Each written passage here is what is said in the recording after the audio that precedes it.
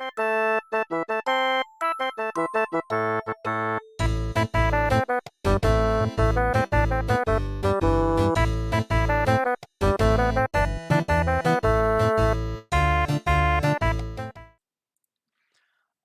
so here for number 1 of paper 2, we have that the cities Lucknow in L, okay, and Jaipur in J, and Delhi in D are represented in the following diagram. Lucknow lies 500 kilometers directly east, okay, this is more important than what we think, directly east of Jaipur, and JLD is 25 degrees, which is this angle right here. They also tell us, and this is interesting because it does not show up in our diagram, so always double check for this kind of stuff. They also tell us that the bearing of D from J is 34 degrees. Now before we jump into part A and part B, let's first understand what the bearing even means. The bearing, ladies and gentlemen, will always be thought of from north. Okay, so if you have a random point here, let's call it A, okay, and they say, you travel 10 meters, or well, it's in kilometers, so let's say you travel 10 kilometers at a bearing of whatever, 150, degrees, right? And so what you're going to do if they tell you something like this is that first you identify that you start by looking north. Okay, that's why you put an arrow straight up. You start by looking north and you count your degrees until you reach 150. Now, 150, let's remember that a straight line is 180, right? And so if a straight line is 180, that means that's going all the way to the right. Okay, it's just going to be 90 degrees, right? So I'm going to do first 90 degrees, and then a little less than a straight line, so it's going to be around here for 150 degrees, okay? And so in order to express that you travel 10 kilometers at a bearing of 150, you would be drawing this purple line, and you would be writing here 10 kilometers, and you end up here, right? And so this line up north is just for us to understand how bearing works. But now that you wrote it, you can just erase this. You can put that 150 just so that we remember, right? But technically you started here, you ended up there. That is what the bearing of 150 degrees is telling you. And so the interesting part here is that because they give us in red that the bearing of D from J is 34 degrees, that means that, oh, look at that. You have a line going up north. And so this line going up north, you have to count the degrees until you reach 34. And that's going to be the bearing from D to J. So in other words, the angle right here, ladies and gentlemen, is 34. And so now that we understand what bearing means, we can now put it in our diagram, and suddenly part A becomes a lot easier. And so part A, it is find JDL with D having a little bit of a hat. Now when it has that little hat right there, it is asking for the angle, okay? So basically it's like angle D, but in respects to J and L, because it's between J and L. And so it's the angle D that is right here. Okay, so that is what they're asking for part A. And the IB, if there's one thing that's nice about it, there's not a lot of things that are nice, but the one thing that is nice about IB math is that if they give you something, you have to use it. And so this bearing that they gave us, why is this such a big hint? It's a very big hint because this angle here that you found of 34 combined with the information that, yo, Lucknow lies directly east of Jaipur means that this line that I'm putting in purple is a straight line. And so if you have a straight line over here and a straight line going north, that means this whole thing is 90 degrees. But if this whole thing is 90 degrees and this sliver in red is 34, then what's inside is going to be, you guessed it, it's going to be 90 minus that 34. And so what's inside is 56 as shown by my calculator. Remember, for paper 2, you can use your calculator, okay? And so over here, we end up with 56 degrees, right? And so now the triangle that you're trying to handle, right, is basically one that goes like this. Let me use a different color. It's one that goes D, L, and J. You know that this is 56. You know that this is 25. And you know that the angles inside a triangle add up to 180. So 180 is going to equal your angle for x. So it's going to be x plus 56 plus 25 degrees. And so if you want to leave x alone, you can do minus 56 and minus 25 to both sides. So it's basically just going to be 180 minus those two. So you can do 180 minus 56 minus 25. It gives you 99. And so bada bim, bada boom. For part A, you can just say that angle JDL has to equal 99 degrees. And now for part B, okay, and now for part B, you need to find the distance between Lucknow and Delhi. And so the distance between Lucknow and Delhi in this triangle, blah, blah, blah, I can't speak. The distance between Lucknow and Delhi is going to be this line here. And so going back to the diagram I did down here, you need to find the distance from here to here. Now, take a close look at this triangle. What do you know about this triangle? This triangle specifically, you just found out all three angles, right? And so let's take a moment and think about it. In a triangle, you have three sides and three angles. Right now, I have three angles and one side. And so immediately, you got to be thinking about the following thing. You're dealing with a triangle. And so the tools that you have in respect to a triangle, well, one of the main tools that you have is what we call trigonometry. Now, guys, I need you, trigonometry, I need you to identify the following procedure. Okay, the main special thing I like to bring to the table when I make these videos is really talking about procedure. So the moment you realize you're facing a trigonometry problem, specifically of a triangle, duh, right? And you need to find a missing side or a missing angle or whatever, the approach I need you to employ is first going to be try the sine rule, and then it's going to be try the cosine rule, okay? And if you can't use either of these, then you probably need more information, finding it somehow, etc. Find the missing side, and then try the sine rule, and then try the cosine rule, okay? But point is, why do you follow this process? You follow this process because if you go to the formula booklet, okay, very important to get familiar with it because it is an additional tool the day of the test. If you go to the formula booklet and you go all the way over to trigonometry, which seems to be topic 3, all right, so page 6 and 7, blah, blah, blah. Here you have the main tools for trigonometry. You have these three, okay? You have sine rule, cosine rule, and area of a triangle. Now, why do I suggest first sine rule and then cosine rule? It's not only because sine rule shows up first, it's also because sine rule, you can see, works in pairs, okay? While cosine rule is usually like one missing side, like only one, or one missing angle, okay? And this is how I just want you to memorize it sort of intuitively. Sine rule is going to be for pairs, and cosine rule is like one missing side or one missing angle. Now, I know that some of you might be looking at this formula and thinking, what the heck is this even saying? So let's establish something, okay? The little letters and the big letters have to do with angles and sides. So, memorize this diagram I'm doing over here. Imagine you have a triangle that has points A, B, and C, okay? So, the angles, ladies and gentlemen, are going to be the big letters. So this is angle A, this is angle C, this is angle B. And what is the side associated to angle A? Well, it's the one all the way on the other side. So the angle associated to big A is little a. The angle associated to big B, the side associated to big B is little b, and so on and so forth. And so once you have that in mind, using these tools is much easier. And so now that we established that the little letters are going to be sides, while the big letters are going to be angles, okay? Whoops, not those big letters, sorry. These big letters are going to be angles. Then the sine rule becomes a lot more friendly.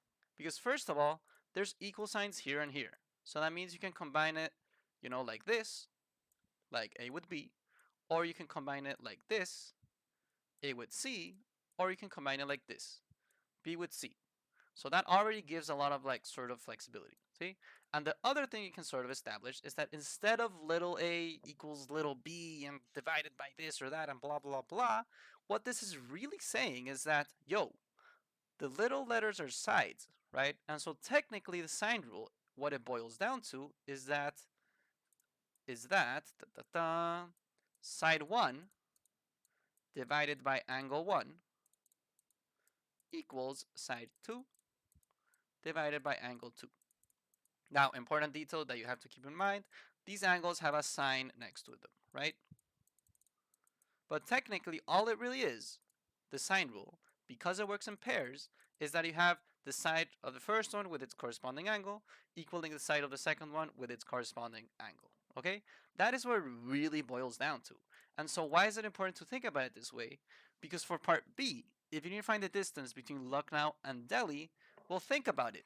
Do you have at least one pair? Yes, you do have one pair because you have this angle associated to that side. And so suddenly, that's going to be your side 1 and angle 1.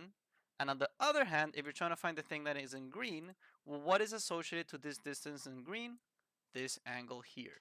And so, the moment you have one pair, in the sense of angle and side, sine rule probably works. Okay, so side 1 divided by angle 1 with sine, right, using the sine rule, it's going to be side 1 is 500 divided by sine 99, right, equals the side that you're trying to find, which is the distance between Lucknow and Delhi, which we will call x. Okay, so that whole thing is x divided by sine 56.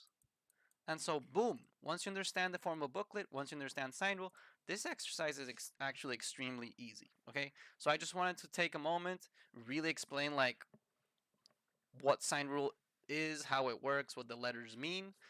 And now you understood the procedure for triangles and trigonometry. Always try sine rule. If that doesn't work, go to cosine rule. I'm not going to show in depth the cosine rule because this exercise doesn't need it, but I will give you the hint that notice there's two versions of the same formula. In one of them, you have a side that is alone, and on the other one, you have an angle that is alone. Okay? So if you're trying to find one missing side and you have its angle, you can use this one. Or if you're trying to find one missing angle and you have all the sides, you can use this one. All right? So yeah, that's just a quick hint on how all of this works. See? And actually, once you understand all of that, the last hint I'm going to give you is that for the area of a triangle, all this really is, yo, you need one angle and the sides next to it.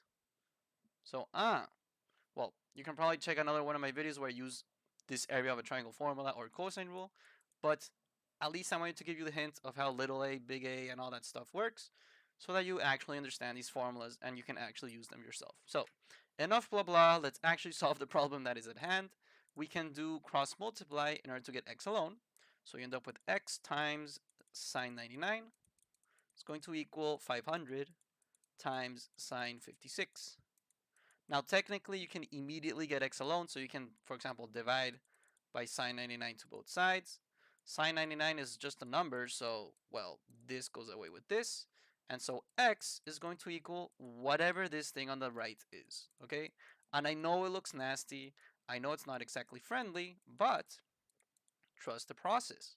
You use the sine rule, you got x alone, plug all of this into your calculator, and it should look something like this. Now, on the one hand, you want to make sure that your calculator, its mode, has to be in degrees, okay? You can leave your answer in radians, but all these angles are in degrees, so I'm going to do it in degrees, okay?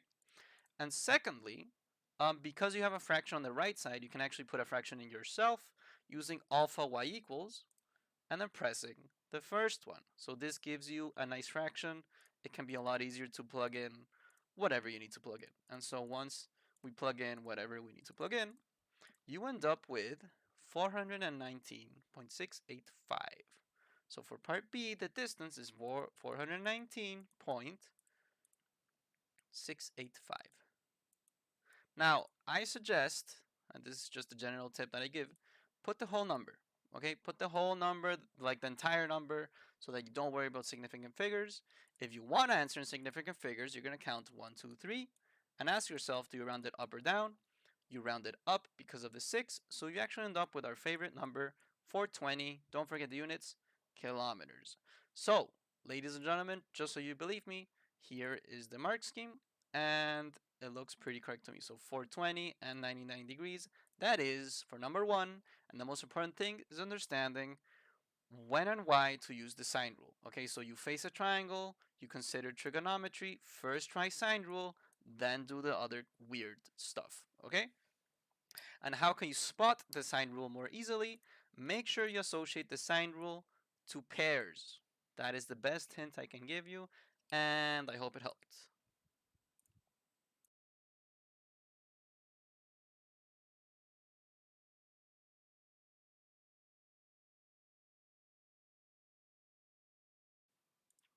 Alright, you guys, so for number 2, we have that the value of a car is given by this function, where T is in years since the 1st of January of 2023 and C is in USD. Now let's take a moment to really understand that. So because T is in years since the 1st of January of 2023, that means that if you plug in, for example, a T of equals 0, it's going to be the value of the car at the year 2023. If you plug in a T of equals 1, it means you're looking at the value of the car in the year of 2024, and so on and so forth. Okay? And so that is how you sort of interpret when it says T years since that amount, right? And so like your year 0, if you want to think about it, your year 0 is 2023. Anyways, for part A, you're going to write down the annual rate of depreciation of the car. Now this, from a visual standpoint, is very, very easy. You can just look at the function and immediately say, for part A, it's just 9%, right? Now let me take a moment and really explain why it's 9%, because I know this can seem, kind of weird, kind of whatever, right? And so the reason you sort of reach 9% is because next to your 40,000, and this is a classic sort of function, so you can get familiar with it. Next to your 40,000, you have a times 0.91. Now think about it. If you take a number, right? Uh, I'll use 40,000. Why not? So if you take 40,000, and this is the main idea I need you to understand. See? Imagine you multiply it by a number greater than 1. If you multiply by a number greater than 1, what do you think is going to happen? So let's imagine you do 40,000 times 1.5, right? Or an even simpler idea. So greater than 1, you multiply by 2. What do you think is going to happen? Well, instead of 40,000, you end up with 80,000, right? Pretty straightforward, right? So it gets bigger. So anything greater than 1, it's going to be bigger, right? And over here, you take 40,000, and you multiply by anything less than 1. For example, 40,000 times 0.5, that's half, right? And so you actually end up with 20,000. So by multiplying by something less than 1, you end up with something smaller. Okay, so this is pretty straightforward. You multiply by something greater than 1, it's bigger. You multiply by something less than 1, it's going to be smaller, right? And so up here, immediately you can sort of notice it's being multiplied by a number that is smaller than 1. So 1 is greater than 0.91. And so, we're in the situation where our number will be getting smaller. So that's also why we're talking about a depreciation. Now, a common mistake that occurs here is that a lot of people see the 0.91 and say, okay, it's depreciating by 91%. Now, if something were depreciating by 91%, let's take a moment to really consider that. See? Imagine you have a phone and per day it depreciates 91%, right? So on the first day it's brand new. How do you think it's going to look on the second day? Dude, on the second day, it's going to be all messed up. It's going to be filled with cracks. It's going to be filled with these iTunes updates and stuff that just make your phones like slower. Like, it's going to be filled with a bunch of stuff like that. See? And so this 91% depreciation that you're assuming just because it says 91 is a small mistake. Think about it this way. If it actually were 91%, then the value of the car would go from 40,000 to a really small number. But if you take this 40,000 and you multiply by 0.91, it's still pretty close to 40,000, right? And so there's no way this is a depreciation of 91%. It's actually the other way around. You're depreciating by 9% because that is how far you are from 100 or from 1. If you wanted to depreciate this by 91%, you would actually take the same number and multiply by 0.09, right? Now let me explain for a moment how I actually got those numbers. So if you want to depreciate it by 9%, that means you're taking 40,000, I'm multiplying it by 1 minus 0.09. Because this way, it ends up being a depreciation because, now you end up with a number smaller than 1. And to make it 9%, you do by minus 9%. Now, a percent as a decimal, you're just going to move the decimal twice.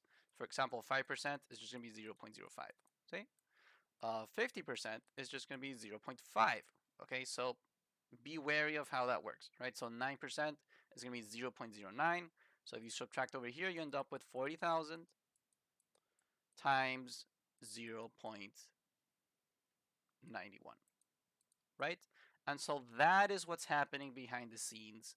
To depreciate by 9%, you do 1 minus that 9%, right? And so if you want to depreciate by, I don't know, I'm going to make it up. See? Imagine you want to depreciate by, just to so that we're on the same page. So depreciate by 33%. See? That means you're going to be taking your 40,000 and multiplying it by 1 minus 0.33. And so how your function actually looks like if it depreciates by 33% is 40,000 times 0.67. That is how it would actually look like. See? And just one last example, imagine it's not depreciate, but it's instead, for example, growth. So let's say it's growth of 12. So growth of 12%, on the one hand, where you learned that if you put 40,000 times 0.12, well, you end up with a smaller number because you're multiplying by less than 1. And so in this case, if it's growth, there's no way it's going to be 0.12, but it will be 1 plus 0.12. So it's going to be 40,000 times 1.12, okay? And so there we learned how depreciation and growth and all that stuff works, how growth and decay works. Main idea is that if it's going to be greater than 1, I mean, if you multiply by something greater than 1, it's going to get bigger, so it's going to be growth, right? And if you multiply by something less than 1, it's going to be smaller, so it's going to be decay. And what's the actual process or the step behind the scenes? It's this one right here. Okay, so you take that 1 and you do minus the 9%, or for growth, you would take 1 and you do plus that 12%. See? So anyways, that was a little bit of a longer explanation of growth and decay, but at least now you're ready for anything that you face. And so that was a long explanation for part A, but I'm sure someone out there appreciated it. So the annual rate of depreciation of the car, you can just sort of put your proof like this. I think this is good enough, okay? It leaves very clear that you understand where the 9 comes from. And so your answer for part A is 9%, okay? For part B, you need to find the value of the car on the 1st of January of 2028. And this is also easy points. It just has to do with interpreting your function correctly. And so remember how we said earlier that t equals 0 gives you the year 2023? Because t is, I'm careful, t is years since the 1st of January of 2023, right? And so if you plug in t equals 2023, you're actually looking at the year 2023 plus 2023, okay? If you plug in t equals 2024, you're actually looking at the year 2023 plus 2024. So it's a lot of years down the line, right? And so in this context, that's what's important. In this context, they define t as the amount of years since the 1st of January 2023. So if they're looking for the 1st of January 2028, well, how many years is between 2023 and 2028? It's 5 years, right? So you can do 2028 minus the 2023, you end up with 5. And so that means that your t has to equal 5, and that will be the value of the car, right, that you're trying to find. And so if you go ahead and plug in t equals 5, that means that you should be putting into your calculator 40,000 times 0.91 to the power of 5. And so let me show that on the calculator real quick. So 40,000 parentheses 0.91 to the power of 5. So bada bim, bada boom, there is the value that I'm looking for. See? And so for part B, the value of the car ends up being 24.961 at 2858. 0.2858. And so that is for part B. And last but not least, and this is the more like intense part of the problem because, hey, look at that, it's worth 3 points. Now we have our good old friend Alvi. And so Alvi, for some reason, wants to buy this car that showed up on a math problem. And so on the 1st of January of 2023, he invested 15,000 in an account. Okay, so this is already, this part is filled with buzzwords. Okay, so let's go piece by piece. On the one hand, he invested 15,000 in an account that earns 3% annual interest rate. All right, so 3% annual interest. And careful, it's compounded yearly. Okay, I'm putting this in a different color because it's right next to another buzzword. These are two separate buzzwords. Yeah, he makes no further deposits. This is actually also important. So no further deposits. Let me highlight the important part. So it says no further deposits to or withdrawals from the account. And so good old friend Alvi wishes to buy this car from the math problem for some reason for its value on the 1st of January on 2028. And so this is also key for its value, on the 1st of January, blah, blah, blah. In addition to the money in his account, he will need an extra M. And so find the value of M. So a little bit of context. So for part C, all right, so for part C, our good old friend Alvi, this is what he's doing. He is saving money for 5 years. Then buys car with money saved plus M. Okay? And so the money he saves for 5 years is not enough to buy the car. And so that is why they ask about finding the value of M. The value of M is the extra amount he needs because the amount of money he earns by saving is not quite enough. See? And so for part C, the procedure is actually very straightforward. Now, I really need you guys to understand the procedure and the formula and like the thought process, okay? At the end of the day, what I try to explain the most in my videos is the thought process that goes behind all of this, right? And so if you take a closer look at what's going on, you find all these buzzwords. You find annual interest, you find compounded yearly, you found an initial invested amount, then you find an initial end amount later down the road, and this and that, and blah, blah, blah. It should be ringing a bell that we're talking about compound interest, okay? And so once you identify, this is a compound interest problem because I have an initial amount, you have compounded yearly and all that stuff, you can go to your formula booklet and scroll all the way down until you eventually find compound interest, which is right here. And so take a look at compound interest. Compound interest asks for your future value, right? Your present value, the number of years, the number of compounding periods per year, and the nominal annual interest rate. And so compound interest is something that you can use and it works.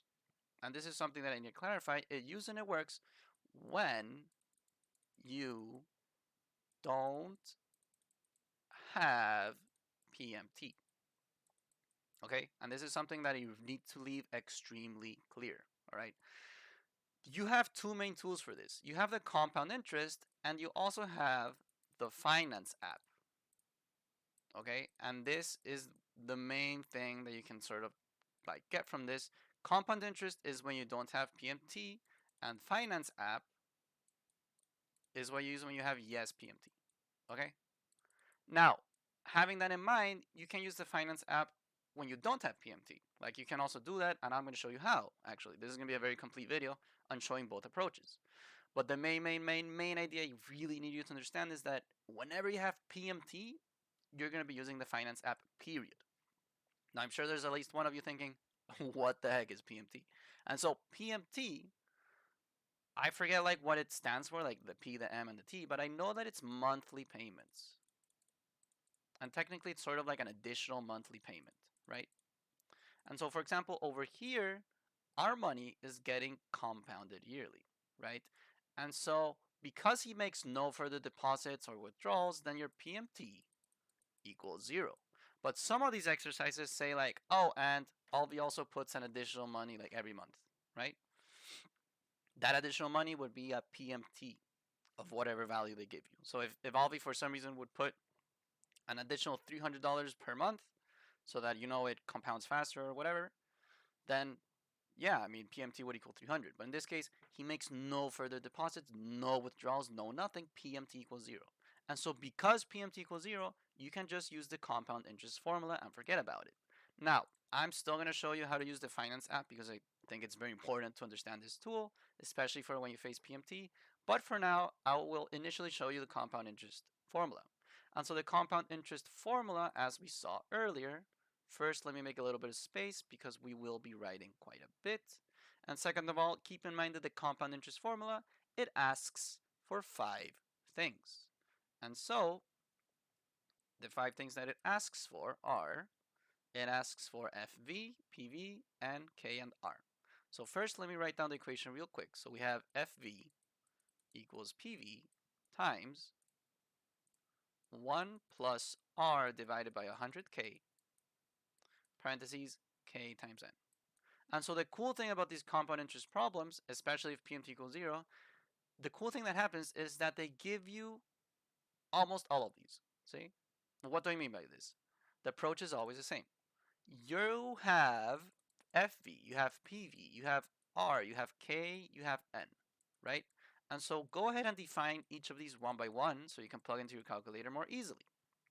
And so let's go piece by piece. Here, if I read from top to bottom, they say that, let's read it again, like with the context we know. So Alvi wants to buy this car that he saw in this math problem and he thinks is real. On the 1st of January 2023, he invested $15,000. And so his initial investment is $15,000. And here is already something very important I'm going to tell you.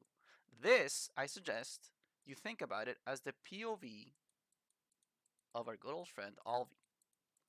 And so if this is from the perspective of Alvi, his initial investment, he put it into the bank, right? And so does he lose money initially? Technically he does. Technically his initial investment was losing 15,000, right? I mean, he's putting into the bank, he's getting money back, but this is important. Okay, your PV in the context of an investment, and I suggest you always do it this way. So in the context of an investment, the PV is initially going to be negative because Alvi is taking it away from his pocket, and his future value that comes back to him is going to be positive. Okay, so think about it that way. I think it's way more convenient to approach it like that. See, and so your PV is going to be negative 15,000. Your FV is going to be positive because it's an investment. He initially loses money because he's giving it to the bank. He's losing it from his wallet. See, he's going to get back way more, but initially he loses it from his wallet. Negative 15,000 PV. Just trust the process. Recognize it's an investment. See. Then they tell us it's a 3% annual interest. And so which of these values was for interest? R percent is for annual interest. So there it is. So R is going to be 3, right? So 3%. And well, R is already in percent, so you can just leave it as 3, right? Perfect. Then K we said was number of compounding periods per year, right? And so this, let me just explain real quick. You can have yearly. You can have, for example, I don't know, monthly. These are like the common ones, right? So if it's yearly, K is just going to equal 1. Because how many times, if it's yearly, how many times does it compound per year? Well, there's 1 year and 1 year, right? So K equals 1. For monthly, there's 12 months in a year. Maybe you might encounter bi-monthly, which is every 2 months, right? And so K would equal 6.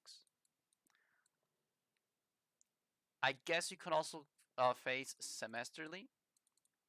I've seen it very seldom times, but I guess semesterly would be K equals 2, like twice per semester. I mean, 2 semesters per year, right? But yeah, those are the main things that can happen to you. Those are the buzzwords that you really need to keep in mind, okay? Anyways, in this case, yearly is our context, so k is going to equal to 1. And then n, we said, is the number of years. And so for how long good old friend Alfie is storing his money, his or her money. So sorry. So n is going to be 5. Because Alfie wishes to buy this car for its value on the 1st of January of 2028. How many years later is this from the initial investment? Well, it's the same as before. So before we were comparing the value of the car in 2028 when it started in 2023, and in this context, Alvi wants to buy the car in 2028 and is initially investing in 2023. And so the same approach is happening. You're doing 2028 minus 2023, and you find that the distance, the amount of years is 5, so n equals 5. See? And so, boom, look at that. The one variable I have is FV. So your FV is some positive x. Okay? So if you go ahead and plug all of this into your formula, what you end up with is sum x equals this negative 15,000, parentheses 1 plus 3 divided by 100 times k. K we said was 1.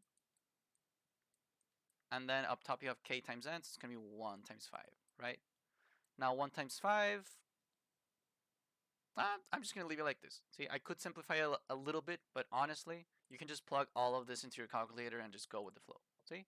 So if you plug all of this into your calculator, you can do negative 15,000 times 1 plus 3 divided by 100. And all of this to the power of 1 times 5. See? And so that gives me negative that amount. See? Now, and here's a disclaimer I should have done earlier. The symbols over here, I should have said this earlier, but now that it showed up now, even better. See? The symbols that I chose here is more for like the finance app. This is much more for the finance app. See? In the context of just using the compound interest formula, the negatives technically don't matter. Like you would keep this 15,000 positive, right? And this would make a lot more sense. So your FV is going to be 17,389. And so for the context of the formula, I should have said, right? So for the context of the formula, the positive and the negatives don't really matter. So you can just leave it like this. And so your X or your FV ends up being, 17,389, right? Let's just put the whole number. So it would be 0.11111, right? So this is your FV, right? And so for the finance app, the positive and the negative matters. For the compound interest formula, technically you just keep it all positive. It wouldn't make sense to put it negative. See? Now for the finance app, it is relevant that you do the perspective of Alvi. And for an investment, it would be a negative PV because you lose money initially and then a positive FV down the road. Now, a quick disclaimer, if you look at the answer key, the PV, they put it in a symbol like this. See? And so what this is saying is, notice this symbol shows up in two places. It shows up here, right? And that's not very highlighted as I would like it to be. So it shows up here, and it also shows up here for FV, right? And so what this is basically saying, because they're inverted versions of each other, it says you either put a positive PV and a negative PV and a positive FV, which is what I suggest, or you put a positive PV and a negative FV into the finance app for this to work, right? And so this is for the finance app, see? Now for me, in an investment, it makes a lot more sense if I think about it as you first lose money and then you earn. So that's why I put PV negative, right? Technically, there's a way to think about it where PV is first positive and then FV is negative. To each their own. I suggest a lot more this version, see? But enough blah blah. Let's see how this looks in my calculator. And so if I go over here and go to the finance app, I first press apps, then I press finance, and then you're gonna go to the TVM solver. Okay, so if you press the TVM solver, you're gonna realize that a lot of what it asks for is basically the same as the compound interest formula. There's just one or two things I have to point out. Okay, the first thing is that n over here is really, they leave it as big N. Okay, and I need you to understand the following. Big N in the finance app, there's a couple different ways to define it. If you look at different mark schemes, big N sometimes changes, but the approach that I suggest that will always work is that big N is going to be K times N, okay? And this is the kind of thing that, just trust me on this. I know I'm a guy on the internet, but at least for math, you can trust the guy on the internet, at least hopefully, right? So trust the process. Big N is going to be K times N. And if you choose for big N to be K times N, then that also means that Py and Cy are both going to equal K. All right, in my experience, this is like what ends up happening. If you choose big N to be K times N, then the Py and the Cy at the bottom are just going to be K. All right, so this is way more easier, in my opinion, to understand than if you start having different Py's and different Cy's. All right, I don't recall exactly 100% how Py and Cy worked. I'm pretty sure it was like periods per year and then compounds per year and something weird like that. But at the end of the day, what I'm trying to tell you is that of all the procedures you can choose, of all the big N's approaches that you can do, I suggest you leave it like this. Okay, so big N is going to be K times N, and that allows you to have Py and Cy equal to K. And so if you consider that, well, big N is just going to be 1 times 5, which is really like this up here, right? And so for big N, you're going to leave it as 5. For the I percent, it's the same as the R. Okay, so this is your I percent. All right, so you're going to go ahead and put this as 3. Your PV, we said, was an investment, so your PV, we're going to think about it as first losing money. So first you put money into the account, you lose 15,000 initially. PMT equals 0 because there's no further deposits. They don't say anything about some random monthly deposit. FV is what you're trying to find, so you're going to leave it like that. And then PY and CY stays as 1 because we said that PY and CY is going to equal my K. Yeah? So I need to leave really clear, you guys. You can allow Py and Cy to equal to K because you're choosing your big N to be K times N. All right, there's a whole different approach, which I do not know well, so I don't want to get into it. But basically, if you choose big N to be just N, then your Py does not equal Cy. And there's a small specification that you need to keep in mind, which I do not remember. And I would much rather have you remember what I think is much more straightforward, which is this guy up here. See? So just in case in class you might see that big N equals N, pay attention to your teacher. The procedure is a little bit different. It still works. There's a lot of different methods. The method that I suggest tends to be the most intuitive one. And I think the most intuitive one is the one I mentioned up here. See? So again, a lot of blah blah, but I need you guys to understand as well. I need you guys to understand what is going on and why. To truly understand something on a deeper level and to really manage knowledge wisely, you need to understand why. Never stop asking why things are the way they are. It's the best way to really learn something and understand it. Okay? So I got a little bit of philosophical there, but never stop asking why. See? True education is not knowing what to think, it's knowing how to think and why. See? Doing it's justifying your approach and stuff like that. See? So learning how to think is more important than knowing what to think. So the how to think is this. This is a procedure that I suggest. It just kind of makes sense. See? All right, whatever. So anyways, from here you can now solve for FV. Now, how do you solve from FV from here? Well, there's this little solve button on your calculator on the bottom right. So the bottom right is enter, but in green, you might be seeing this button that says solve. And so if you press alpha enter, you're going to be hitting that solve. Now it's important that you stand on top of FV. And so basically, if you solve from here on FV, you're asking your calculator, given all these parameters, what should FV be? And so basically your calculator takes a version of the compound interest formula, right? It takes a version of this, maybe with a PMT in between because you might have it, and it solves for one of the variables that is alone. See? And so if you go ahead and press solve here, so alpha enter, it gives you the same value. So look at that. I just showed you 2 ways to solve the same problem. I might as well give you more tools to your toolkit. See?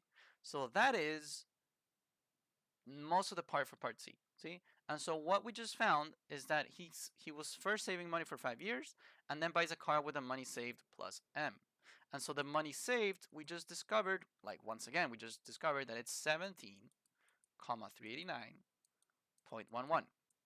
And so this plus M has to equal the value of the car. Now, what was the value of the car? Well, they tell us that He wishes to buy this car for its value on the 1st of January 2028. And what is the value of this car on the 1st of January 2028? That is what you did from part B. So lo and behold, another thing I can sort of teach you quickly, whatever you do in part C usually needs something from part B. All right. It's not always the case, but it can be a very big hint on how to move forward. See? And this also tells me that even if what you got from part B is wrong, if you use it in part C, it's going to get you a point. And that is also very important to understand. See, maybe the value of the car you got doesn't make sense. Maybe it's a negative value. Maybe it's like it's way off, and you know it's way off, but you're low on time and you're still gonna solve the problem. Just plug in what you got in part B into part C because they really care about method points. All right, and so method points from over here. Look at this. Look at that. Whatever you have, subtract their value from their answer to part B. That is a whole method point. And so part B can be completely wrong, but you still get a method point. Guys, I'm just pointing this out. See, you might not get an answer, a 1 point for getting the right answer, but you will get a method point for plugging in whatever you did in part B. You could plug in 0, but as long as you leave clear that your answer in part B is equal to 0, then they have to give you a method point. And so keep that in mind, you guys. Method is very important. That's also why I talk so much about formulas and procedure. See? All right, anyway, so from part B, you found that the value of the car was this. So 24,961 equals 24,961.2858. And so to get M alone from here, well, it's right next to a 17,000, so you can subtract onto both sides and see how much M ends up being. So this goes away with this, and M has to equal that 24,000. So it's going to equal the 24,961.2858 minus 17,381.1111. So let me double check that everything is plugged in correctly. Looks fine by me. Yeah. There it is. So M equals 7,580 point 1747. All right, and here, as you can see, it's a little bit off from the final answer over here, and so it probably has to do with something with decimals, right? And so, for example, here, just because I know there's someone in the comment section that's going to ask me this, see? So notice that for part B, you can leave your answer in two different ways. You can either leave it like the entire number, which is what we did, or you can leave it in significant figures, see? And so here we decided to solve everything using the entire number, right? So if you solve it using the entire number, and you also plug in for part C, here you use the entire number, right? So use the entire number or significant figures, you can either end up with one of the two answers, see? And so as long as you sort of like follow the procedure, everything should work out. And now that I take a closer look, there's actually a small mistake that I did, which is what actually happened. But I'm leaving it in the video because we all make mistakes. No one's perfect. Good thing I double checked. Over here for FV, I got a 17,389. And over here I plugged in 81 because I'm trolling. See? So, happens to anyone. I might as well leave it in the video because, no one's perfect. So that should have been a 9. And so I do the same procedure but change this small thing to a 9. Good thing I checked. Now we end up with the right answer. So 7,572.1747. And this makes a lot more sense. 7572.17, right? So and this makes a lot more sense. What I explained earlier is still relevant for me to mention. You can either leave everything in significant figures or anything with the entire number. See, so whatever you choose, stick to it. In this case, we chose the entire number. I could have done sig figs. How does sig figs work? You count 1, 2, 3. See if you round it up or keep it the same. In this case, you round it up, so you end up with 25,000. Down here, for example, you can say you count, well, for this final answer, for example, you can count 1, 2, 3. Do you round it up or keep it the same? You keep it the same, so it would be 7,570, right? If you want to do significant figures here, you would count 1, 2, 3. Do you round it up or it could be the same? You round it up, it would be 17400. See? So again, that's just a small difference that your answer can change slightly depending on putting the entire number or the significant figures. And in this case, I actually trolled because this 9 I turned into a 1 down here, and that changed my answer entirely. So everyone make mistakes. I'll leave in the video because I'm just another human just like you. And yeah, that is for part C, and that is for number 2. A little bit of a long explanation, but also very in depth in terms of compound interest and the finance app. So I hope it helped. And if you ever face PMT, remember it's just a monthly payment. You got to put it in. You got to use the finance app for that. You cannot use the compound interest. See? So yeah, careful with the symbols. Keep in mind that for investment, PV, ideally for me, you leave PV as negative. You lose money initially, and you end up with money later. That's why FV is positive. So that is the end of the longest monologue ever. I'll see you around, and I hope it helped.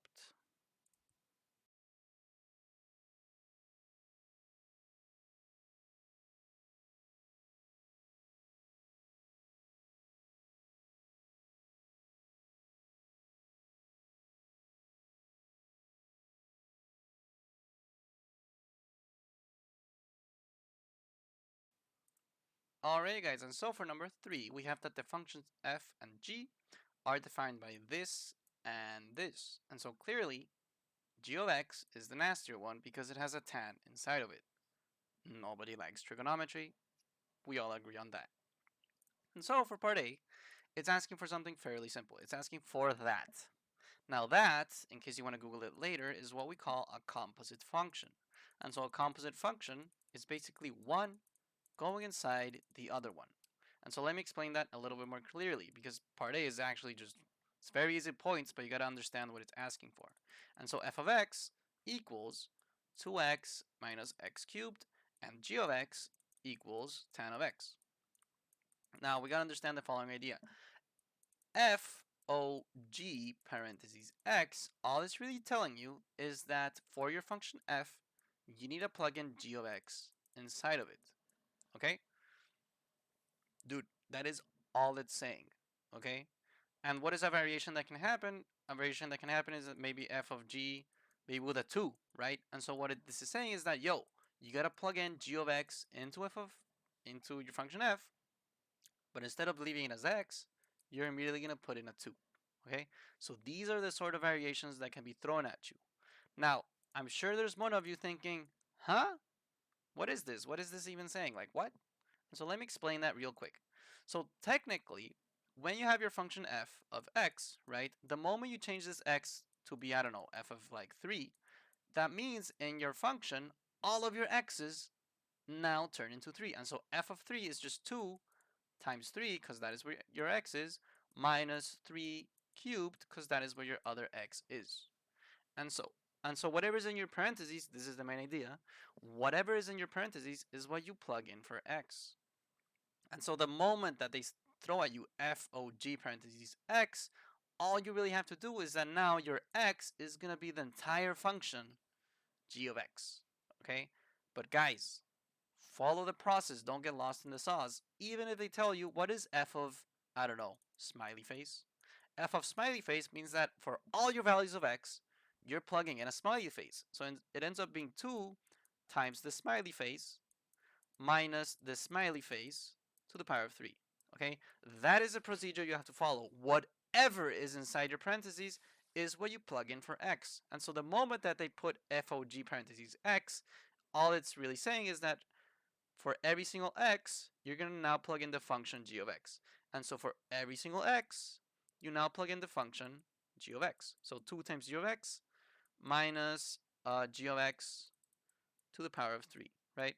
And I know this looks kind of nasty, and this intermediate step, you're probably not going to do it once you understand like the full idea, the full concept, but really what you end up with is 2 times tan parentheses x minus tan parentheses x to the power of 3, right? So this is f of g of x. If you want to get more fancy with how this 3 looks over here for the tan, technically f of g of x is going to end up looking as 2 times tan parentheses x minus tan cubed parentheses x. So if you want to get fancy with how it looks like, it would be what's in black, but technically what's in green, I would say is good enough. See? So anyways, you guys, that is part A. It's not that hard. Trust the process. Whatever's in the parentheses is what you plug in for x, even if it's an entire other function. Okay, so trust the process, chill out, it's okay. Easiest 2 points of your life. And now for part B, we have that on the following grid. We need to sketch the graph. Now, before we read anything else, the moment they say sketch the graph of anything, you need to consider that for you to get full points on a sketching problem, you need to talk about the key points. So this can be local maximums, this can be local minimums, this can be x-intercepts, this can be y-intercepts, this can be asymptotes, and all that kind of stuff, which is also why sketch problems have so much points awarded to them. Usually you have like 1 point just because it looks good, and all the other points are like actually labeling the max and min, actually labeling this or that. See? And just so you guys believe me, here in the mark scheme, right? You have on the one hand, you have a bunch of different points. See? And most of these points, notice how it's just like, yo, he's actually writing down the coordinates for the max and min, right? Yo, he's actually like drawing it correctly over here. See? Yo, he actually puts the right intervals for this or that. See? And so I just really need you guys to have in your brains that for a sketching problem, you need to put in the key points. Okay? It's not good enough that it resembles what you're supposed to draw, like that's just 1 point. The other 2 points come along by being accurate, by writing down the parentheses up here, right? That kind of stuff is what really gets you the full credit. Now, from here to sketching your graph, there's a couple different ways, and I'm going to show you what I consider to be the friendliest, right? And so because you need to sketch basically what you did from part A, right?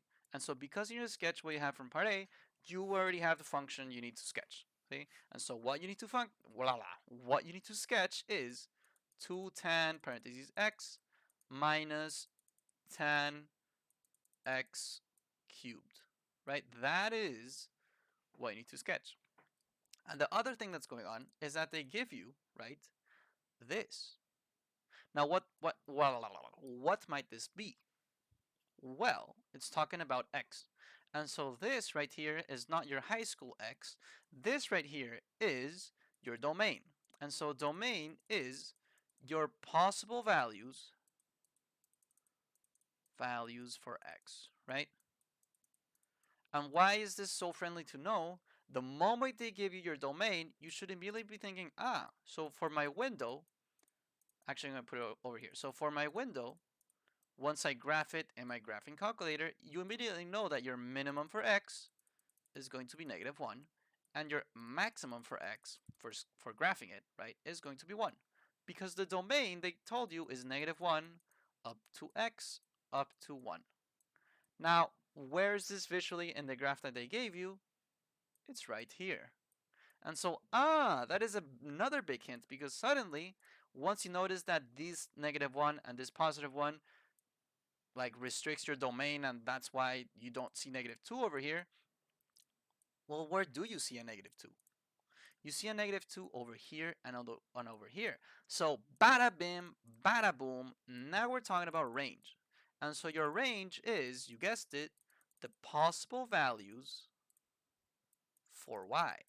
And so your possible values for y is from -2 up until +2, because that is the sketching graph grid that they're giving you. And so boom, for your window, now you know that the minimum x is -1, the maximum x is +1, and that the minimum y is -2, and that the maximum y is +2. And so identifying all these sort of things, realizing what is domain, realizing what is range, realizing that the graph, the grid gives you all those different tips and tricks, means that you can go to your graphing calculator and you can actually graph it extremely accurately, and that will help you find the local maximums, the local minimums, and all the key points that are associated. So for graphing, you should have learned by now, because you're about to give the exam and it's been 2 years of this thing called IB. You take out your graphing calculator. Yes, you can use it because it's paper 2. You go to y equals, and you put your famous graph. I mean function, sorry. And so your function, we said, was this. And so you're going to go ahead and put 2 tan of x minus, in parentheses, so that we put it correctly, we put parentheses tan of x, parentheses closed, all of that to the power of 3. Now before we go ahead and graph, change your window immediately, just so you can be more consistent with drawing it nicely. So I actually already put this, so the x min is 1, the x max is 1, the y min is -2, and the y max is 2. So all of that, I already put it from before off video, but you can see that I was just testing to see if the graph ends up looking absolutely beautiful, and there it is. Absolutely beautiful, just like any of us on a Monday. So there we go with our graph, and now we can start graphing and try to nail like the right points. See? And so on the one hand, you can put the local max and minimum quite easily.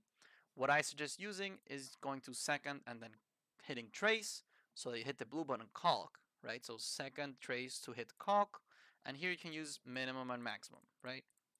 Now the minimum and maximum, for example, for minimum, it asks for left bound. And so all this is really asking for is, okay, so your graph looks, I don't know, something like this, see? And so if you want to find the minimum, you gotta go left bound, and then you gotta go right bound here. And what this does, I just need to understand what the calculator does, see? So what this does is that if you give it a left bound and right bound, it's gonna scan within that bound and give you back any minimums it finds. And so it's gonna scan within those bounds, and of course it's gonna find this one. Okay, and so that is why it asks for a left bound and right bound. Your calculator is not dumb, it just needs to know where to look. Okay, so the left bound, you gotta make it to the left of your minimum, of course. So this is a little bit boring, but it works, so whatever. See, so there's your left bound, there's your right bound, and for a guess, your calculator doesn't need to guess, but it's it gives you the guess option in case you have two minimums within that bound. Okay, and so if you have two minimums within that interval, the guess is really for you to pick one. See, now here you're not picking any because there's only one, so you guess whatever somewhere there. Boom, there's your minimum. See, so let me go ahead and write this down just so that we remember. So one of your minimums is -0,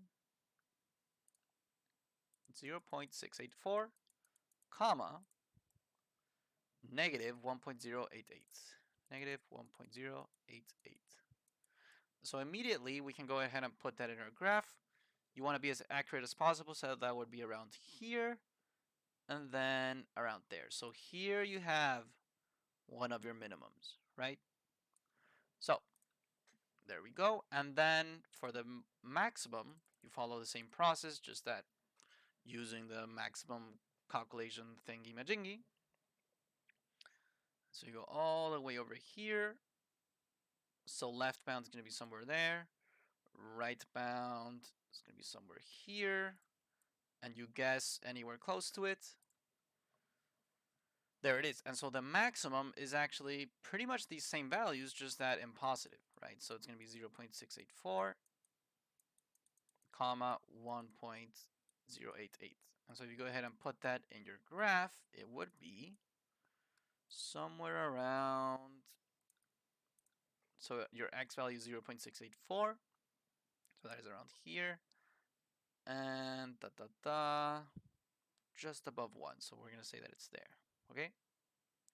Yeah, what else can you sort of notice?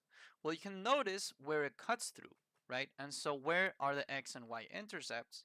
Well, you can actually use the zero function to find any x intercepts, but really what you're going to notice, and you can do this just kind of visually or whatever, see? Or looking at the table actually. So if you look at the table hitting second and graph, you can graph like more points. So you can detail more points. And you can notice that when x is 0, y is 0. So this is also something that I think is worth mentioning. You can say, okay, right here you have the point 0, 0. Right here you have the point -0.684, comma -1.088. And over here you have the point 0.684, comma 1.088. And what else can you detail? I think it's also worth detailing like the tips, right? And so when x is -1 and when x is 1, so when x is -1, you have 0.662. So when x is -1, taken from this here, see?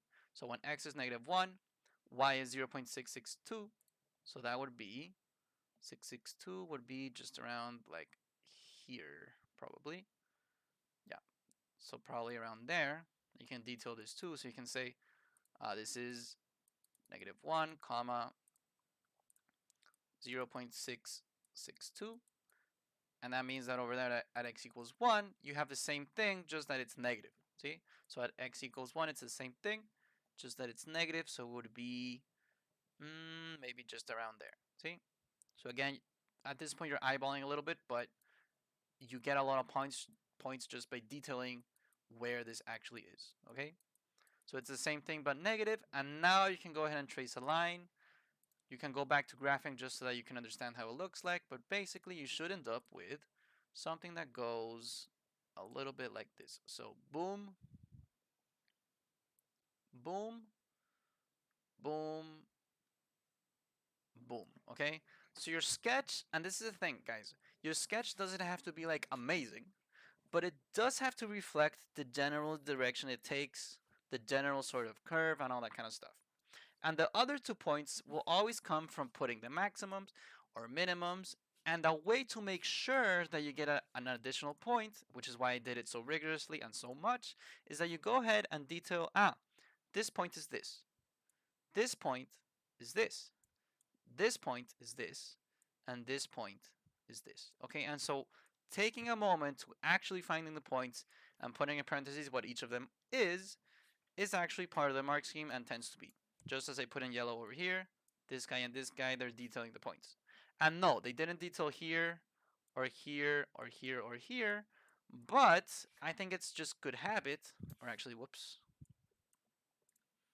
I think it's just good habit to really sort of have that in mind. Okay, where your intercepts are, graphing as much as you can. You don't have to do absolutely everything because you can also go crazy with sketching, but put the key points. Okay, put the general sort of form that it has. If it asks for something specific like max and min, make sure you get the max and min. See, so that was a bit of a rigorous explanation. Also, how to use the calculator, but I think it's worth delving into it at least a little bit. See, so that is for number 3, and I hope it helped.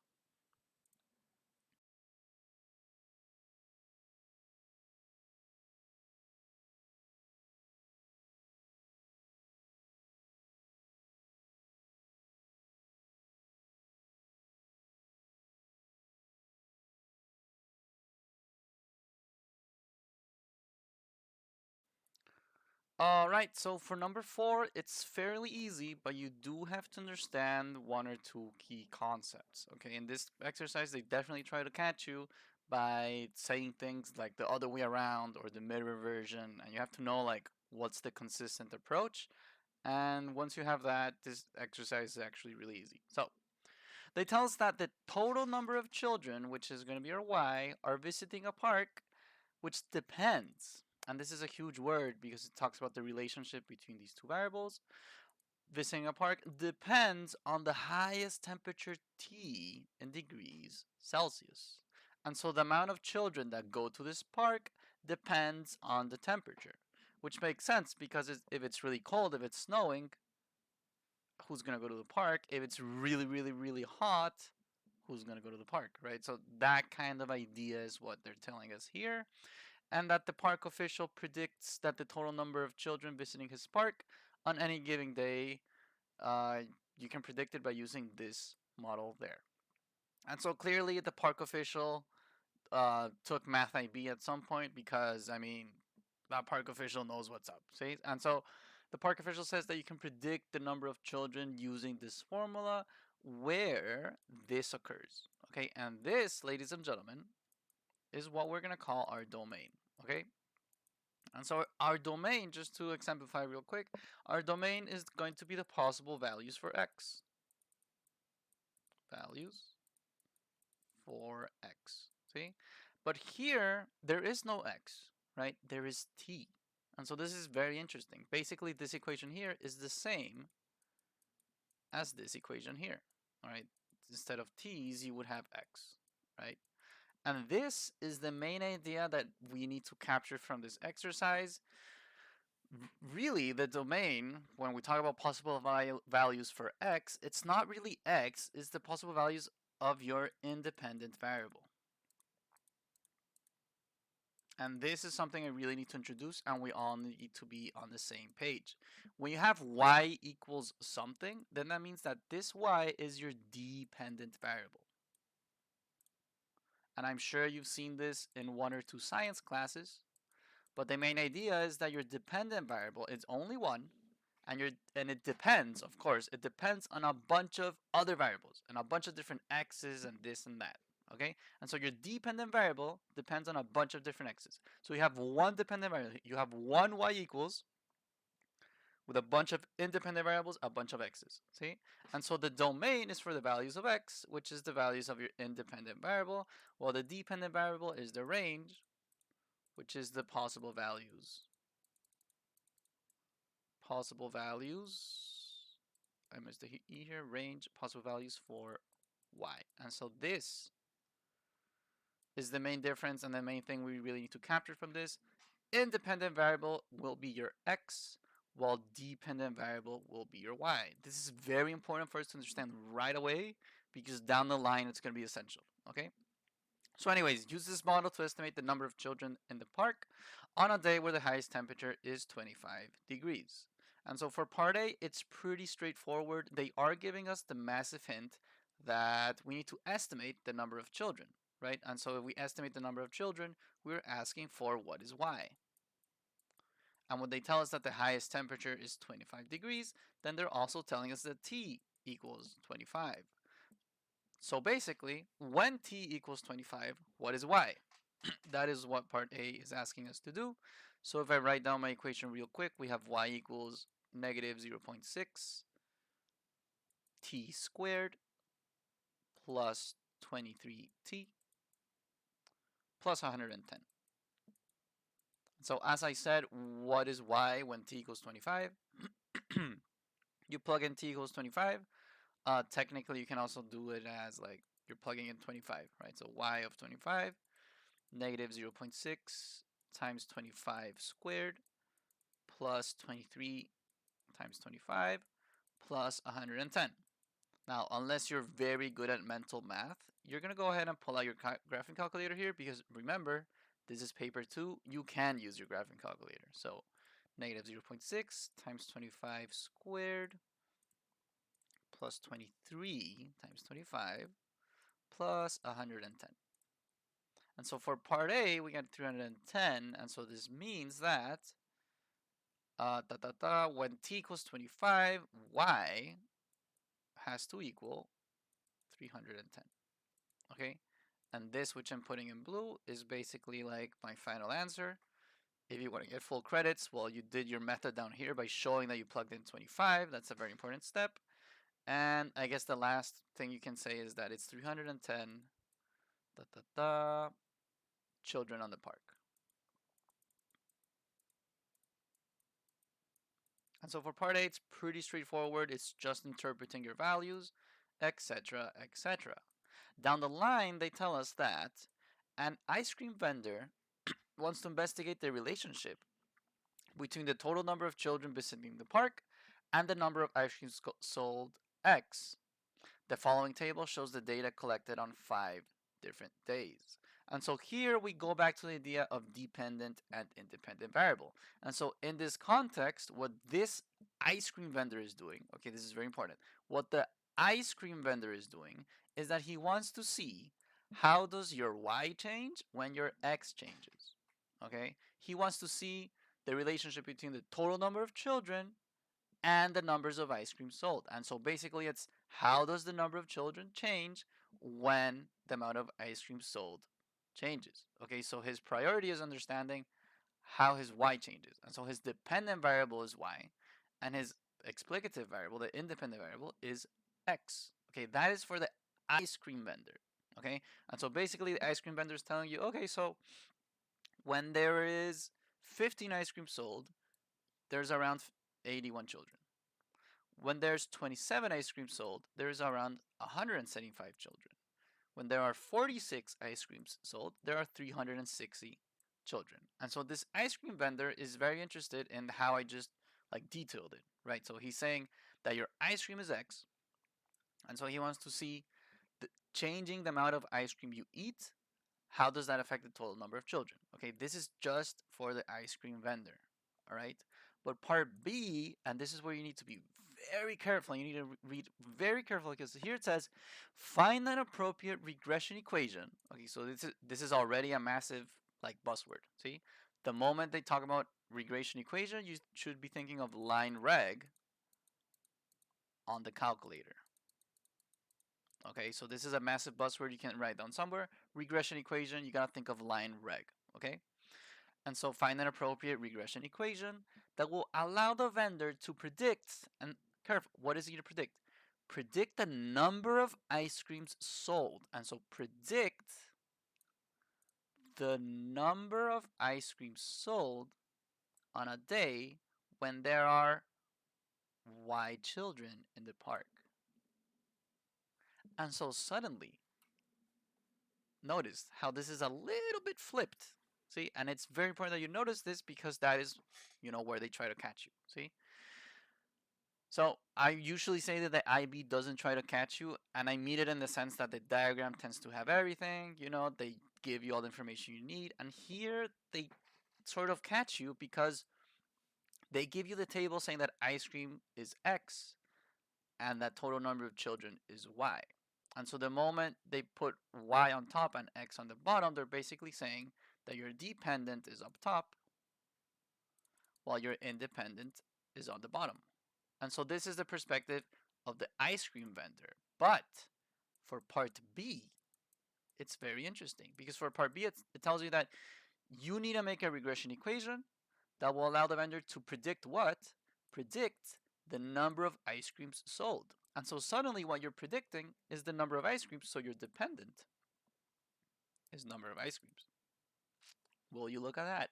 On a day where there are Y children in the park, so this is what explains, right? And so this is now your independent, right?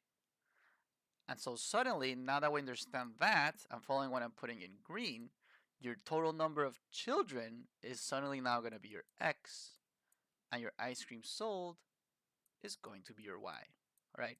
And so this is a massive sort of concept we need to really acknowledge in our heads.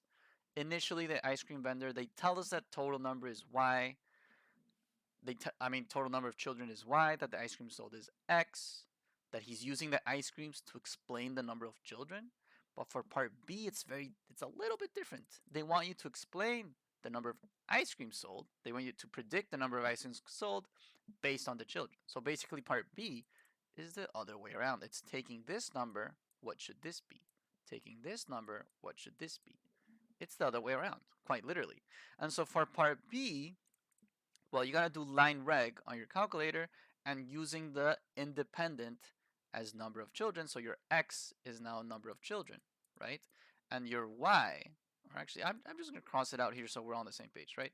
And so for part B, now you're facing that this is X and that this is Y. See? All because they said that they want to predict the number of ice creams, and so whatever you're predicting is going to be your Y. Same as up here, whatever you're predicting is your Y. Okay? So that is the main idea. That is why this monologue was so long. Whatever you're predicting is your Y. Whatever you're predicting is your dependent variable. Whatever you're predicting is alone. Okay, it's Y equals blah blah blah. See? Alright, cool. So now that we got that like really into our heads, let's go ahead and open up the calculator. See? And so from here, as we noticed, they said regression equation. See? And so a regression equation, let me talk about that real quick. Then I will show what the calculator does. A regression equation is basically like you have a scatter plot, see, which is a bunch of different points. Okay? And that regression equation is something that's gonna try to cut through as many of these as possible, right? Now it's a straight line, and so of course you can't go like boom, boom, boom, boom, boom. That's not fair. But what you will do is sort of like take the average of everything and say, this roughly cuts through the middle. See? And so conceptually it makes a lot of sense. This green line is like as close as possible to all the points. And this would be your regression equation, right? Why is a regression equation useful? It's useful because it can help you learn like the correlation of your data, or like how X behaves on Y. It can help you understand if it's a positive correlation, if it's a negative correlation. In this example that I made up, as X increases, so does Y. All right, so maybe this is like, dude, I don't know, like marathons ran and like weight lost or something, you know? And so that's the main idea. A regression equation is very useful for understanding how your variables behave with each other, specifically the direction that they take. All right, the correlation, this or that, blah blah blah. And so in this problem, they said regression equation. So we're thinking line reg in our calculator immediately. So you go ahead, open up your calculator. Enough talking. Let's jump into it. Your line reg is going to be in stat. See? Now what I like to show is that your calculator has a lot to it. See? So I don't expect you to memorize everything, but I do expect you to know like what's in it. See? And so I do expect you to read and say regression equation. Ah, that's line reg. See? I know it's somewhere in here. So eventually, after digging a lot, you're gonna find that it's in stat, and then calc, and the fourth one, line reg. So what I want you to do the day of the test is that you identify you need to use line reg. You go to line reg, you press line reg. And now and only now do you realize what it asks for. See? So clearly it is asking for two lists. Your X is going to be list 1 and your Y is going to be list 2. If you have a frequency list, you plug it in. And if you want to store the equation of the regression to graph it in y equals, you can put it here. But strictly speaking, you only need to put L1 and L2. Now notice, L1, let me just write it down so we don't forget. So L1 is going to be your X, and L2 is going to be your Y. All right, that is how they want you to plug it in. Yes, you can switch around, pressing second and one of the blue buttons down here, but we're just going to be consistent with what our calculator shows. X is going to be L1, Y is going to be L2. Okay? And so once we've established that, you go back. So you got to go stats and then edit in order to bring up the lists. And so L1 is going to be your X values and L2 is going to be your Y values. Following what I said earlier, number of children in this context is going to be X. And so you're going to go ahead and plug in 81, 175, 202, 346, and 360. And then we double check real quickly because we all make mistakes. Nobody's human. I mean, we're all human, sorry. Nobody's a machine is what I mean. Yeah, L2 is going to be 15, 27, 23, 35, 46. We double check real quick because why not? Everything's aligned. So notice how the 360 goes with the 46, right? The 35 goes with the 346. That is also important. See, you want to make sure it's all aligned. 23, 202, 175, 20. Yeah. All right, beautiful. And so now and only now you can go to stat, calc, and line reg. See? So if you go ahead and calculate from here, bada bim, bada boom, that is what you end up with. And so here, let me just write down like everything. So here it says that y equals ax plus b, right? And what it's telling you is that a equals 0.0935. And that b equals 7.43. Right, I did this using significant figures. Let's recall that for significant figures. For example, if you have here 1, 1, and here you have 0.53. Significant figures, you count them like you don't count the zeros. See? Or at least until you reach the first number, you don't count the zeros. So you don't count this, you don't count this, but you say 1, 2, 3. Do you round it up or keep it the same? You keep it the same. So for significant figures, it's 0.0935. And down here, you would count 1, 2, 3. Round it up or keep it the same. Keep it the same. 7.43. Right? So that is with significant figures. And what this is telling you, all right, is that if you plug in A and plug in B, you end up with y equals 0.0935x plus 7.43. Right, so this is much more similar to what we wanted as a regression equation. You just plug in A, plug in B into this right here, and there is your equation. See? Now, before I move on to part C, I'm sure there's at least one of you thinking, what if they're asking for the correlation coefficient? See? And this is not part of this problem, but I will point it out because it does show up a lot. See? Sometimes they ask for the correlation coefficient. All right, and the correlation coefficient is a little bit different than like this equation. Okay, the correlation coefficient is an R value. All right, and the R value should be showing up in your calculator, but I'm sure for some of you it doesn't. So to have it show up, you press mode. You make sure that you have this thing of stat diagnostics turned on. And now, if you do line reg again, you're going to see that they give you an R value. Okay, so if you ever need to get the R value, it's also with line reg. So that's also a procedure or a buzzword I need to keep in mind. The correlation coefficient is also going to be with line reg. And you need stat diagnostics on. Okay, so careful with that. You might as well keep it on. It gives you more information. See? Anyways, enough blah blah. That is for part B. And for part C, it's fairly simple. You just need to use this regression equation, right, to predict, what are we predicting? The number of ice creams, right? And so we're predicting the number of ice creams. Number of ice creams we said was y, so we're predicting out some y, knowing that use your regression line. Oh, this one's interesting. So here it says, use your regression equation to predict the number of ice creams, so the y of the regression equation, that the vendor sells on a day where the highest temperature is 25 degrees. Now, this is the thing, see? So for part C, it actually gets very juicy, see? So for part C, we have a couple things like happening, see? So basically, on the one hand, you have your regression equation, which is on the y, you have ice creams. So you have ice creams for y, and you have numbered children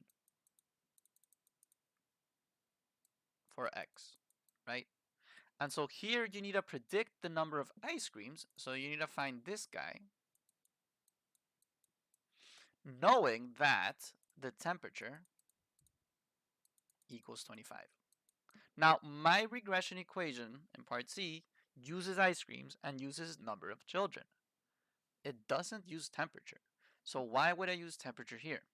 Well, because technically you can take this temperature and plug it into part A. Why would I do that? Because part A, given your temperature, you get a number of children. So, basically, it's like a two-stepper. See, on the one hand, you gotta plug in the temperature, right, into the problem from part A, right? And through this, estimate the number of children. And once you have the number of children, you put the answer from part A over here, and you find the number of ice creams. See?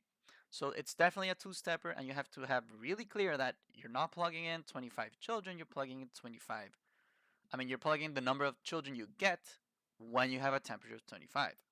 Now, thankfully, the equation from part A asked us specifically to find the amount of children when the temperature is 25, all right?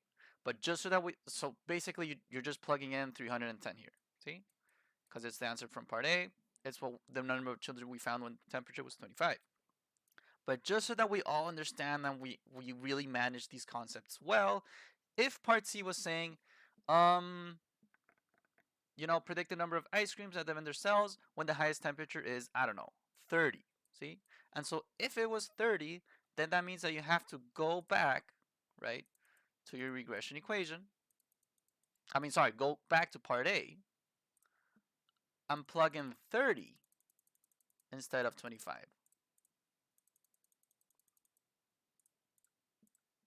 And then this 260 is what would go for your regression equation for number of children. See? And so be very careful with that. I feel like this exercise really tries to sort of confuse you with the concepts and this or that, understanding what is X and what is Y and all that stuff. But once you understand that, it's actually very, very easy. See, I think this video is kind of long just because I'm explaining concepts more than the math being actually like really hard. See? So anyways, that was a quick explanation. If the temperature was 30, you would just have to plug into the equation of part a temperature of 30, find the number of children, and that number of children is what you plug into your regression equation. Now in this case, as I said, it's just your answer from part A, because part A is asking for a temperature of 25 as well as here, right? So you just plug in an x of 310. See?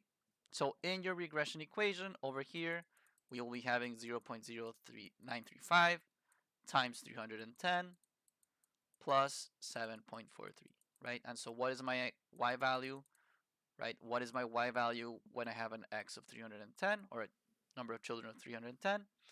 Let's put this into our graphing calculator. We end up with 0.0935 times 310 plus 7.43. Let me check that all my values seem correct. Yes, they do. And so for the for the ice creams sold, we can put 36.415. All right. It doesn't say like to the nearest number or anything like that. So the number of ice creams, I would just leave it as 36.415. I guess technically you can't say 36 or 37 because you can't really sell half an ice cream, but that does get debatable. Point is, if you reach this point in your answer, you already got far enough. See? So again, a lot of these is just concepts, understanding what is X and what is Y, and which is why I spent a lot of time talking about independent and dependent variables. See? So keep that in mind that independent is always going to be X, the dependent is always going to be Y, and your Y equals, right? Whatever is alone is the dependent. Keep that idea in mind. Whatever is alone is your dependent. All right? So ladies and gentlemen, I hope it helped. Remember that whenever they ask for a regression equation or for R value, you're thinking in line reg. See? So anyways, I hope it helped. I'll see you around and take it easy.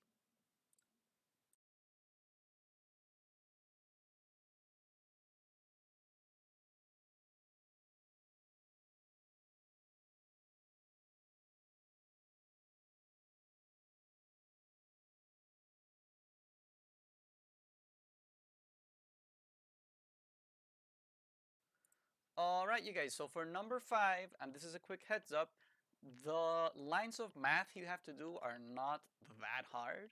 But what is really hard is to understand why you're doing what you're doing, the context, and the procedure. So this is just a quick heads up. There's going to be a lot of talking. There's going to be a monologue. And if you really want to understand everything, you got to sit through it from beginning to end.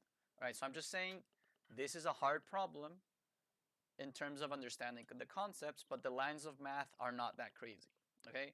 And so I'm just saying, you guys, like, understanding the context in this example in particular is very important. So if it gets confusing, don't worry, this is a confusing problem, okay? This is a challenge.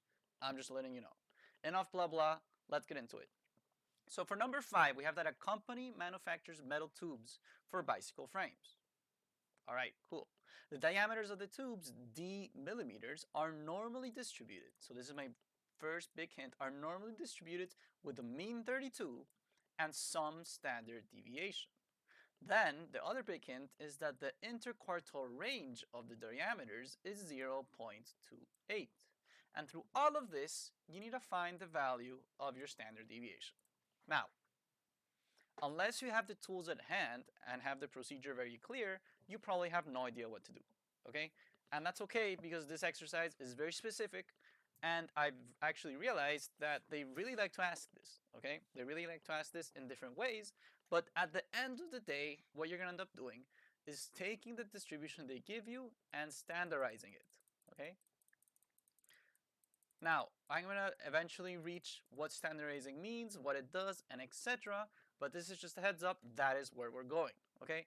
And so, first things first, what is a normal distribution? So, a normal distribution looks something like a bell curve, okay? It's also called a bell curve. And the cool thing about the normal distribution, if anything, is that it actually shows up a lot in real life. For example, if you look at the weights of all newborn babies and you draw a line, right? And this is going to be like, I don't know, like quantity. And down here it's going to be weight. You're going to discover a normal distribution. And the cool thing about the normal distribution is that it's perfectly symmetrical and it's always the same. And so if you take the weight of enough newborn babies, you're going to end up with something like this, where down the middle you have your mean, and like 1 over to the left, it's going to be the mean minus the standard deviation. 1 over to the right, it's going to be the mean plus the standard deviation, and so on and so forth. Now, why is this useful? It's useful because this normal distribution is very familiar. you can use a bunch of tools associated to it because it's something that repeats a lot. The other thing that's nice, because it's symmetrical, is that if you discover, for example, this side of the diagram, then you can flip it over to the other side, right? And you also find this side of the diagram. So the main idea I'm trying to tell you here is that the normal distribution, thankfully, is symmetrical. Okay, it's symmetrical, it's familiar, you can use a lot of different tools that go along with it, okay? And so, let's go ahead and plug in the information we have into a normal distribution diagram. And so, what you know up until now is that your normal distribution has a mean of 32, so right down the middle. The mean is always going to be right in the middle for normal distribution. Right down the middle, you have a mean of 32.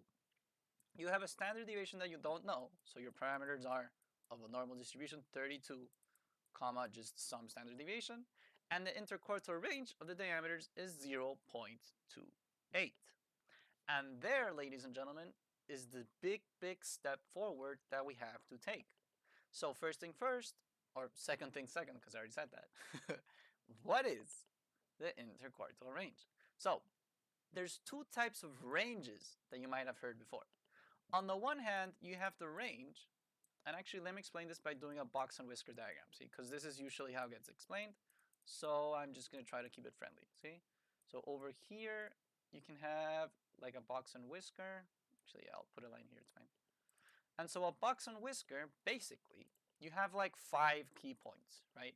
On the one hand, you have your minimum, you have your maximum, you have Q1, you have Q3, and you have Q2, which is also called the median, okay? So your data can be expressed in a box and whisker, okay? And the box and whisker, why am I bringing it up? I bring it up because it's very useful in order to explain what interquartile range means. And so as I was saying, you have two like types of ranges. You have the range, which is like the normal one, and then you have the interquartile range. Now, the range is just going to be max minus min. So it's just going to be this guy minus this guy, right? While the IQR is actually Q3 minus Q1. And so it's actually this guy, this guy minus this guy, see? And so visually, it can actually be very appealing. And so like the range is like of the whole thing, right? And the IQR is of your inner data. Now, why would you ever want to do that? Well, you might want to do that because you're more interested in the middle of your data. You're more interested in the majority of your cases, right? And so that is why you would maybe consider the IQR more than the range, because this in the middle is the majority of your cases. Now, how do you know it's the majority of your cases? Well, because Q3 and Q1 and all these Qs, why are they even called Qs? They're called Qs because they make reference to what we call quartiles. And so quartiles, as you can see in quarts, so like in fourths, right? So Q1 is going to be the 25th. Actually, yeah, I'm going to do 25th percentile of your data. And so your Q1, for example, is like the person number 25th on your data, if it's 100 people, see? Q2 is the 50th percentile, so it's right down the middle. And technically Q3 is going to be your 75th percentile. And so why is it worth looking at it like this? Because now if I add on to you the information that the minimum is like the first one, right? Technically, the first person on your list, while the maximum is of course the 100th, so the last person on your list. Well, now you can maybe further understand that because Q1 is the 25th and because Q3 is the 75th, technically, if this is 25% and this is 75%, right? The the IQR with Q3 minus Q1 is giving you the middle 50% of your data. It's giving you the middle 50% of your data. That is like the big sort of idea of the IQR. It gives you the middle 50% of your data. It's the most key points probably that you want to analyze. So that is why the IQR exists in the first place. And how can you express that over here? Well, they tell you that the interquartile range of the diameters is 0.28. And so basically IQR, which is Q3 minus Q1, equals 0.28. And so what's happening here, right, is that if you take 25% of the left, right, it's going to be 25% here, and then 25% of the right, all that distance is going to be 0.28. And so if all this distance is 0.28, that means that just to the left, right, just to the left, it's going to be 0.28 divided by 2. So it's 0.14. So just to the left, you're moving 0.14, and just to the right, you're moving 0.14. So that means if you take 32, right, if you take 32 and you subtract from it 0.14, you just discovered that this number here is 31.86, and that to the right, you take this 32 and you add 0.14, you end up with 32.14. And this, ladies and gentlemen, is actually huge. So what you just discovered is that Q1 is 31.86 and Q3, right, is 32.14. That is what you just discovered, and this is what you just express onto your diagram. Now from here, we still need to find the value of the standard deviation, right? But we did make big process in understanding what they were giving us, how it looks in a diagram, blah, blah, blah, blah, blah. And so, and here's the big sort of jump in concepts that we have to make. This is probably going to be the hardest part for us to understand, so get ready. By standardizing it, you can reach the standard deviation. And there's a couple different ways to explain this. See? The most straightforward way that I'm going to tell you is the following. If you go to your formula booklet, and it's very important that you get familiar with it, because the day of the test, you're walking in with 2 years of experience, 2 hours of sleep, a whole lot of motivation to do well, your graphing calculator for paper 2, and a lot of motivation and yada yada. You also walk in with the formula booklet. So get familiar with the formula booklet. It is filled with tools that you can use the day of the test, and don't, get confident in the fact that, I'm walking in with the formula booklet so I can just use it. Study with it. Know what's in it. There's a lot inside of it, and what use is having the formulas if you don't know what they have or what they say, okay? And so that kind of stuff is very important to just study with the formula booklet, okay? Stick with it. It's going to save your ass, for real. Not even kidding. So, anyways, eventually you're going to find that for statistics and probability, well, on the one hand, I forgot to mention, the interquartile range is here, so if you ever forget what it is, boom, there it is. So look at that, useful to know. And also, if you keep scrolling, here's the standardized normal variable. Now, why am I bringing this up? Because in your formula booklet, and this is huge, in your formula booklet, the only place where you have the standard deviation, unless you're HL, which we're not going to talk about today, the only place where you have standardized deviation is here. And so this is the formula you can use in order to find standard deviation. And so let me just write down that equation over here. And so Z equals x minus mean divided by standard deviation. So if you are able to find the Z, the x, and the u, you can just get standard deviation alone, and bada bim, bada boom, you find the value of your standard deviation. And we're way closer than what you think, but now I need to explain what the heck standardizing even does, what is your Z value, blah, blah, blah. So, first things first, the standardized normal, right? Because when you, how can I say this? So, technically, okay, this diagram that you did here, all right, let me redraw it up over here, right? So this diagram that you did here, which we said that this is 32, that 25% to the left, you find 31.86, and that 25% to the right, you're going to find 32.14. This is a normal distribution, right, with a mean of 32 and some standard deviation. And technically, if you standardize this, what you end up with, and this is the cool thing about standardizing, okay? What you end up with, like for real, once you standardize, you end up with a normal distribution that has a mean of 0 and a standard deviation of 1. And this is massive. And I know I'm just a guy on the internet that's a little bit of a nerd with math, but this is actually massive because once you standardize, you end up, and this is the key idea, you end up with a normal distribution whose parameters you know. And this is huge. Every time you standardize, you end up with a normal distribution with parameters mean equals 0 and standard deviation equals 1.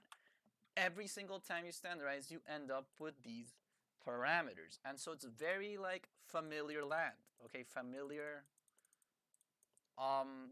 it's a familiar space. See, so once you standardize, you end up with a very familiar space.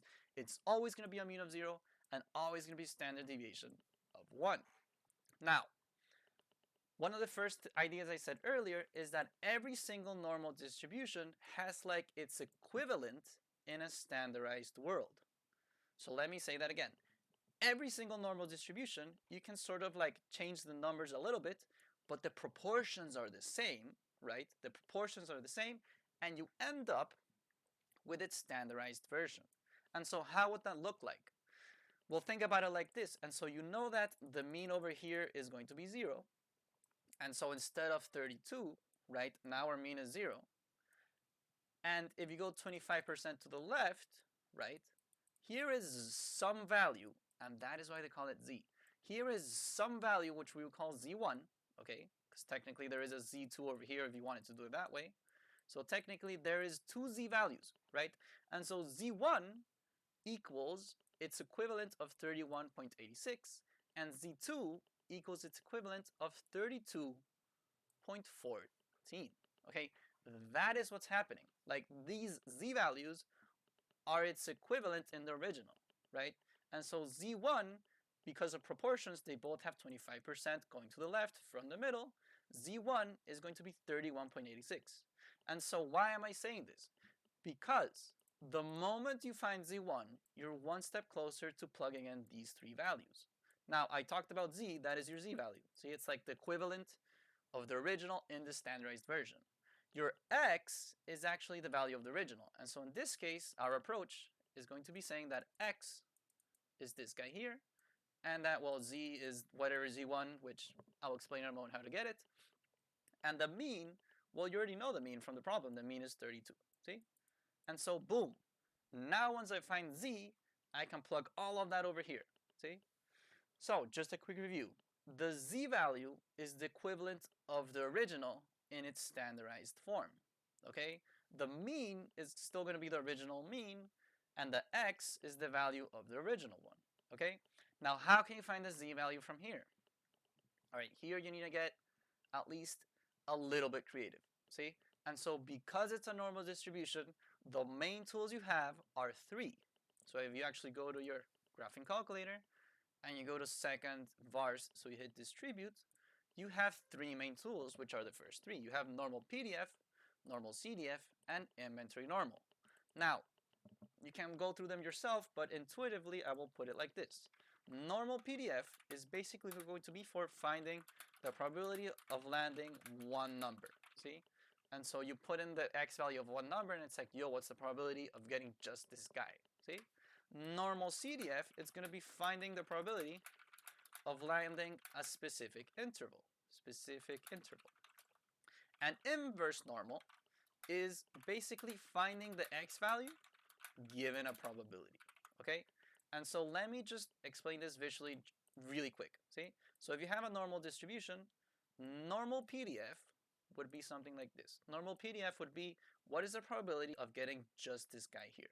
See, so just this sliver of area, what's the probability of getting this? Normal CDF, that's here in green, is basically like, what's the area of landing between this lower bound and this upper bound? What's the probability of landing this area? See, that is what normal CDF is asking for. And inverse normal is basically like, yo, this is my area. What is my x? Okay, what is this x value? See, so inverse normal reads left to right. And so, this got kind of interesting, didn't it? And so from here, you can try to find, right, this area here. And so once you find this area here, you can do the equivalent over there, and it can help you find a z value. And so technically from here, you can do inverse normal of 0.25. Now, why would I do an area of 0.25? Because if you look over here on my graph on the right, well, you already said that you have the middle 50% because of your IQR. And so that actually means, and I forgot to mention this, oops, but it's key now, so I'm going to say it now. That actually means that this remaining side over here is the upper 25%, and this remaining side over here is the lower 25%. So if you use inverse normal of 0.25, a mean of 0, and a standard deviation of 1, you're trying to find the area of what I put in orange. I said the wrong thing. Let me go again. So if you use inverse normal and you put area of 0.25, you're saying, okay, read it from left to right, right? Read it from left to right and give me the x value that is right here, see? And so you put in 25, 0.25, so that means 25%. So it's reading from left to right until it reaches 25%. Now you know once it reaches 25%, you're going to be right at what we call Z1, which is the equivalent of 31.86, just in its standardized version. And so here you put the mean of 0 and the standard deviation of 1 because, surprise, standardizing it is very useful because it's a familiar space and you can plug in a mean of 0 and standard deviation of 1, which allows you to use all these different tools without a problem, right? And so if you go ahead and paste, and here it might make a little bit more sense, if you go ahead and paste, you end up with negative 0.674. So what this is saying is that your Z1 value, let me erase this here, that's saying that this Z1 value is negative 0.674, negative 0.674.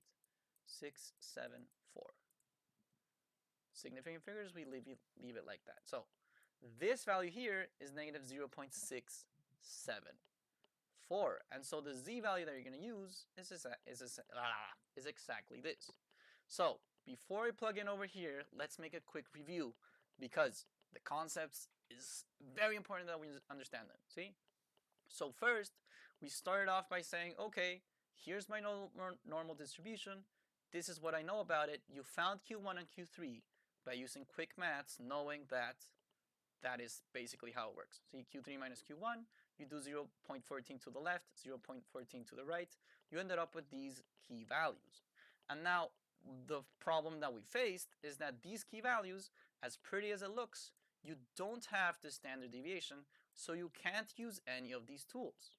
And so you say, let's go ahead and find its equivalent in the standardized version because it's a familiar space, and you know that the mean is 0.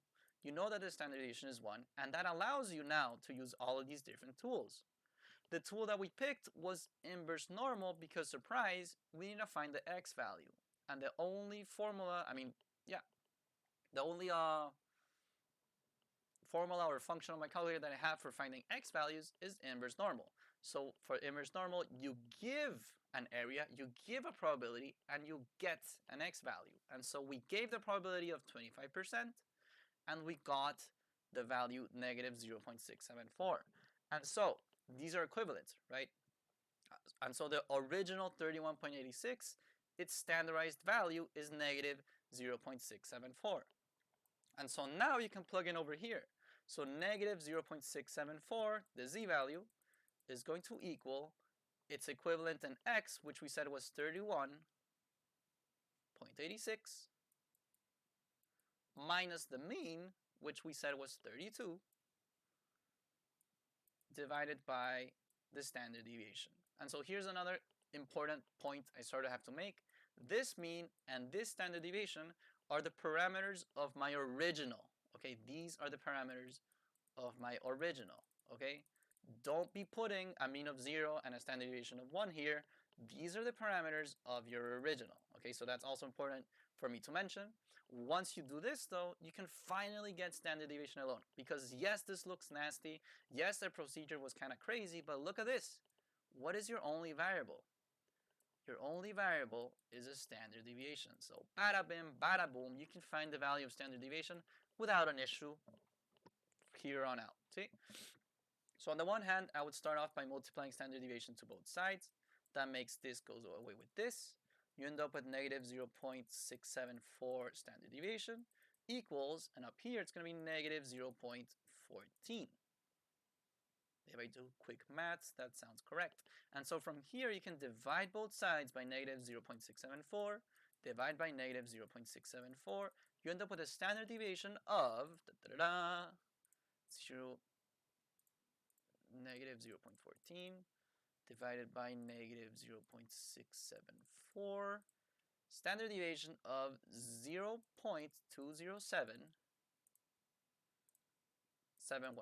right?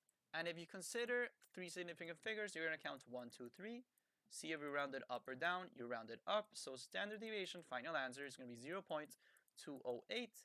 Make sure you put the right units. Right? Ladies and gentlemen, that is the answer, as you can see over here, right? And that is how you do number 5. Now, as I said earlier, this exercise is kind of crazy in terms of concepts, in terms of understanding what the heck is going on. The biggest hint I can sort of try to remind you or leave really clear to you, okay, is that the reason you standardize it is because it's a familiar space and it allows you to use all these different tools, okay? It allows you to use all these different tools because the standardized version always has a mean of 0 and always has a standard deviation of 1. You just got to keep in mind that the z value, and this is what a lot of people just don't grasp very well, is that the z value is really just the equivalent of the original, right? And so the z value of negative 0.674, its equivalent is in 31.86 of the original, right? And so from a practical use, at least what we're interested in, you do this so that you can use the tools that are up here, see? Now, why would you do this like in real life? Imagine you're trying to find like, I don't know, dude, like you're comparing the height of men and the height of women in a certain class, right? And you want to see if like the height of one specific man, like in its own group, is it higher or lower than its own group in the women's, right? And so it's hard to compare the two heights because men tend to be taller. But what you can do is that you can standardize both of them, right? And see which one is higher in its own group, right? And so standardizing, and this is other like thing to keep in mind, like in real world, you standardize because it makes things very comparable. It makes it a familiar space and it makes it all sort of like be more, it just makes it be more comparable, right? So if everything is in standardized values, it's easier to compare than if you have a bunch of different parameters going around, see? And so standardizing is useful for comparing. For our interests and purposes, it really boils down to, dude, you can use all these different formulas, and more importantly, you can use this guy right here, see? You can use this guy right here. If you ever need to find the standardized deviation, the standard deviation, sorry, at the AASL level, consider this equation a lot. Okay, I think it's probably the most useful one that you can consider. And that being said, enough blah blah by me. That is number 5, and I hope I helped. See you around.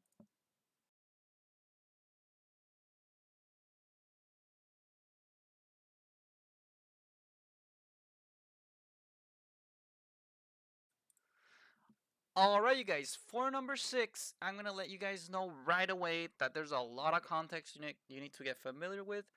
The concepts and the math behind it are hard. Okay, number 6 is definitely a challenge. And the one friendly thing about it is that the procedure is fairly straightforward, but you gotta know what you're doing. Okay, so I'm gonna do my best, especially at the beginning, to give you a lot of context so that you understand. If you already know the context, I invite you to skip ahead until I actually start the work. See, but for now, it's a lot of blah blah, a lot of context. Here we go. And so this problem gives you two main pieces of information. It gives you what I'm putting in red, which whenever I use red, I will be working with that. And it gives you what I'm putting now in blue, right? And so what's in red is that you have that the coefficient of x to the power of 6 in this expansion that I'm putting in red, or the expansion of blah, blah, blah, right, is 448, okay? While on the other hand, they also tell you in the part that is in blue that the coefficient of x to the power of 6 in this expansion, okay, in this expansion is 2,880, right? And so what's the like main goal we sort of have to do here? Well, eventually you need to find the values, right, of a and b, where a and b are both greater than 0. In other words, a and b are both going to be positive. Okay, that's all it's really telling you. A and b are both positive. And so how the heck do you get a and b from here? Well, from the part that's in red, you can get one equation. From the part that's in blue, you can get another equation. Okay, but now we need to interpret how the heck do you even get an equation out of this, right? What is this even saying? What is a coefficient? What is an expansion? Blah, blah, blah, blah, blah. See? So first, let me give you a basic example that we can use as a common ground, right?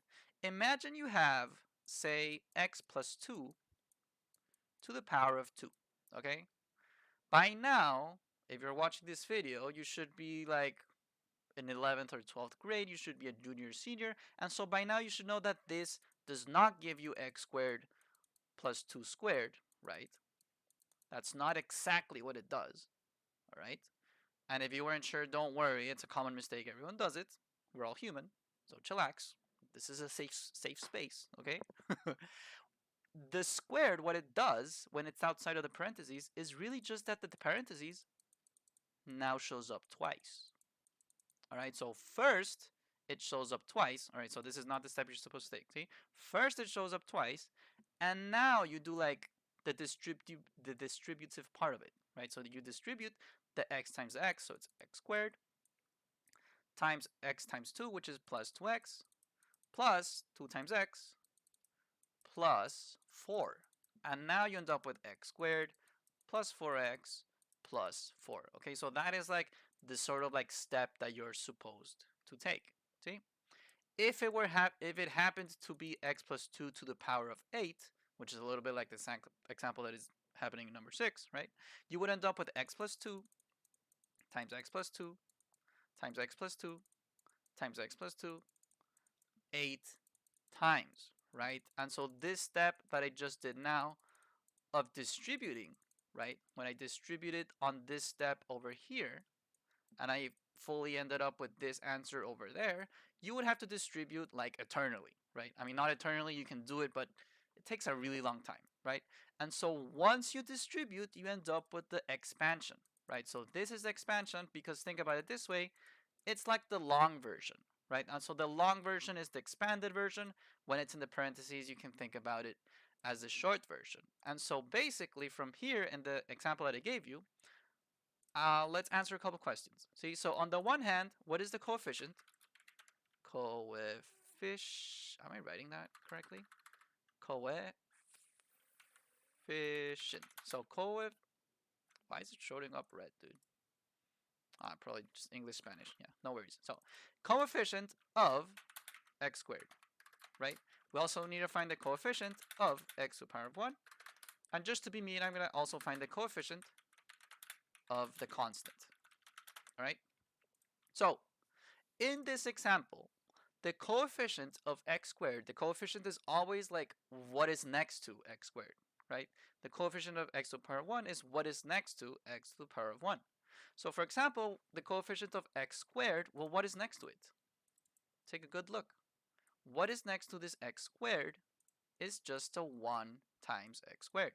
So the coefficient of x squared is 1. The coefficient of x to the power of 1, well, here it's to the power of 1. So the coefficient of x to the power of 1 is just 4. And the coefficient of the constant, or the one that's like alone, right, it's just going to be 4 because it's this guy here, right? Technically, it can also be the coefficient of x to the power of 0 because anything to the power of 0 is just 1, right? And so it's going to be 4 times 1, basically, over there, right? All right, that was a more hardcore mathy comment. But point is, now we understand what we mean by coefficient. So coefficient is whatever's next to that specific number. See? And so clearly, if you do this distributive thing and find the expansion, eventually you end up with an x to the power of 6. Right? And so it's asking, like, what is the coefficient that is right next to that? Now you could technically like do it by hand, but we're not gonna do that. See, because it's gonna take like 14 million years to truly like solve that. And so there are faster ways to find the coefficients. There are faster ways to solve this, which I will show you now. See? But I needed to do this small introduction so that we understand what we mean by coefficient. We understand what we mean by expansion, etc., etc. See? And so technically, the coefficient of x to the power of 6 is 448. That means that somewhere I have 448 x to the power of 6. That is what it's telling me. Somewhere you have 448 being the coefficient of x to the power of 6. That's what it's telling you. And down here, it's super similar. It's just 2880 x to the power of 6. And so using this information, somehow you need to put in a and b using the formulas that I'm about to show you, and that can help you find the values of a and b. See? Now, all of that being said, let me make a little bit of space over here, okay? Then I will pull up the formulas, and we're going to solve this relatively quickly, see? Because as I said, the most tedious part is understanding what it's asking for, how to use the formulas and stuff like that. See, so we're also going to spend a little bit of time understanding how the formulas work, what they're saying, what they're asking for. But once we do all that, you're going to realize, this exercise is actually kind of quick. See? But understanding concepts is definitely the hard part in the beginning. See? So let me put this in yellow again because I erased it. And now that we have space and we're all nice and happy, we go to the formula booklet. See? And actually, before anything, the formula booklet, you guys, is very important to get familiar with it. See? A lot of people get comfortable thinking, I have the formula booklet, I have the answers, like easy peasy. It's no use to have the formula booklet if you don't know what's in it. See? Or if you don't know what it says. Or if you don't know what it's asking for. For example, pop quiz. See? Let's go to the sign rule, right? Sign rule has big letters and small letters. Do you guys know the difference between the big letters and the small letters? Do you guys know when to use the sign rule? These are all important questions, okay? You can't just get comfortable thinking, I have the sign rule XD. Nah, dude, you gotta know what it does, all right? In order to cook, you need the ingredients. These are your ingredients. You gotta know what's in your kitchen, you know? So let's get cooking the right way. And by the way, if you have a question, what is sine rule? I do have a video on it, but just very quickly, technically in a triangle, you have like big letters, which are your angles, okay? And you have the little letters, which are the sides associated to those angles. So that would be little, that would be little b, this would be little c, okay? So that is why there are big letters and small letters in this whole section. The little letters are sides, the big letters are angles. All right, so that was just a quick pop quiz. You use sine rule, cosine rule a lot, but what good is it if you don't know what it has, what it says? And so, in the formal booklet, you should recognize, right, just visually, that there is a section for these type of exercises. If you ever face anything like this that has an expansion or asks for coefficients and this or that or blah blah blah, you should be thinking, I've got two formulas here that can really help. The first one, and this is all under binomial theorem, okay? The first one is the one up top, see? Of course. And the second one is the one on the bottom. Now let's take a second to absorb like what this is telling us. See? On the one hand, the one up top, you have a plus b to the power of n equals this whole thing. See? And all this is really telling you is that with any a plus b to the power of n, so it can be, I don't know, for example, what I showed earlier, x plus 2 to the power of 2, right? So x plus 2 to the power of 2, in this context, you would say that a is x, that b is 2, and that n is 2. And so if you plug all of this over here, right, you will also end up with what I had earlier, right, which was the x squared plus 4x plus 4. You're going to reach that, see? If you plug this into that, you're going to reach this here, literally, okay? So it's a sort of like shortcut, okay? Think about it that way. It's a sort of shortcut to get the final answer, the whole thing, right? Now, why is it also useful? You're going to realize, sorry, realize, you're gonna realize that there are a lot of different terms here. See? So take a moment, and I'm gonna highlight all the plus signs. See? Okay, that's not a good for highlighting. I'm gonna take a moment and highlight all the plus signs. Okay? So between all of these plus signs are all the different terms, much how you have a bunch of plus signs here. Okay? And so having that in mind, if they're asking just for the coefficient of x to the power of 6, you got to identify where you have x to the power of 6 in here. See? Now, my like original sort of function is this guy here, right? So let me write that here for a second. You have ax to the power of 3 plus b, all of this to the power of 8, right? And so if you're looking only for x to the power of 6, well, take a good look. See? Where is x? X is right here. To what power is x? X is to the power of 3. And so technically, if you want to reach an x to the power of 6, right, you have to be very careful with how all these different exponents are behaving, because you need to reach basically x to the power of 6, right? And so on the one hand, you have that. See, so you want to be careful that you reach x to the power of 6, and you're very aware of how n and r relate to each other. Now, what is r doing? All that r is really doing is like it's playing with the exponents so that you decrease, right, one by one each time, right? And so depending on the r that you choose, you land a certain coefficient, all right? So if you want to land the coefficient of x to the power of 6, well, you gotta take a moment and realize, okay, so if you have ax to the power of 3, that means you already have a to the power of 3 sort of like going around, see? And so in this context, you can evaluate that n, and I'm putting it in red because it's the first step that I'm doing, right? So n is gonna be 10, is gonna be 8. Sorry, n is gonna be 8 because it's what is on the exponent here, right? And the r that you're gonna choose is the r that you want to choose in order to reach an x to the power of 6. Now, because you have ax to the power of 3, and if you wanted to reach a 6, then that means you need to have this squared. And so the moment that you have this squared, or you have a 2 going around up here, right, it means that you distribute both, you end up with a squared times x to the power of 6.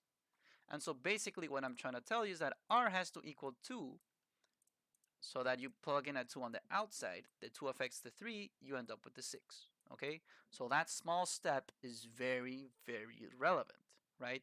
And so the term that you're going for is where n equals 8 and r equals 2, right?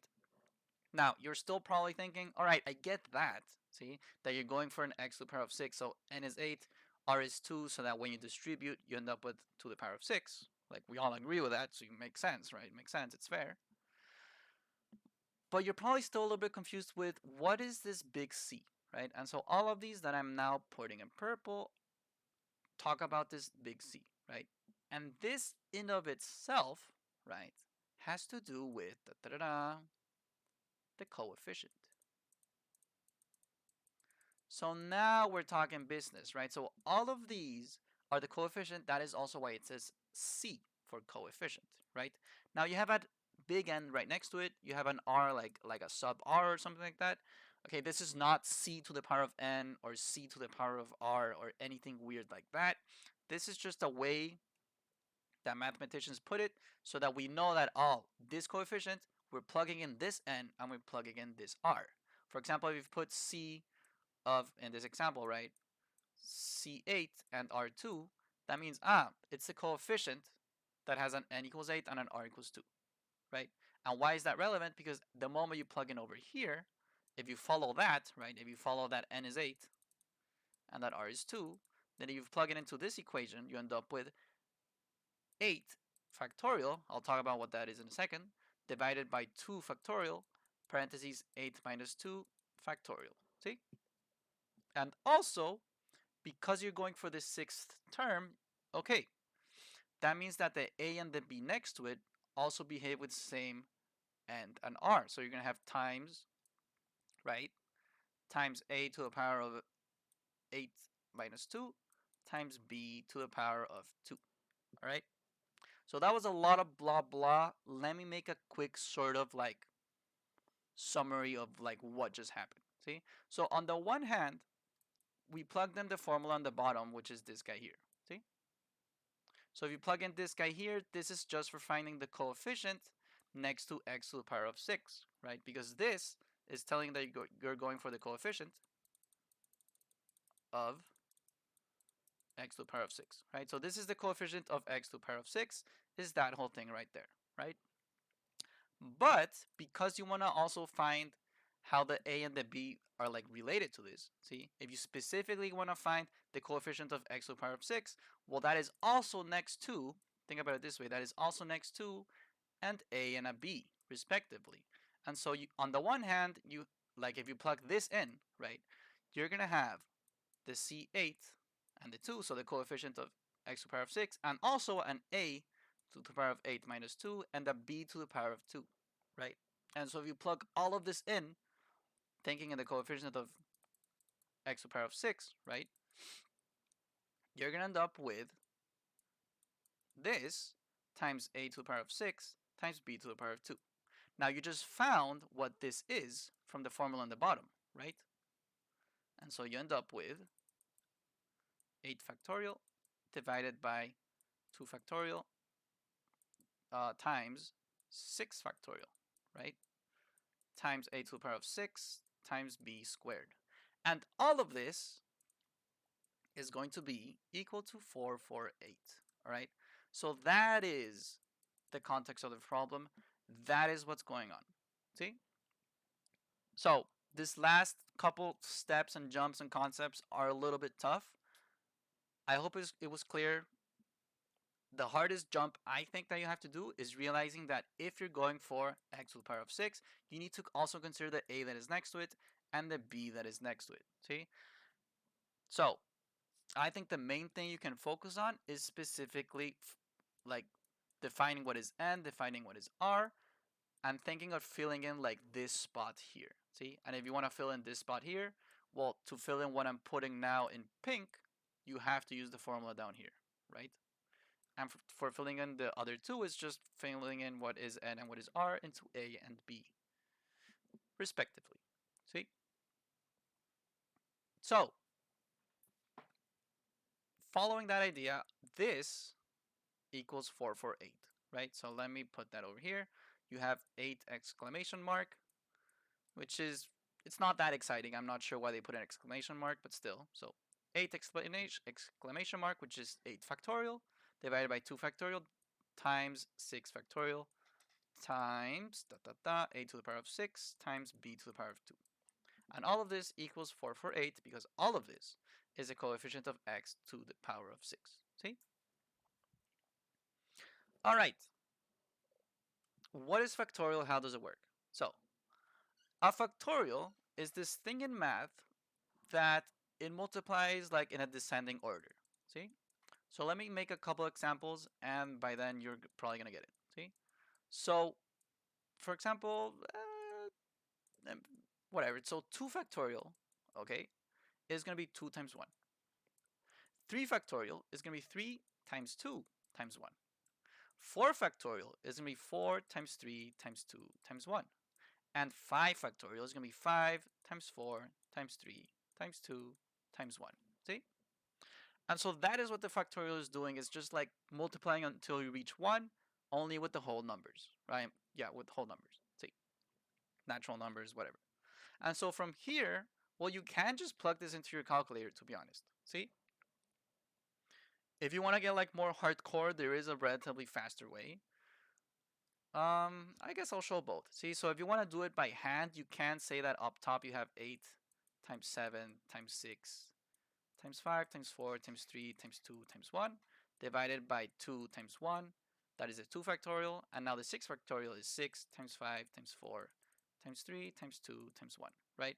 And so all this up top is the 8 factorial. This is the 6 factorial. And this is the 2 factorial, right? All of this is being multiplied by a to the power of 6 times b to the power of 2 equals 448. And so if you write it out like this, it's much more apparent that, so this can go away with this, Boom, boom, boom, boom, boom, boom, boom, boom, boom, boom. All right, interesting. And also over here, this 8 is technically 4 times 2. So you can also go boom, boom, right? So up top, all you really end up with is 4 times 7 times a to the power of 6 times b squared equals 448. So in other words, you have 28 a to the power of 6 times b squared equals 448, right? And so that is what the factorial is doing. That is how you solve it. If you want to get, if we want to use the calculator, you can. See? So what you can also do is plug this into your calculator, and let me show you quickly how. So in your calculator, first, I suggest you put a fraction. So you can use alpha y equals, put a fraction up here, the first one, and then you can press 8, because it's an 8. We all agree that it's an 8. And then you can press math, because this is a very mathy thing to do, right? So you press math, you go to probability, the probability column, scroll down, press the fourth one. It's a factorial symbol. So 8 factorial times 2, whoops, times 2 factorial times 6 factorial, right? Following over here, the 6. Boom, boom, boom, boom. Press enter. You get that 28, the same 28 I got down here. See? So I showed you how to solve it by hand. You can also plug it into your calculator. There's a bunch of different ways. The last hint I'm going to show you is that technically this step here, you could have left it as 8 times 7 times 6 factorial, right? Because it's like the rest of it. Here you have 2 factorial times 6 factorial. And you can have this go away with this. See? That can happen. You can set it up like that. Like go in descending order of 8 factorial until you reach 6 factorial and have them go away with each other. See? That also works. You just end up with 8 times 7 divided by 2. See? So you're going to get the same answer, right? I promise you. These are just a bunch of different approaches for the same thing. And the last step over here that I'm putting in red, you want to get A and B alone, right? And so you divide by 28 to both sides. What do you end up with? You end up with A to the power of 6 times B squared equals, let's find out. So 448 divided by 28 equals 16, right? So this looks a little bit more friendly. But from here, if I ask you, okay, so what's A? You can't get A alone, right? Because the moment you try to get A alone by, say, dividing by B squared, so you end up with A to the power of 6 equals 16 divided by B squared, well, you can't really solve it because you have a B going around, right? And so here's a very important concept that I need to lay out for you right now. You have how many variables? You have 2 variables, okay? You have the variable A and you have the variable B. And so for now, you need another equation. So until you have another equation, you can really try to solve this, right? Point is, right now you have one equation, 2 variables, can't solve. The moment we have 2 equations and 2 variables, we can solve, all right? So keep that in mind. You need another equation, and where do you get your other equation? Well, duh, the other piece of information that is in blue, see? So now that we understood the context, what coefficient, what expansion, what all of that stuff means, plugging in the part in blue is probably going to be a lot faster, see? So we go back to the formula booklet, and the procedure is awfully similar, right? And so now it's a little bit different because now we have the same thing, but it's to the power of 10, right? And you're still going for an x to the power of 6, right? You're still going for an x to the power of 6, so in that sense, it's kind of friendly, see? But now you need to redefine n, you need to redefine r. So in this context, n, of course, has to be to the power of 10. I mean, sorry, n is 10 because you have a to the power of 10, right? And r is actually a little bit different, right? So remember how earlier I told you that we chose that r had to be 2, so that you would do a x to the power of 3 and ended up with a 6 over here. So r again has to be 2, right? And this is very important to point out because it's a very common mistake. A lot of people here would say that n is 10 and that r is 4 because that way you end up with 6 because of 10 minus 4, right? And what's truly relevant here is that the exponent ends up being 6. And so if the exponent ends up being 6, in this context you have an ax to the power of 3. And the only way to make the exponent reach an x to the power of 6 is making the 3 times 2 on the exponent, so that is why r has to equal 2 in this example as well. So the approach is pretty much the same, just that instead of n equals 8, you now have an n equals 10. R still has to equal 2 in order to reach the x to the power of 6. Okay, so all of that being said, you're plugging it in thinking that n equals 10 and r equals 2. So let me write down the equation. Let me sort of like do it from 0 or whatever, see? Just so that we're all on the same page and we do the procedure again, because procedure, as long as you learn them well, you're going to do well on the IB, see? I think a lot of IB math is just understanding procedures. So let's roll through it one more time, right? And so for what I have in blue, my main tool is that any coefficient is going to be n factorial divided by r factorial, right? Times n minus r factorial, see? And here I'm saying that n is 10 and r is 2, so that we reach the exponent of x to the power of 6, right?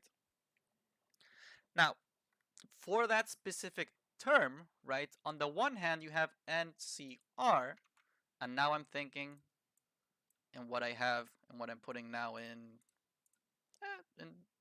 purple, see? So to reach this, right, go ahead and write it out, see? So you have NCR, and then you have A to the power of N minus R, and then B to the power of R, right? So if you follow this specific step, or like you try to get that specific term, all you really need to do is be consistent with n is 10, r is 2, and everything's going to flow. See? So if you plug in n is 10 and r is 2 from here, that means you end up with an n of 10, c, and r of 2. Your a is going to be 10 to the minus 2 times b to the power of 2, right? And so this right here, right, is just going to end up being, you're going to plug in over here, right? You're going to plug into that formula. So n is 10, so it's 10 factorial divided by 2 factorial times 10 minus 2 factorial times a to the power of 8 times b squared. And so this is what's going to equal 2,880. All right? That is the procedure. Now it should have been a lot more clear given all the context that we talked about. See? So I need to like solve this part. See? And so whatever, I'm just going to go ahead and use the formula. I'm going to go ahead and use the calculator is what I mean. Sorry, mixing words a little bit. Put in the fraction first. So alpha y equals, press the first one, and now just do everything. So 10 math, the fourth one, divided by 2 math, the fourth one again, for the factorial thing, times 10 minus 2, and the factorial again. See? So here I'm showing you like plugging it in from 0. It's still going to work. Trust the process. The factorial of this is 45. So basically you end up with 45 a to the power of 8 times b squared equals 2,880, right? Now, if you want to finish getting a and b alone, you can divide by 45 to both sides. This goes away with this. You end up with a to the power of 8 times b squared equals, so 2,880 divided by 45, 64. So this equals 64, see? And once again, I'm going to quickly put in green that here you have two variables, right? Now, what I told you earlier is that if you have one equation with two variables, you can't solve. But now we're in the situation where we have two equations with two variables, so we can solve. Guys, anytime you have like more than one equation and more than one variable, you enter the world of systems of equations. Now, in systems of equations, right, your two main tools, and this should ring a bell or two, right, is elimination and substitution, right? Substitution. Now, because A and B are multiplying each other, I feel like substitution is a lot more like friendly, intuitive, and all that stuff. See? And so what I can do is that, and I suggest the same approach always, right? Take a moment and define one equation as your first and one equation as your second. And so here, if I take my first, right? If I take my first, I end up with and I get b alone in my first. Okay, so I'm going to be trying substitution, right? So if I take the first one, I can end up with b squared equals 16 divided by a to the power of 6, right? And so this I'm going to call my first one with an asterisk, all right? And guys, this is not like how you're supposed to solve it or whatever. This is just the procedure that I suggest, right? And so the moment you put that, you have the first one in asterisk, it's a kind of reminder that, yo, this is your first equation, but you switched something around. Okay, that's why I'm putting the asterisk. So if you take like what you have from the first one switched around a little bit and you plug it into the second one, right? That is unchanged, right? And so this is the big step that I suggest. Change one of them, plug it into the other one. That is substitution, quite literally. Now, what do you end up with? Well, in the second one, you have a to the power of 8, and you have b squared, but b squared is now this. So you have a to the power of 8 times 16 divided by a to the power of 6 equals 64. And ladies and gentlemen, let's just all be honest here for a second, because this is a safe space. I'm just this guy on the internet that is talking about math, okay? You usually shouldn't trust guys on the internet, but for math, or for this channel at least, I suggest that you do, okay? This, let's all agree just for a moment that this looks nasty. This looks terrible. Like, who would want to solve this? Like, let's be honest. You literally have an a to the power of 8. You literally have an a to the power of 6. Things are being divided. Things are being multiplied. Things are fighting with each other, dude. It's crazy, right? It's wild out here. It's wild. But notice something. This step that you just did is massive, right? And I know I'm a little bit of a math nerd, but notice this. Earlier, our issue was that we had two variables, a and b, a and b. And this right here, although it looks nasty, how many variables do you have? You have just one. And I know you might be thinking, oh, but isn't there more than one a? And I say, yeah, sure, there's more than one a, but you have only a's. And so now, kapow, now you can reach a equals like an actual number. Before you would reach a equals something something b, now it's only a equals something something, like an actual number. You see what I mean? So trust the process. The magic of system of equations is that you go from two variables to just one. That is the whole idea of this whole process in the first place, okay? So from here, you can try to get a alone. And much how I mentioned earlier with how the exponents work and stuff, this technically is going to be 8 a's up top. So it's a times a times a times a times a times a times a times a divided by times 16, right? Divided by a times a times a times a times a times a. So that is 6 a's. Up top you have 8 a's. All of this equals 64. And so technically you can have this goes away with this goes away with this, boom, boom, boom, boom, boom, boom, boom, ba, ba, ba, ba, ba. That happens. See? So you end up with 16 a squared equals 64. Divide by 16, divide by 16. So a squared has to equal 4. And so from here, oh, well, you look at that. I think you guys know how to do this. So from here, you can do the square root in order to get rid of the squared, of course. So this goes away with this. You end up with a equals square root of 4 is just 2. Now, because you did square root of 4, that means it's plus or minus 2, right? Why would it be plus or minus 2? Whenever you do square root of 4 and you put 2, what you're actually asking is which number multiplied by itself gives you 4. But technically, 2 times 2 gives you 4. 2 times negative 2 gives you negative 4. Negative 2 times 2 also gives negative 4. But what does negative 2 times negative 2 give? Ah, it gives positive 4. And so here you need to consider wherever the symbols are the same. So either positive 2 or two negatives being multiplied, right? So that is why you leave it as a equals plus or minus 2. So let me just leave that up here. Uh, a equals plus or minus 2. Right? That is what we have discovered thus far. And so if you know that a equals plus or minus 2, you remember that they told you, careful, a and b is positive. So boom, that helps you even more. A, you have to leave it as a equals 2. And now that you know that a equals 2, finding the value of b is very easy because you can plug it in pretty much like anywhere. See? So if you go ahead and plug it in, I don't know, like here, you can solve it. See, if you plug it in here, you can also solve it. All these different things like are going to work. See? So I'm just going to plug it into the first one up here. I think it's more straightforward, whatever, who cares? So a equals 2, right? So you end up with 2 to the power of 6 times b squared equals 16, right? And so notice, I know it's very straightforward, but again, you have only one variable, right?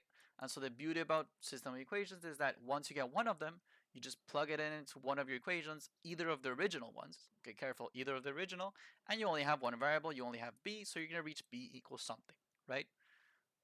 Anyways, you have 2 to the power of 6 times b squared equals 16. So from here, well, what is 2 to the power of 6? Thankfully, we can ask our good old friend graphing calculator, and he's going to tell us it's 64. So 64 times b squared equals 16. So from here, what you can do is that you can divide by 64 in order to get b squared alone. And I know this looks kind of crazy, but trust the process. B squared equals 1 over 4. And so if you do the square root of this, because you have to in order to get b alone, this goes away with this, you end up with b equals plus or minus 1 divided by 2. Right, 1 divided by 2, right? But because you know that b has to be positive, so b equals plus or minus 1 divided by 2, b has to equal 2, okay? How did I get this? Well, technically you can just do square root of 1 divided by 4. It's going to give you 0.5, which is 1/2. See? Now, I recognize I might have gone a little bit fast here, so let me show you quickly. Technically, this last step, I showed you that you have b equals square roots of 1 over 4, right? And so, just a quick sort of square roots thing that you can do. If things are only being multiplied, right? You don't have a plus 3 in here, you don't have anything like that going on. If things are only being multiplied or divided, like the 1 and the 4, you can rewrite this as square root of 1 divided by square root of 4. So square root of 1 is just 1, and on the bottom it's going to be 2, right? So that is how I did the quick sort of skip that b equals square root of 1 over 4 is just plus or minus 1/2. Technically, there's a step in between that I should have showed you earlier. I show you now. If things are only being multiplied or divided, you can rewrite the square roots only on top and only on the bottom. It makes it a lot easier to handle. Anyways, enough blah blah. The final answer is that a has to be 2 and b is not 2. I don't know why I put that. Sorry. B is 1/2 positive. See? And so that is how you solve number 6. I think it's really hard. I'm just going to give my honest opinion. A lot of times, you guys know I have like these positive vibes on my channel and etc. and blah blah blah. But I gotta let you guys know number 6 is hard. Okay? And one of the things that I find hard about number 6, and just so you keep it in mind, is that it's very, very specific. Okay? And this is also why I insist so much on the formula booklet. If you don't know about this formula, right? If you don't know about how these two equations relate with each other, right, for finding the constants, and if you don't know what they mean by coefficient and what they mean by expansion and all this different stuff, you're just not gonna get these 7 marks, right? But now that you know how this works, you're gonna realize, all right, it's actually not that crazy, it's not that hard, but you do have to know what this is even saying in the first place, okay? So there's a lot of stuff in your in your formula booklet, and in the IB that they can ask you that, to my sort of perspective, is just really specific, man. It's just crazy specific, and you gotta be aware of the specific things that they can ask for. This type of exercise is definitely under that realm of things that you have to watch out for. It's very specific. Might as well invest some time like learning it. And given that you watched this video, you did. So congrats. I hope it helped. And yeah, what other specific things should you like really watch out for? Well, what comes to mind quickly is the sine rule has an area of a triangle formula, so be careful with that, okay? And you also have the trapezoidal rule. I've noticed trapezoidal. Does trapezoidal rule not appear here? It's crazy. Maybe it's only AISL. I would be mistaken to tell you. Well, the other very specific thing is the discriminant. See, for number of solutions. Also very specific, also shows up in this paper too. So it's just that kind of, or paper 1, I think. It's just that kind of stuff that you need to be aware of, that it's awfully specific, that it can show up for you. Apparently you don't have trapezoidal rule here, so never mind. Sorry for the bamboozle. But point is, enough blah blah. I don't want to make this video any longer. There's really specific stuff out there that you just gotta be aware of. Be on the alert for this. See, if you don't know about these formulas, if you don't know how they behave, you cannot solve this problem. See, there are some things that you just need to know in order to start the problem. See, don't miss out on 7 marks, dude. If you know a little bit about this, you can get like 4. If you know it well, you get 7. Okay, it's that type of exercise. But if you don't study it at all, it's a certified 0. There are other things that if you know it a little bit, you can at least get a couple points, right? But this is so specific that if you don't know it well, you get 0 points. Okay, that's my point. So specific, you get 0 points if you don't know it. If you know a little bit, you already get 3 or 4. If you know it well, you get 7. See? So, invest your time properly, do the right thing. That was a very long conclusion. But there it is. I hope it helped. See? So, I'll see you around. Hope it helped. Much love. And at least for me, happy Monday. I'll see you around. Take it easy.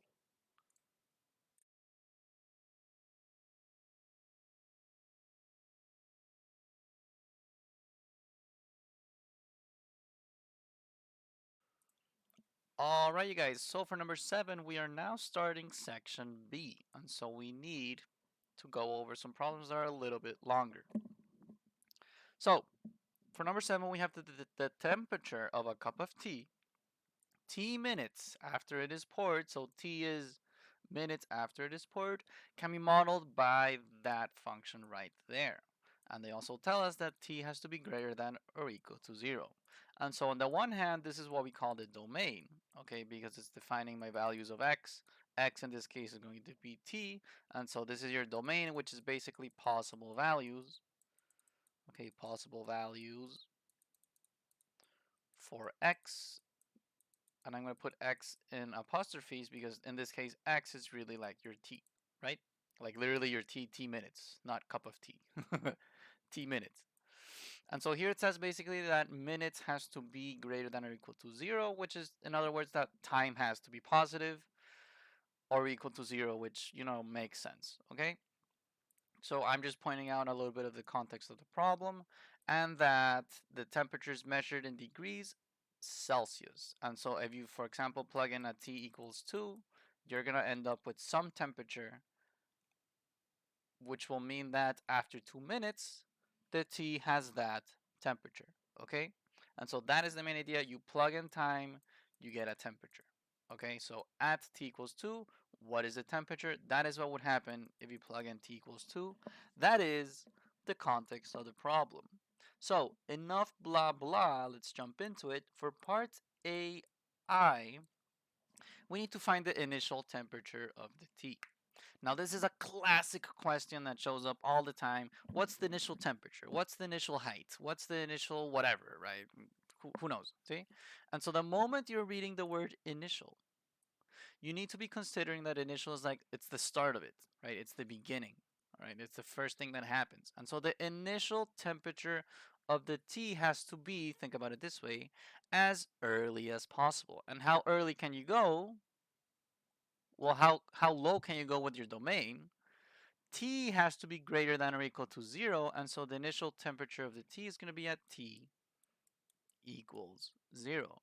And so actually for part AI, what you're going to be doing is plugging in 0 for T, which means that you end up with 21 plus 75 times e to the power of negative 0.08 times 0, which means that you end up with 21 plus 75 times e to the power of 0, and anything to the power of 0 is equal to 1. So this is the same as 21 plus 75 times 1, which is just 21 plus 75.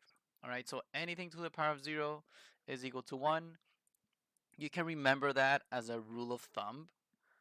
And just a very quick explanation of why something to the power of 0 is equal to 1. My favorite explanation is the following. So if you have 2 to the power of 3, it's the same as 2 times 2 times 2 equaling 8. Now technically this 2 times 2 times 2 also has at the very end, and this is key, it also has at the very end a times 1.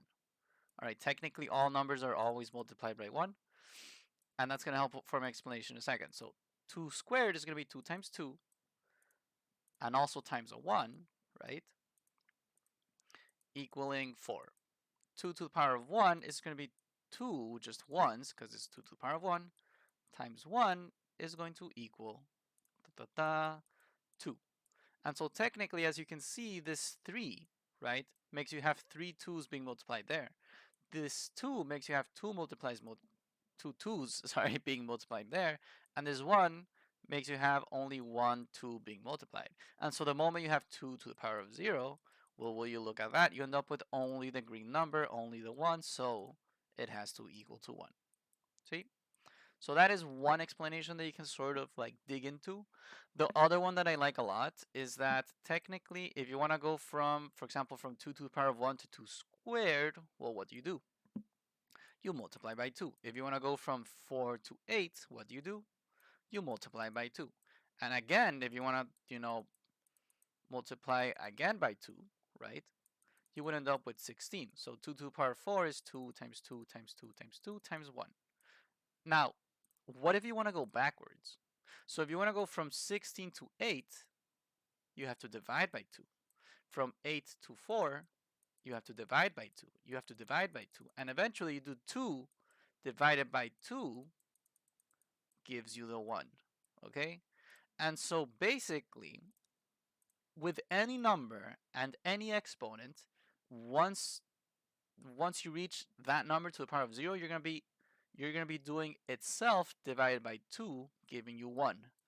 Always. For example, 3 squared is 9, 3 to the power of 1 is 3, and eventually on this step here, you do 3 divided by 3 gives you 1.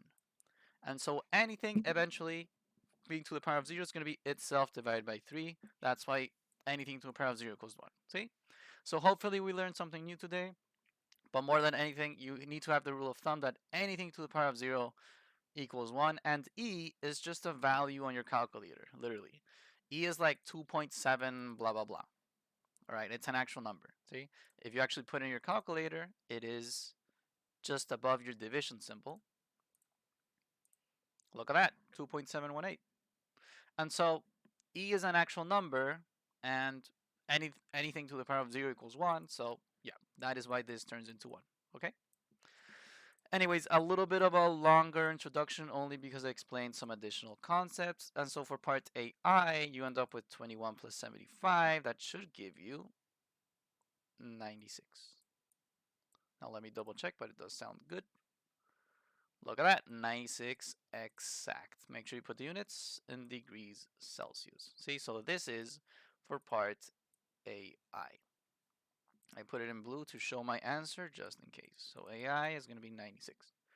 Then for part AI, we need to find the temperature of the tea 3 minutes after it is poured. And so this is also very straightforward sort of procedure. It tells you 3 minutes after it is poured. And you know that T, as we highlighted earlier, is minutes after it is poured. And so in this case, for part AI, T equals 3. And so, okay, let's go ahead and find out what T equals 3 is in my function. So if you plug in 3 for T, you end up with 21 plus 75 times E to the power of negative 0.08 times 3. All right. And here, no one's going to do quick maths and figure that number out right away because that is insane. It is crazy. And so thankfully for paper 2, you have your trusty rusty calculator. And so from here, you can plug in 21 plus 75 times E to the power of negative 0.08 times 3. All right, so we double check that everything looks nice and dandy. I would say that it does. You plug in and there it is, right? And so H parentheses 3 gives you 79.99 blah blah blah 70. See? If you want to do significant figures, you would count 1, 2, 3. See if you round it up or keep it the same. You round it up, so H3 can actually end up being 80. All right, so 80 Celsius. And as you can see in the mark scheme, you can put either of those. You either put the whole number or you put the 3 significant figures. See? Either of them works. Do as you wish. I'm going to put this answer in blue because I want to get into the habit of doing that. I think it's more organized. Anyways, that is the answer for part AI. Awesome. And now for part B is where this exercise starts getting a little bit crazy. And so you need to write down the value of h, like small apostrophe 3. And so h small apostrophe, let's just go over a little bit of context. See? So there's some weird stuff that they can ask for. Okay, so on the one hand, f of x, you need to think about it as like the original function.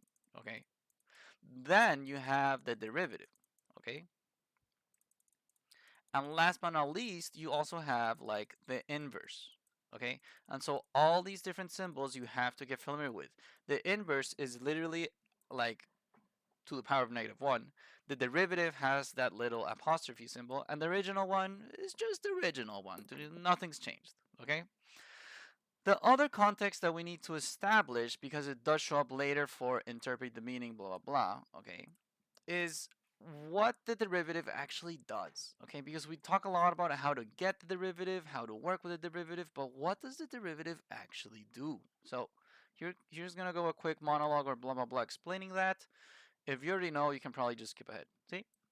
But point is, in the original sort of version of your function, if you plug in an x, you're gonna get a y. Okay? And so if you plug in x's and y's into your original function, all you're really getting are x, y coordinates. And when I say x, y coordinates, okay, if I say x and y coordinates, it's like it's a bunch of different points. Okay? So in the original one, you plug in x and y, you get a bunch of x and y coordinates. All right? In the derivative version of it, yes, you plug in an x, and technically, yes, you get a y, but the y is now not a coordinate. The y is actually now the slope, which is very interesting.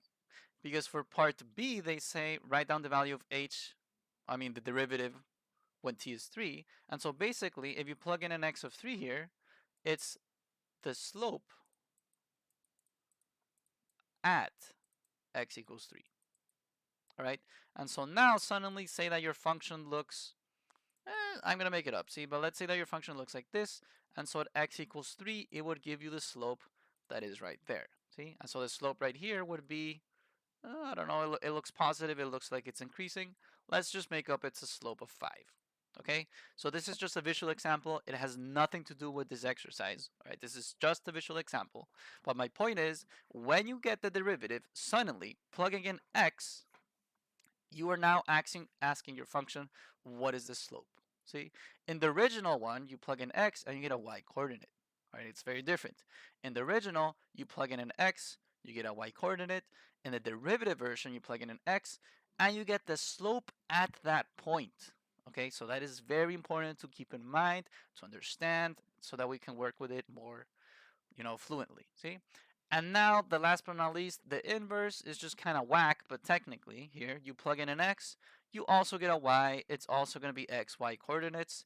There's nothing too crazy here, just for the fact that, well, you're dealing with the inverse, so it's like the mirrored version of your original, stuff like that. See?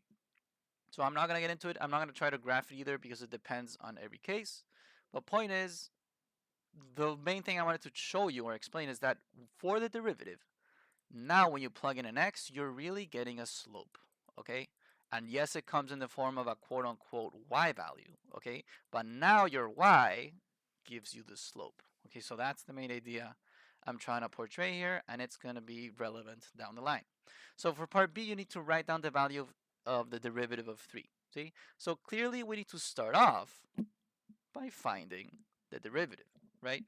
And so let's take a moment and write down h of t. And so h of t equals 21 plus 75e to the power of negative 0.08t. Now, the derivative of this is a little bit hard. See? It's a little bit hard because you have an e going around. Now, thankfully, the derivative of e is very specific. All right, so if you go ahead and go to your formula booklet, it's very useful to get familiar with the formula booklet because the day of the test, it is an additional tool that you can use. All right, so get familiar with it. There is no reason not to. So anyways, eventually you can go to the part of Let's go to calculus because we're big boys now, right? And so with calculus, you have a bunch of different derivatives. You have derivative of the exponent, of sine, of cosine, and boom, look at that. I'm putting it in red, the one we have at hand, right? And you have a bunch of other different ones. You have the chain rule, the product rule, the quotient rule, a lot of different stuff. See? And if you're HL, you have a lot of different stuff, okay? But for now, we can just laugh at them because we're SL, not HL, so ha ha ha. We don't have to know so many derivatives. And I can't believe they call them standard because, damn, some of these are wild, see?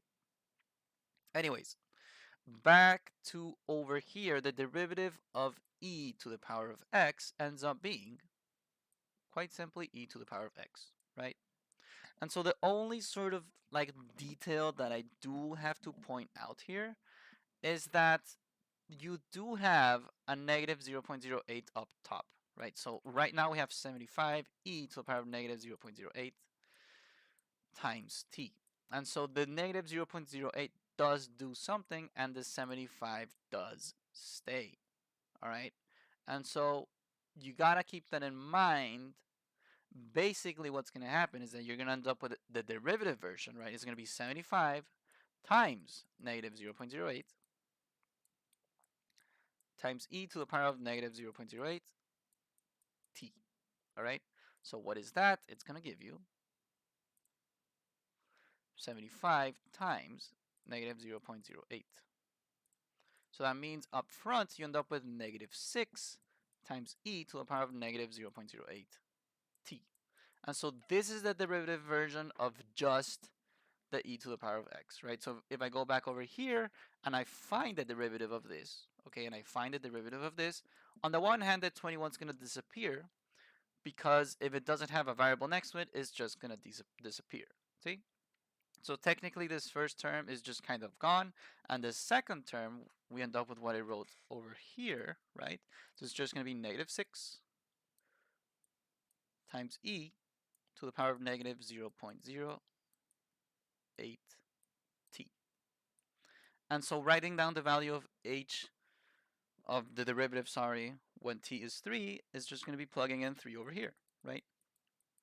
So plugging in 3 over here, you end up with negative 6 times e to the power of negative 0.08 times 3. So let's go ahead and find out what that is. Negative 6 times e to the power of negative 0.08 times 3. Negative 4.719. 4.719 looks good to me. So the final answer basically is, what's the negative 4.7? 197. If you want to think in significant figures, following the mark scheme a little bit, right? You would count 1, 2, 3. Do you round it up or keep it the same? You round it up, so it's negative 4.72. Don't forget your units. Actually, no. We're talking about slope, so you can just leave it like that. See? Now, technically, if you want to put the units, it would be in a kind of wild manner, but this is good enough. See, so the slope is negative 4.72 when t equals 3. All right, so that is for part B. You just got to be really wise on how the derivative works. And so, yes, on the one hand, like the e to the power of x doesn't change, which is why the exponent, as you can see, remained the same all along. But what will happen, which is a little bit whack, is that the negative 0.08 will go down below in front. See? And so be careful with that. That is the only sort of like watch out that I have to point out. See? But once we understand that, the derivative is fairly easy. And there it is. See? So that is for part B. For part C, we need to interpret the meaning of your answer to part B in the given context. And so here is actually something fairly interesting that I'm going to point out. This is a context question, all right?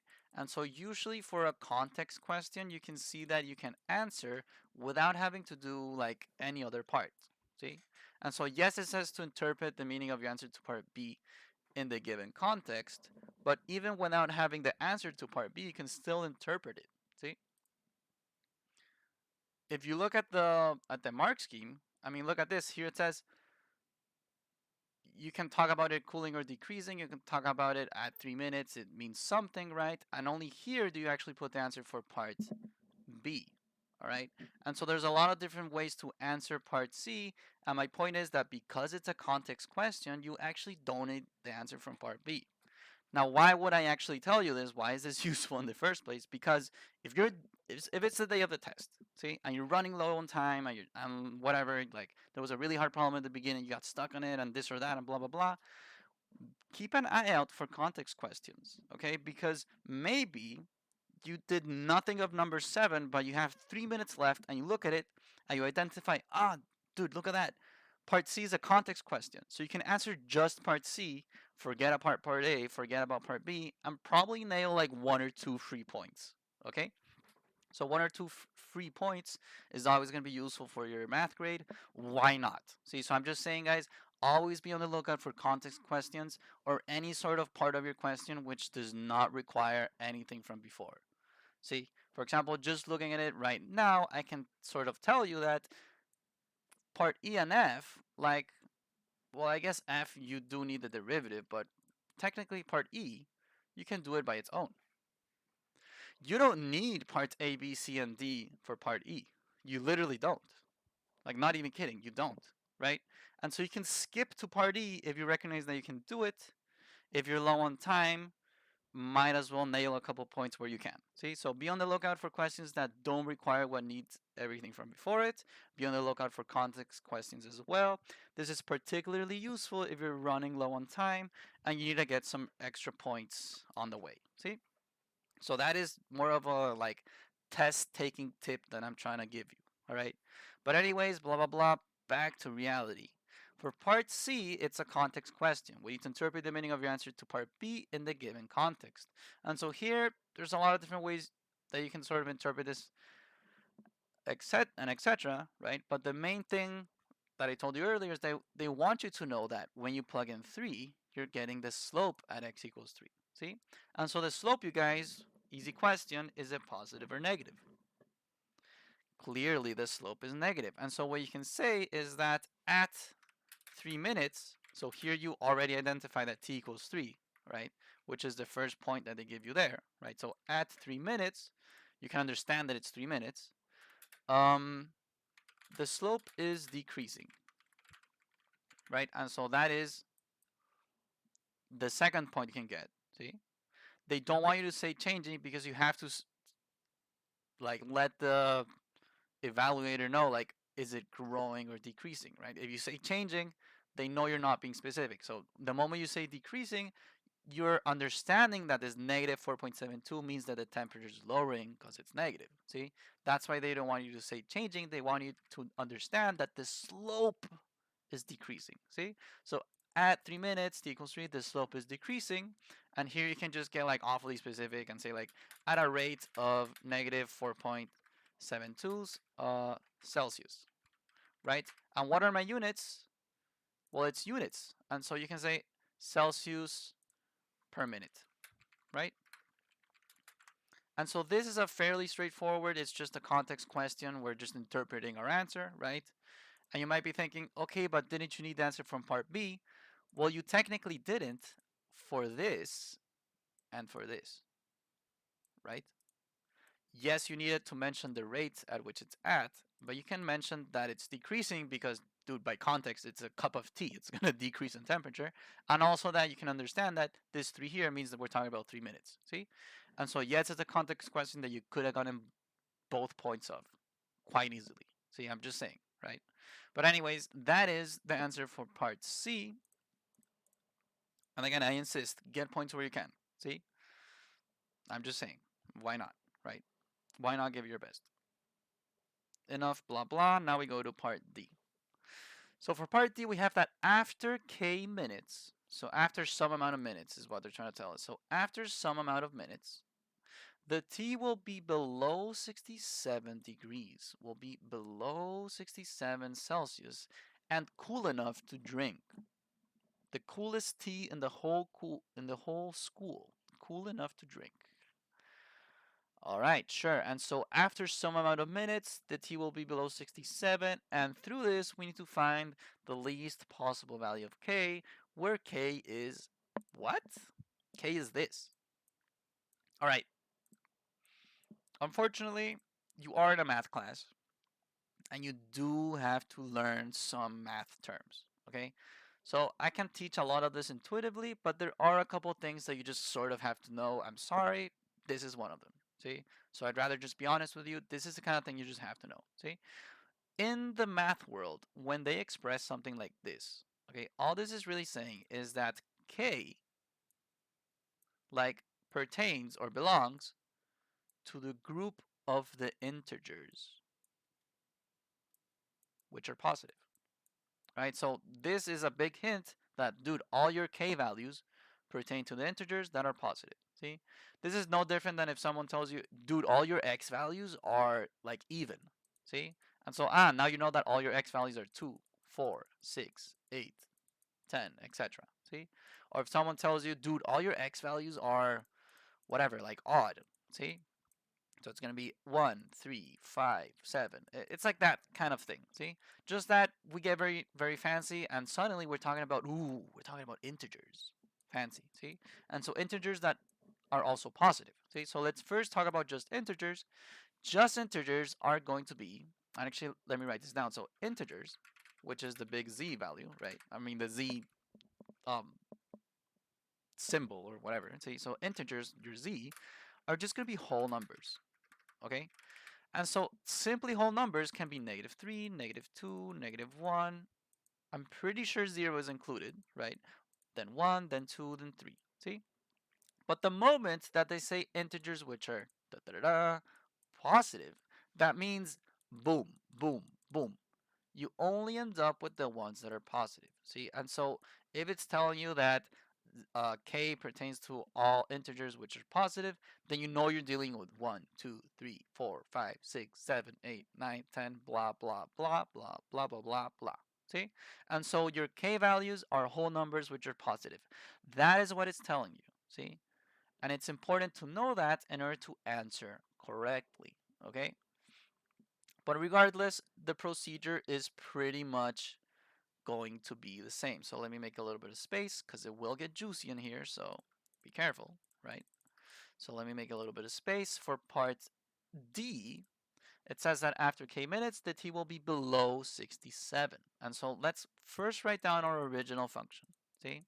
So our original function is 21 plus 75 times e to the power of negative 0.08 times t. And so technically in this context, t, right, equals time, and h of t, which is like your entire y, ¿cierto? So your entire y is going to be temperature, right? And so if here they're saying that after k minutes, so it's going to be some t, right? So k is like some t. So after k minutes, the t will be below 67 degrees, so that means that your temperature, right, is 67 or below, right? Or actually, it's not 67 or below, it's below 67. Small difference there, see? So that means that if you express that into your original function, what you end up with, okay, is technically that this is temperature, see? And so you're going to have a temperature of 67, but your temperature is going to be below this, right? And so, kapow, right? Below 67, 21 plus 75e to the power of negative 0.08 k, all right? And so at some value of k, this is gonna start going like below that. See?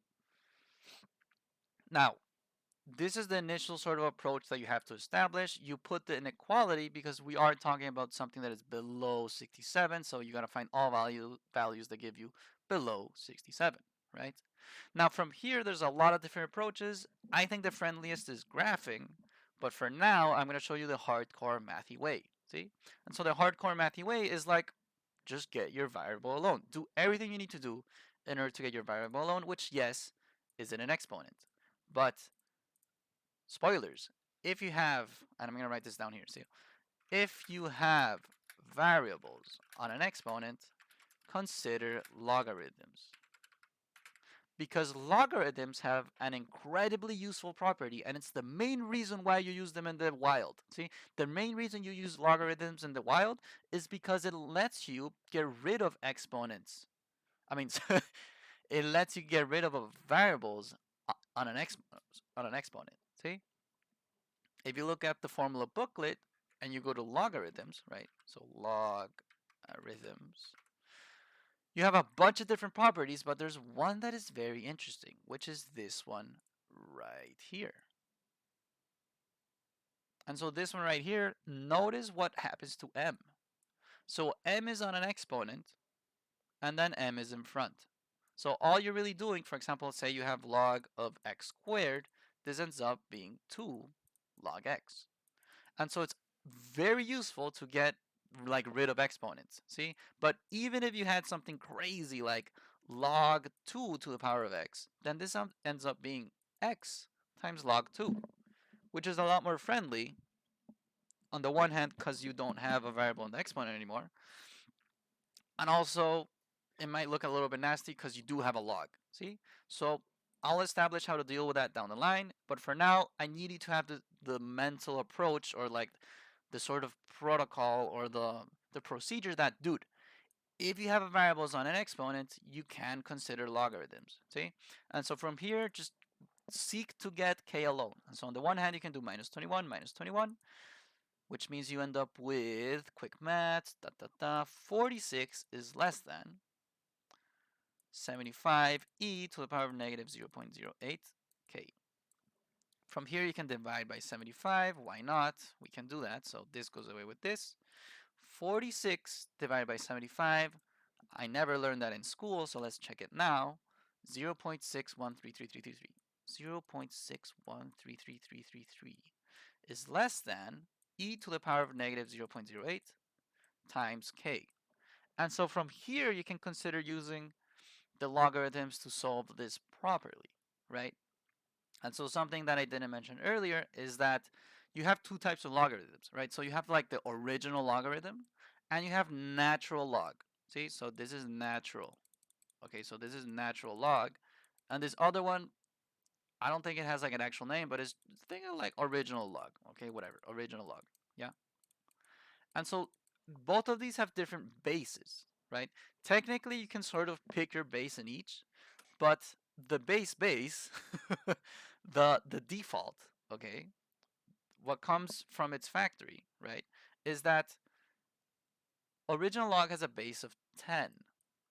All right, it's like a hidden 10 that is written here. See? And when I talk about base of 10, well, there's a lot of context I need to go over, but basically, so notice here in the definition of log, this small a there, it's the base you use for the exponent later. See? And so that small a for logs is going to be 10, like on its default, unless you change it.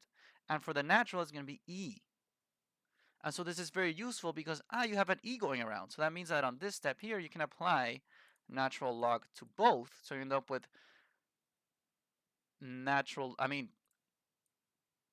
base e, right? I should say. So, natural log has base e, but just to be very clear, technically you end up with log natural base e, parentheses 0.61333, is less than log base e, parentheses e, and this to the power negative 0.08k, right? And so the first step that we're going to go ahead and do is that technically from here, right, we can do log natural of 0.613333, right? Now, you might be thinking, dude, in your calculator it says log natural 0.61333, but here on the board you're putting log natural base e and then the 0.613333, right? Now, I put the base e just so that we're on the same page that log natural has a base of e, but because it's the default, technically you don't have to write it. So if I rewrite this line down here, really you can just leave it like that, okay? So I was just doing the base e just so that we're all on the same page, but technically it's the same thing, see? Whether you put it or not, it's like redundant. So it's like, it's the default, it's what's expected. Anyways, so if you plug in that thing on the left, you end up with that number, which yes, looks nasty, but let's trust the process. So I end up with negative 0.48, basically just 888, see, is less than, and here we can apply the famous log property of getting rid of the exponent, which is why we were doing this in the first place, see? And so we're applying this property here, which means that the exponent is going to go down in front, right? And so the exponent goes down in front, you end up with negative 0.08 times k, right? Times log natural of e. Well, log natural of e, if you put it into your calculator, so log natural of e, well, you look at that, it's just 1. And so this is going to be times 1, basically. So it's just going to disappear. How friendly. And from here, you can actually get the value of k. So you can divide both sides by negative 0.08, divide both sides by negative 0.08. And here, it's a quick rule of thumb, but the inequality symbol, this is the thing. If you divide or multiply by a negative with an inequality, you must flip the symbol. Okay, and this is just to be consistent with your math. It's just a rule of thumb that I learned early on. Basically, negative 0. Whatever, like this number, see? Divided by negative 0.08 gives us that. It gives you 6.11, right? But you're going to flip the symbol. So instead of being like this, it now ends up being like this. And now you have k alone, see? So that was quite a sort of like long series of math in order to find my answer. So let's really try to interpret this properly. So you just found for part D, you found 6.11 is greater than k. So after how many minutes will the T be below 67 degrees? Well, here it's saying that after 6.11 minutes, it will be below 67 degrees. Now, this is not saying 6 minutes and 11 seconds. It's saying like 6 minutes and 0.11 minutes. Okay? So, important distinction to do there. Think about it this way. It's like a little more than 6 minutes. See? Now, because they're asking for an answer where k is part of positive integers, you need to consider the closest possible integer that makes this answer make sense. So, for example, if you go ahead and say, okay, so k equals 6, this is a small mistake, but we really need to understand why. This is a small mistake because technically at k equals 6, you are not yet below 67. You are almost below 67, but not quite. And so technically, in order to make sure that you're below 67, it has to be something greater than 6 minutes, given what we found, right? And so your answer for part D is going to be that k equals 7. So yeah, just to go over that one more time, because I know it's kind of whack, I know it's kind of weird. Point is, think about it this way. At 6 minutes and a little bit more, the T reaches a temperature that is below 67 degrees. But they're forcing you to answer in terms of minutes. And so if you say 6 minutes, it's not truthful because at 6 minutes, are you below 67 degrees? Not yet. You're almost below 67 degrees, but not yet. And so technically the proper answer is saying 7 minutes. See? So at k equals 7 is the least possible value of k, where k is part of like integers that are positive, where the t will be below 67 degrees. See? And if you look at the mark scheme, well, you look at that. Here's the 6.11, and here's the 7 minutes. See? Here is the inequality, and here's the use of logarithms that I mentioned earlier. We could have found it by intersecting and graphing and etc. But you know what? This time I'm going to leave it with the logarithm explanation. See? It's about time that we faced things that maybe we don't like. I know that no one likes logarithms, but hey, at least I showed you one way in which it's actually really useful. So again, keep it in mind. If you have variables on an exponent, consider logarithms in order to get them out of the exponent. See? And so this whole process was just to get this guy eventually multiplying in front. So remember that this step here, we had this times the logarithm of just e, which we found out was just 1. See? So, a little bit of logarithms, a little bit of things to learn here or there. The point is, logarithms are not that terrible. See? So, learn logarithms, learn fractions, learn the unit circle. See? Do all the annoying stuff. It's going to get you points, I assure you. Enough blah blah. That is for part D. And last but not least, we enter the last section of this problem. We have that as the T cools, h of T approaches the temperature of the room, which is constant. Okay, so if it means that it's constant, it's just one number like the entire time. See? And so we need to find the temperature of the room. And so this is, it's not exactly a context problem, but I mean, uh, you need to like interpret it correctly. See? And so one useful thing here is that this is a very repetitive question. See, there's a lot of different questions that are like, after like a million years, like what does the population of like whatever rabbits like reach? See, or after the T cools, like what is the temperature? Or just very like long term stuff. See, and so the temperature of the room, well, you can make sure that you have the temperature of the room if you plug in a really big value for T, right? And so you first need to establish, because it's the IB and for the method points and etc., you first need to establish to get that method point, because it is worth 2 points, that you will be thinking of a very big T. And so T is going to go basically to infinity, see? But in practical terms, you're going to plug in a T equals, I don't know, like 10,000. See? And so I'm pretty sure that after 10,000 minutes, the T will have reached the temperature of the room. Okay, that is the point that I'm trying to make here. You first need to establish that you know what you're doing for finding the temperature of the room. You're going to reach that after a really long amount of time. So just plug in a T that goes to infinity. And I mean, we can plug in infinity if we work with limits, but I'm not going to get into limits because I don't think it's worth it. But it will say, like, you need to leave clear that you know that you're just plugging in a very big number. See? And so here you can also put, like, very big number, just so that whoever is grading you knows that you know what you're doing. See? They need to, that's the thing about method points. Whoever's grading you needs to understand what you were thinking.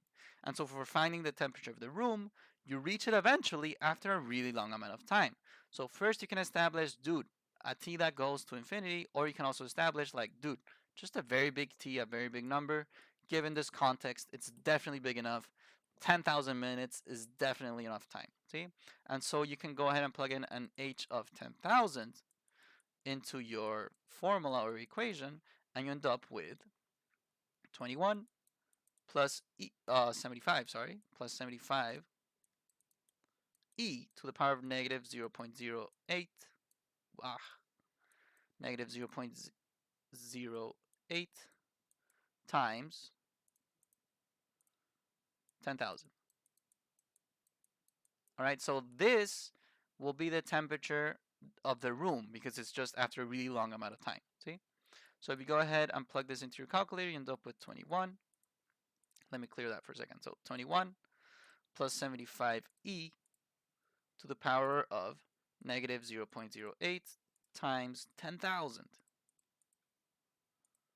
And so this is pretty much going to be your room temperature. It's just going to be 21. See? So the room temperature, or the temperature after 10,000 minutes, is going to be 21. It's a very big number, so it's strong enough evidence. The temperature of the room is just going to be 21 Celsius. Okay?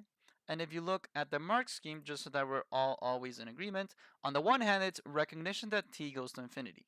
Now here, I know you might be stressing, thinking, dude, I didn't put that it was T going to infinity, but I did put it was a very big number.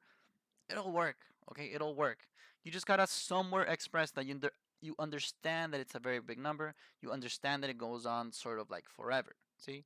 For example, even for part F, which is a little bit different, here it says like, on the one hand, you can just attempt to use large values of T. It's the same for T going to infinity. See? So T going to infinity is just large values of T. All right? So you got to understand that, okay, temperature of the room is just putting in a very big T. Or for some other exercise, as I was saying earlier, like population of rabbits in some forest, see, and they tell you like, Like, what is like the stable population, right? Like, what does it converge to? Well, just put in a very big t value, because you're basically saying like, okay, after 1,000 years, like, what's the population of rabbits? Like, that's what you're doing. See, after 10,000 minutes, what is the temperature of my cup of tea, dude? That's probably, I mean, that is the room temperature. After 10,000 minutes, you will reach the room temperature.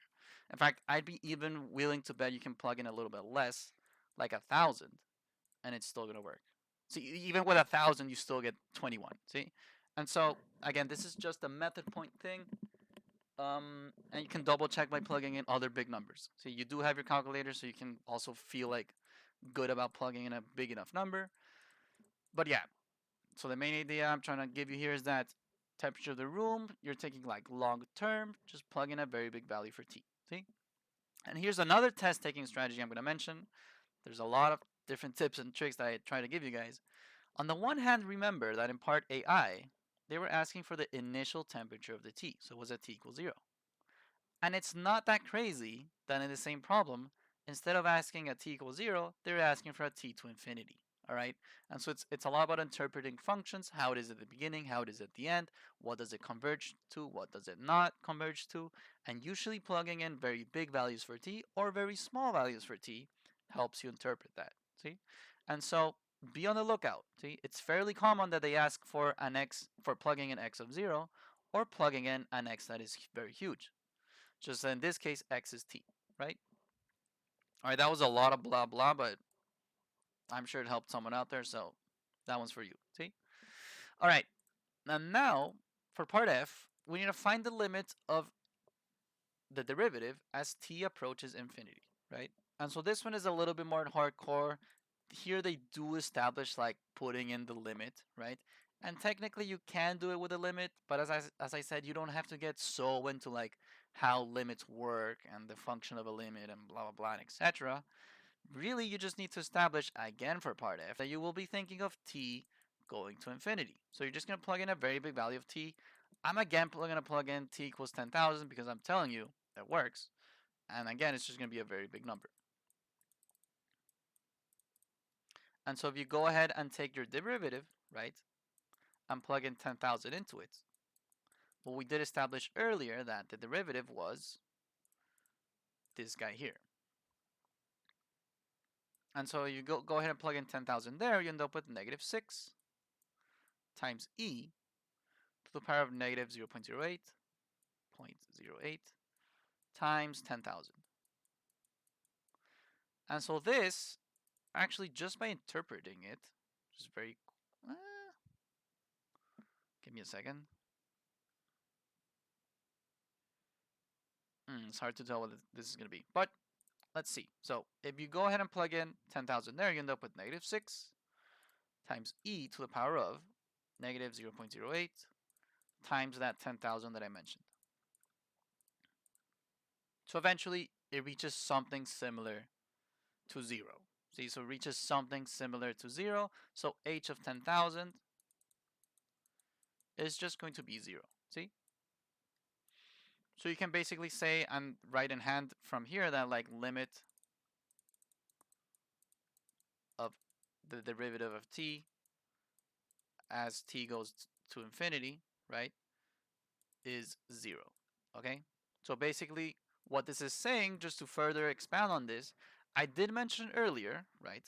I did mention earlier that when you have the derivative function, you're now like discovering or finding slopes.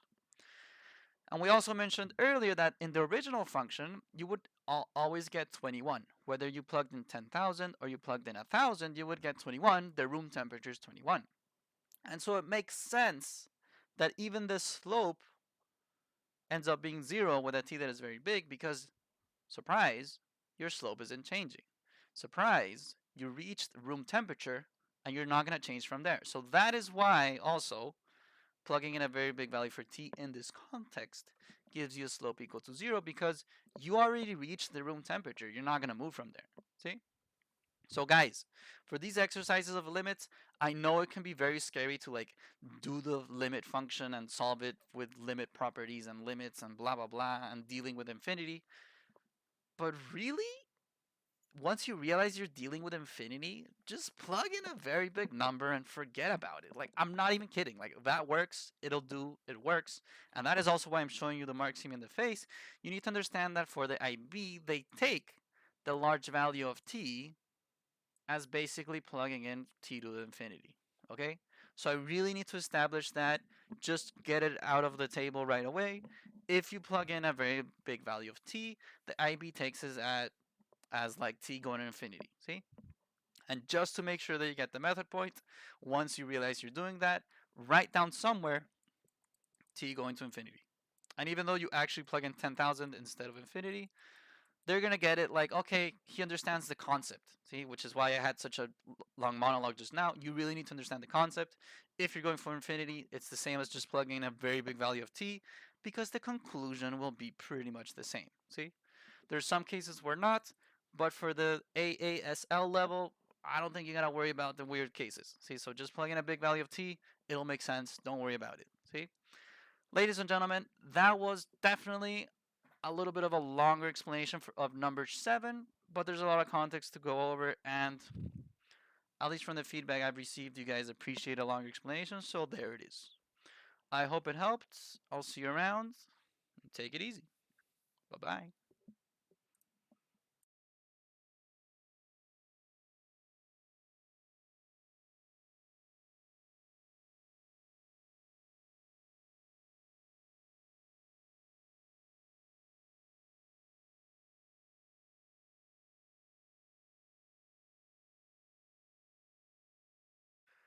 Alright guys, so for number 8, we have that for some reason in a large city, 160 people were surveyed, okay? Of those, 60 were children for C, and the rest were adults, Each person in the survey was asked whether they preferred milk chocolate or dark chocolate. It was found that 48 of the children preferred milk chocolate, and all this information is shown in the following table. So you just want to take a moment to double check if indeed all the information is shown, and as far as I can see, it all appears. And so the 48 children that prefer milk chocolate are right here, because children that prefer milk chocolate, boom, boom, boom, you end up at 48, right? Uh, the total is 60 children. That is right here. Total for children is going to be 60. So my diagram has what it's supposed to have. See? So nothing tricky there. For part A, part I, you need to find the value of P. And so for the value of P, all this really takes is for us to understand how this diagram or this table like even works in the first place. And so because this last column is total, right? That means that if this last one is total, it means that this one plus this one gives 60. And that also means that this one plus this one gives Q. So let me take a moment and really write that down. So x plus y is going to equal Q. And also we know that 48 plus P equals 60. And so from here, it's very easy to see, so if you want to get P alone, you can just do, so you have 48 plus P equals 60. If you want to get P alone, you do minus 48 to both sides. And so P has to equal 12. Yes, P has to equal 12 following that line of math. And now for finding the value of Q, it gets a little bit more interesting. And so right now, we'll look at Q. Where is Q? There's a couple of different ways to approach this, and what I suggest, I think, is the ideal. So, think about it this way. So, Q is you can get it from two sides. You can either get it from what I expressed in light green, okay, so trying to find X and trying to find Y, or you can look at how it's related to the 60 up top.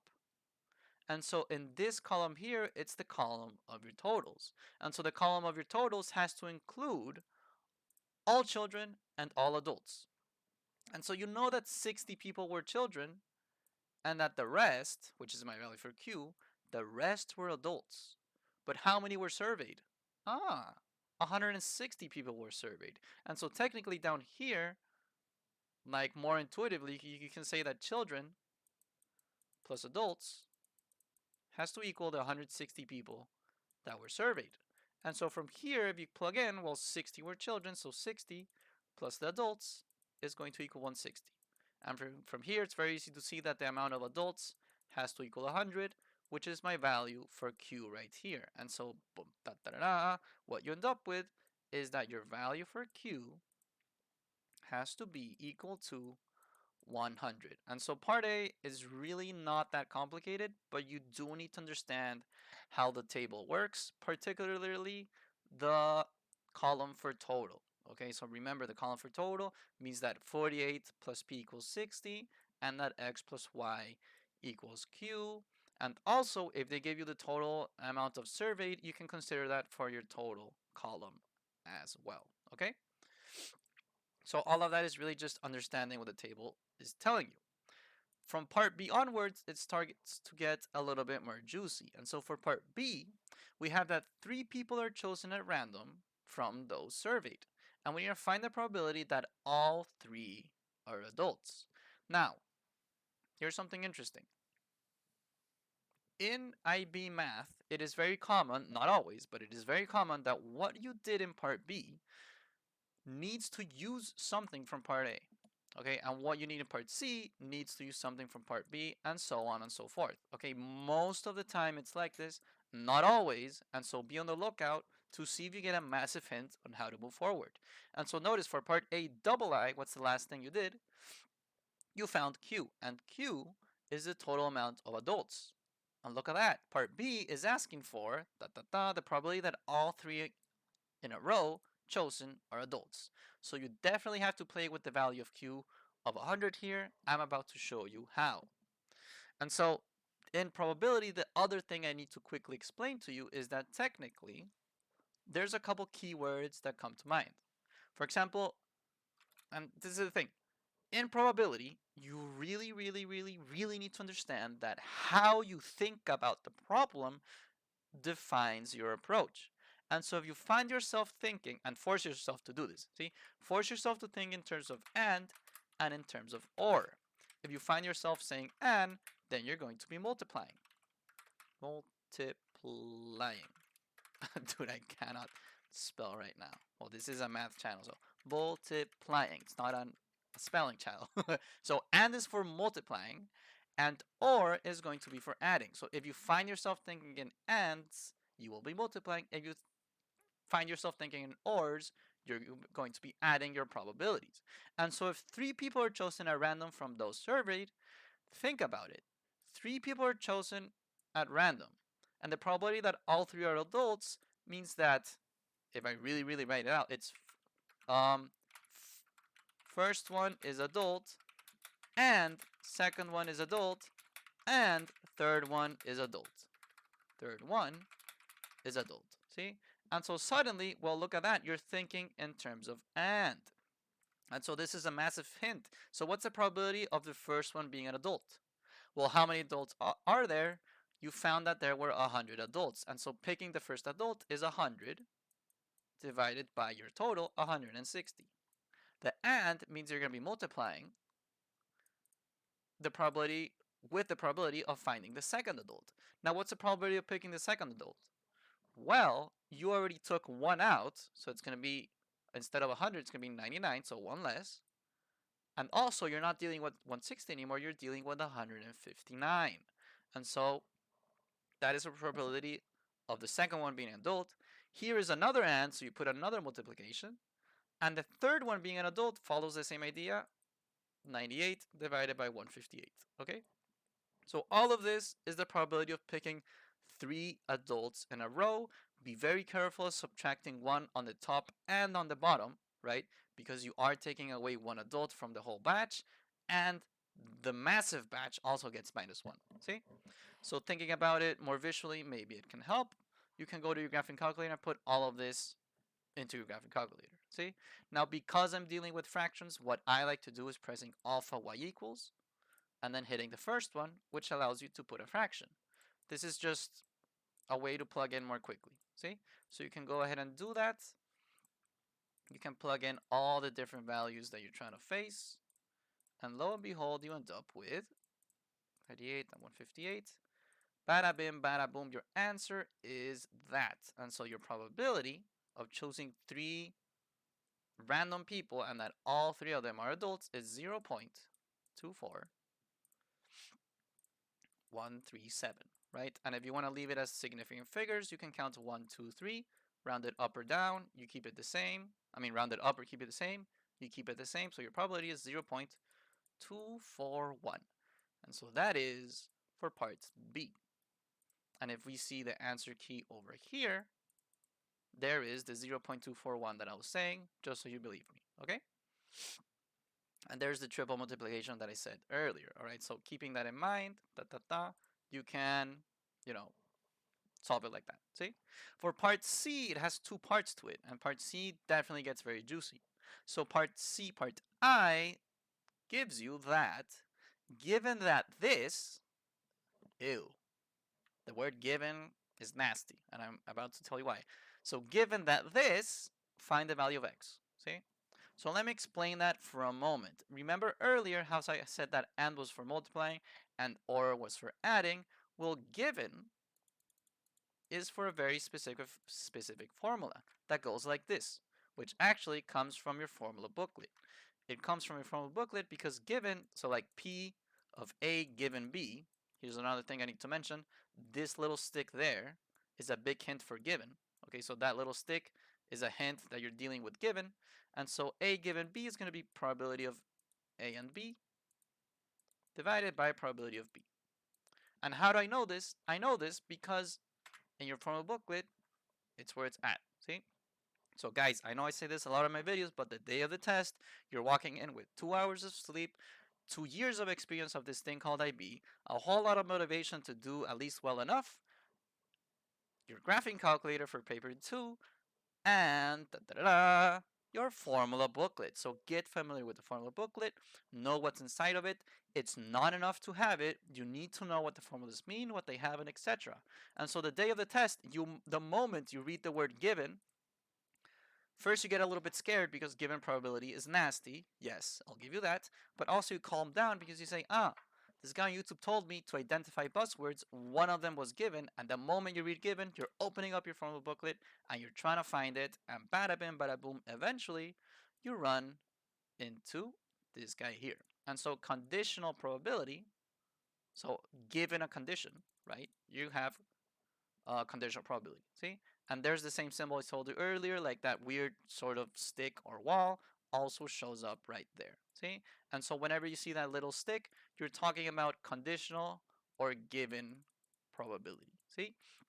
And so given probability is a very specific formula. This you read it as A given B. And so A given B means that you need to plug in, whoops, A given B means that you plug in A and B up top and the probability of B on the bottom. See, so it's a very specific approach, and it can be a massive hint on how to, do this. See, and so keeping the formula in mind, let me first show you how to solve it with the formula, and then let me show you how to solve it visually. See, given probability is hard, and so sticking to the formula can definitely work. See, so sticking to the formula, I mean, A and B is just like a reference point. See, so I can, let's rewrite the formula with letters that don't show up for me. See, and so I can rewrite the formula as x given y is going to equal the probability of x and y divided by the probability of y. Okay, why am I doing this distinction? Because in the formula for given probability, the key idea is that the second one, so like x given y, the y is going to be on the bottom. Okay, that's the main idea I'm trying to share with you. Whatever shows up second is going to be what goes on the bottom. Because up top, technically you can mix like y and x and y, it's the same thing, right? But on the bottom, you have to be very careful, see? And so the second one that shows up, x given y, it means y is on the bottom. Up here, you have a given m, so m is going to be on the bottom. So if you follow that formula, piece by piece, so a given m, back to the context of the problem, you end up top with probability of a and m, and on the bottom you end up with probability of m. So if you take a second to plug all of this in, it's going to become a lot more friendly. And so a with m means that we're talking about an adult and milk chocolate. And so an adult and milk chocolate means that we're talking about this guy here. See? Now, guys, what's the probability of picking this guy here? Well, it's going to be x divided by the total, right? Divided by like everything, right? And so the probability of A and M is going to be adult and milk chocolate, so it's going to be x divided by the grand total, which is 160. While on the bottom, you have the probability of just M. Now, what is just M? Just M is the probability of picking someone that likes milk chocolate. And so it's going to be this with this divided by the grand total. And so it's technically going to be 48 plus x. These are the people that drink milk chocolate divided by the grand total, 160. See? And so from here, you can actually simplify very easily. And so the thing is, when you have a big fraction like this, for example, you have a divided by b divided by c divided by d, you can think about it in two ways, okay? One way you can think about it, which I tend to see people prefer this, is that technically you have a big division symbol in the middle. So you can express this as a divided by b divided by c divided by d. And because of fractions and division and stuff like that, this division symbol means you end up multiplying by the negative reciprocal. So you end up with a divided by b times d divided by c, right? Now, there's a way to skip straight ahead to this step here, which is something very visual, which is why I like to share it. When you have a big fraction like this, you can do a times d divided by b times c. So you end up with a times d divided by b times c, which is the same thing that is actually happening here. You have a times d divided by b times c. All right, so whatever. That's just a lot of blah blah. It's how you solve a big fraction. See? And so keeping that in mind, here you end up with x times 160, this times this, divided by 160 times 48 plus x. See? So it would be this times this, right? So this 160 goes away with this 160, and lo and behold, they did tell us that a given m equals 1/3. And so all of this equals 1/3.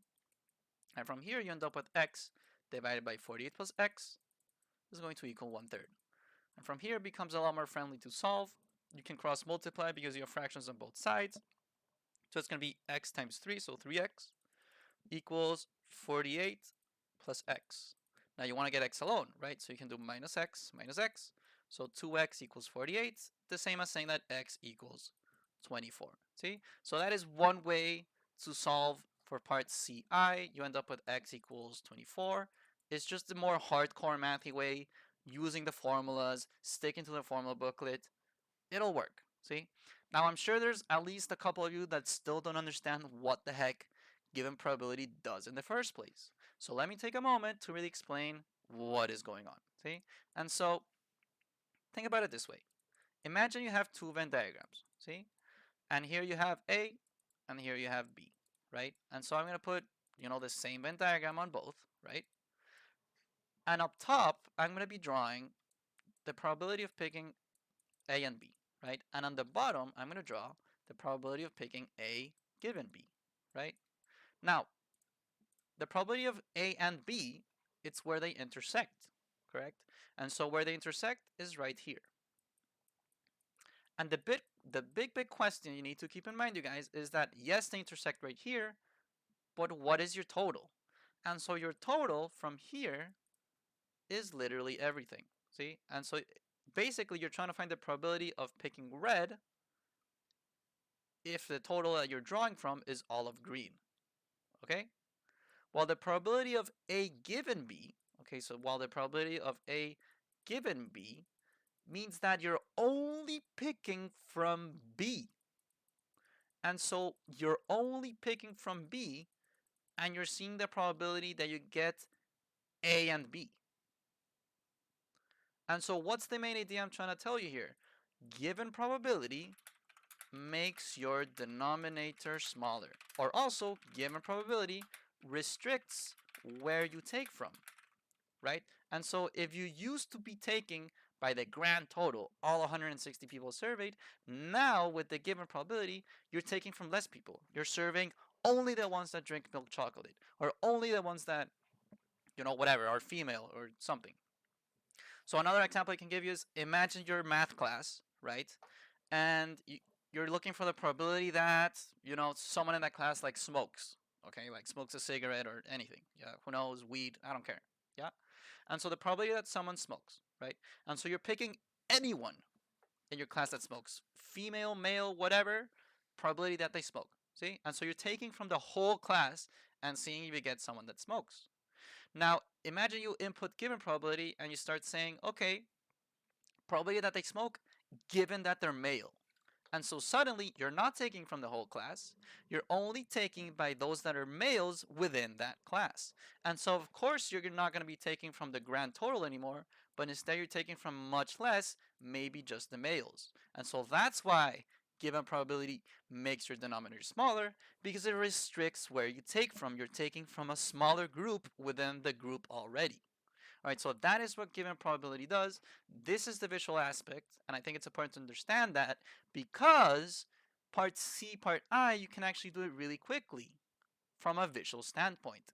Because technically, okay, so the total that I'm dealing with is now going to be much less.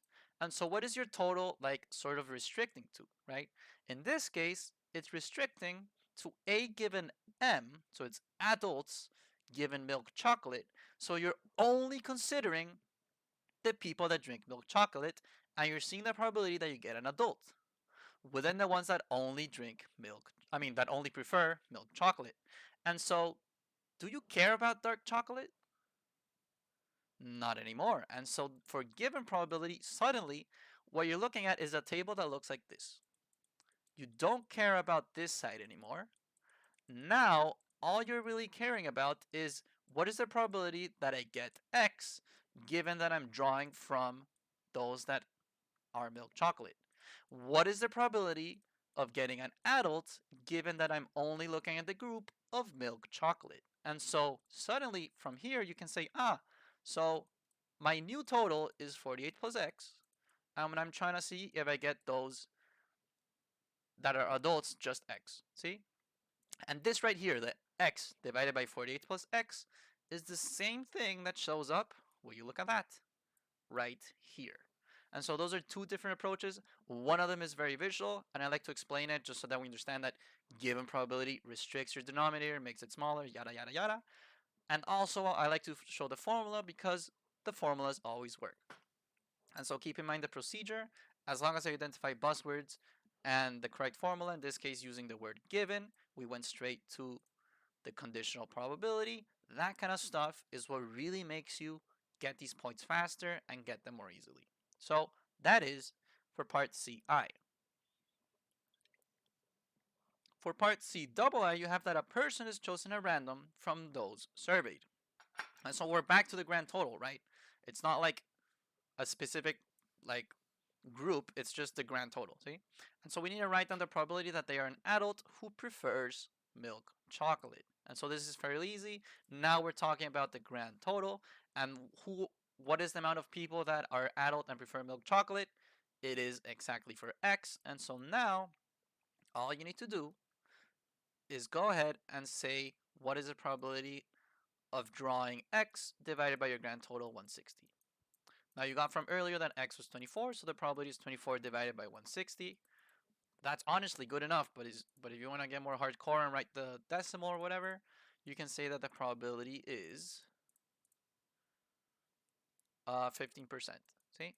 And if we go over here to the mark scheme, well, here's the X equals 24.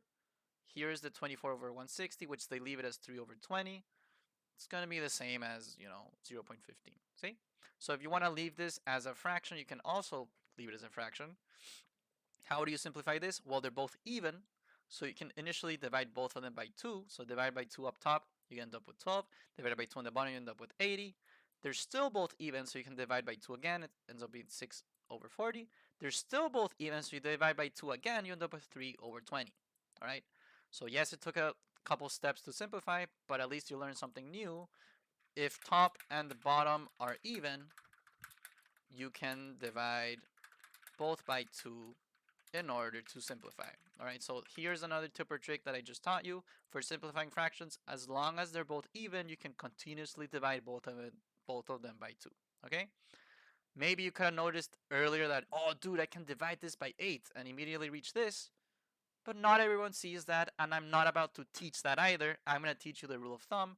If they're both even, divide by 2 continuously until you can't anymore. See? Anyways, that is for part C double I. Then part D is super easy, but the wording can complicate us a lot. And so for part D, take a moment and read it. It says, determine if the events A and M are independent. And careful, you need to justify your answer. And I know I already wrote a ton of stuff on this paper already, but take a look here. It's worth 3 points. And so, to my analysis, these are fairly easy 3 points. Okay? And so I see a lot that they ask for trying to find if something is independent or not. And the procedure I tend to see is like pretty much always the same procedure. See? There's more than one method, but I'm going to give you the method that I think is the friendliest. Okay?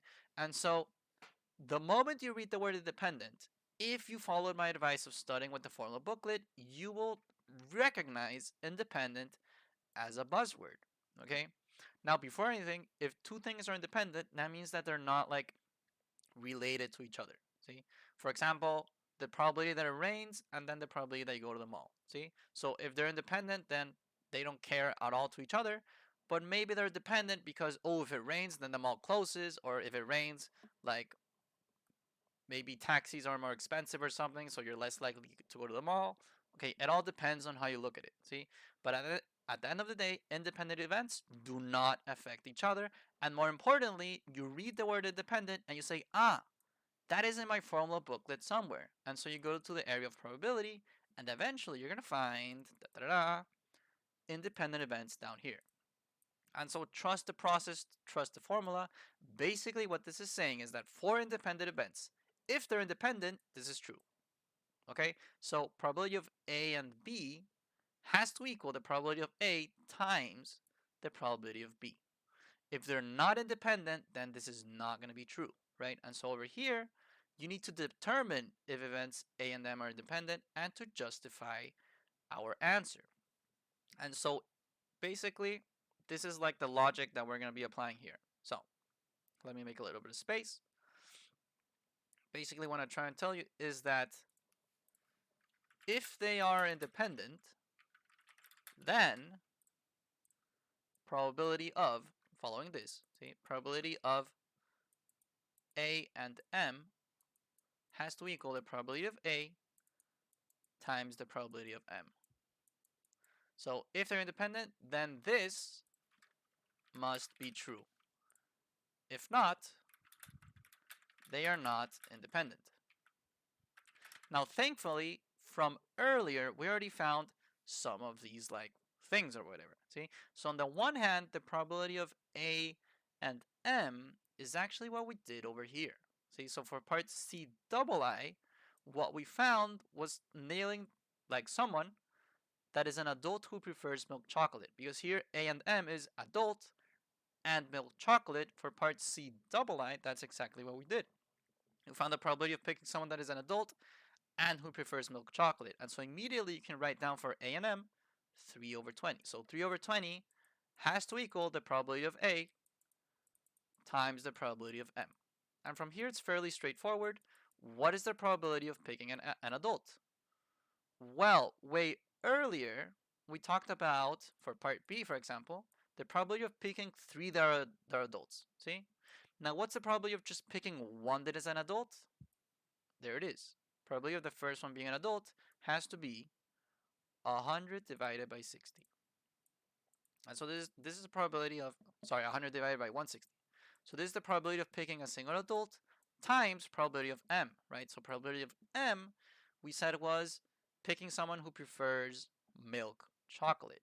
Now this is one thing we haven't done yet, but it's fairly easy to see. So basically you're going to take these guys and you're going to divide it by the grand total. See?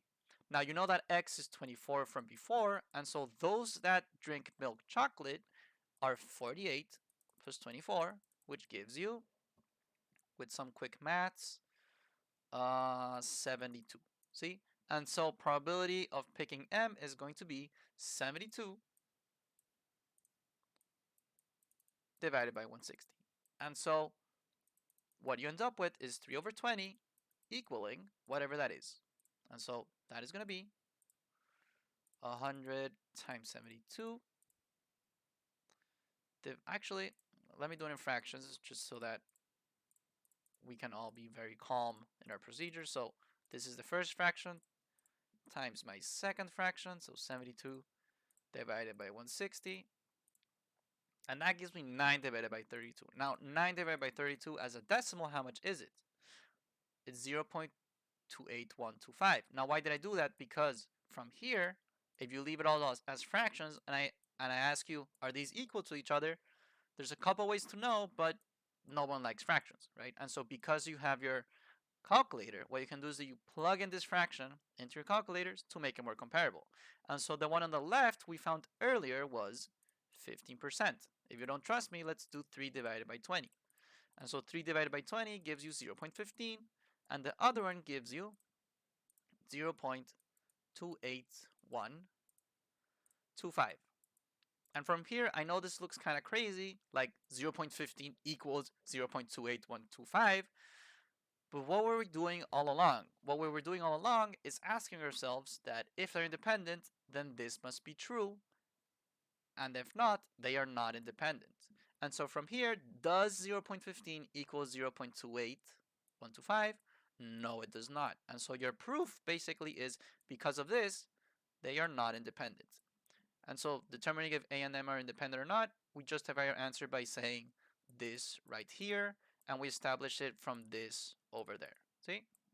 And so for part D, you basically say that they are not independent. If I show you the answer over here, the method is basically this one right there. See? And so they are not independent. Awesome possum. Last but not least, we are facing part E. Now, part E is definitely a little bit more different. The buzzword and the procedure that you need to identify is a lot more tricky. See? So get ready for a bumpy ride. For part E, for some people, for some people, for some reason, it can be assumed that the survey results are representative of the population of the city, right? And so if you're analyzing the city, you can just take the sample of this table over here, right? Of this survey over here. And so they tell us that 10 people in the city are chosen at random. Okay, so 10 people chosen at random, and to find the probability that at least 5 of them prefer dark chocolate. Now this gets way harder, you guys, okay? And it's because identifying the procedure here is a lot more complicated, see? And so on the one hand, you can do like a sort of massive tree diagram that goes on for 10 people, which is kind of crazy. And this is probably how you're visualizing it, right? But point is, notice how a tree diagram works. It's either like it's one of two options, and whenever you have one or two options, what you're actually entering is what we call, let me make a little bit of space, actually I'll make space over here. And so what this is what we call a binomial distribution. And so a binomial distribution, let me take a moment to explain what that is, but basically think about it this way. So binomial, right? So binomial, what does the word bi remind you of? So binomial, bisexual, by this, by that. It's basically like two options, okay? So in probability, whenever you have two options, like only two options, like basically like yes or no, you should be thinking in binomial. So the other classic example is maybe like heads or tails, right? The other example I've seen in IB is um, like for example, I remember there was an exam that had a question something like with like vaccines, right? And so it's like if it was a false positive or a false negative.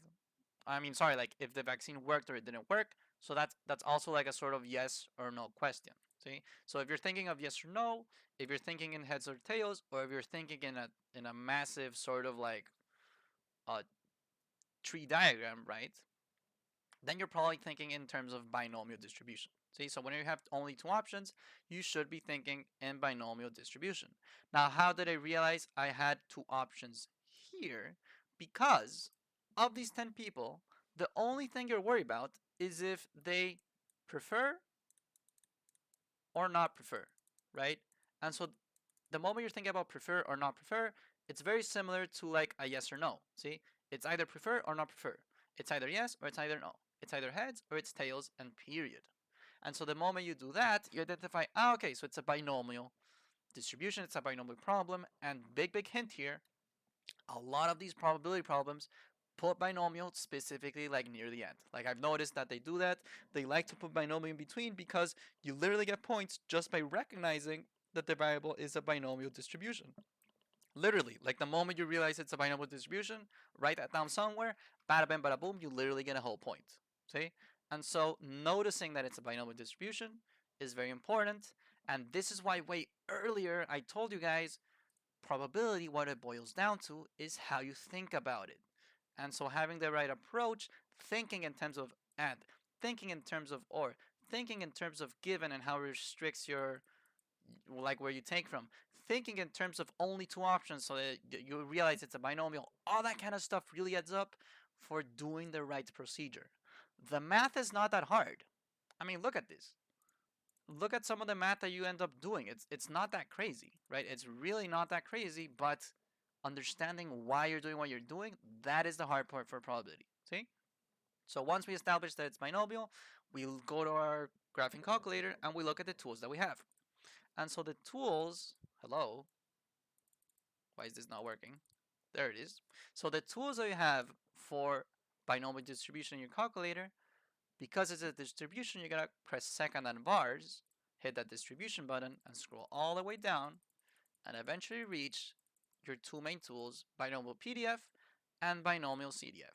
Now, much like a normal CDF and normal CDF, normal PDF and normal CDF, this is the main idea. So binomial PDF is basically like probability of getting exactly that amount, while binomial CDF is probability of getting from 0 to that amount. All right, so this is the main idea I need you to understand for PDF and CDF. PDF is nailing exactly that amount, and CDF is from 0 to that amount. See?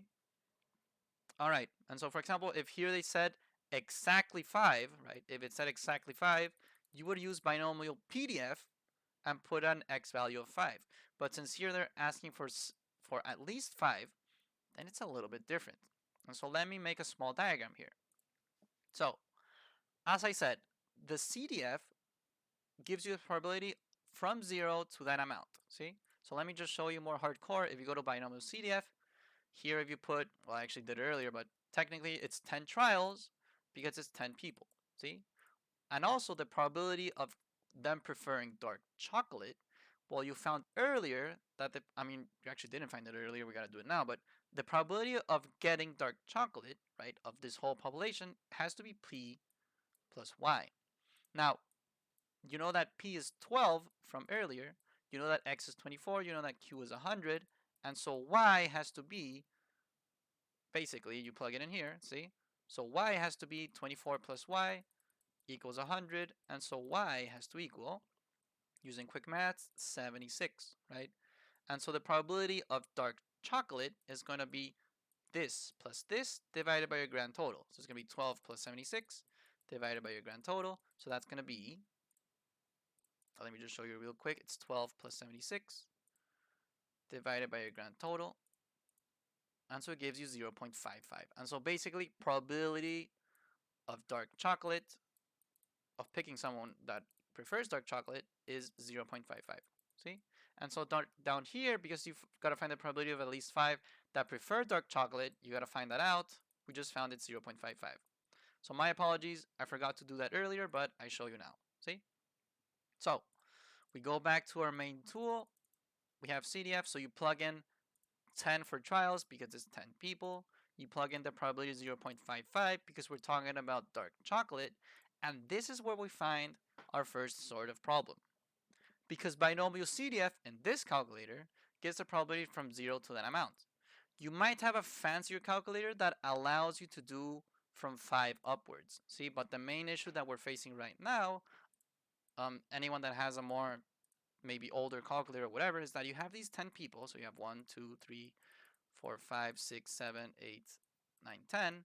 And so technically, you need to find the probability of at least 5. So you need to find the probability of nailing this, this, this, this, this, and this. But your calculator only reads from left to right. And so what you can do actually is finding the probability of these guys in red. And basically you do 1 minus the probability of getting the guys in red. And that's going to give you the probability of getting everything else what's in green. See?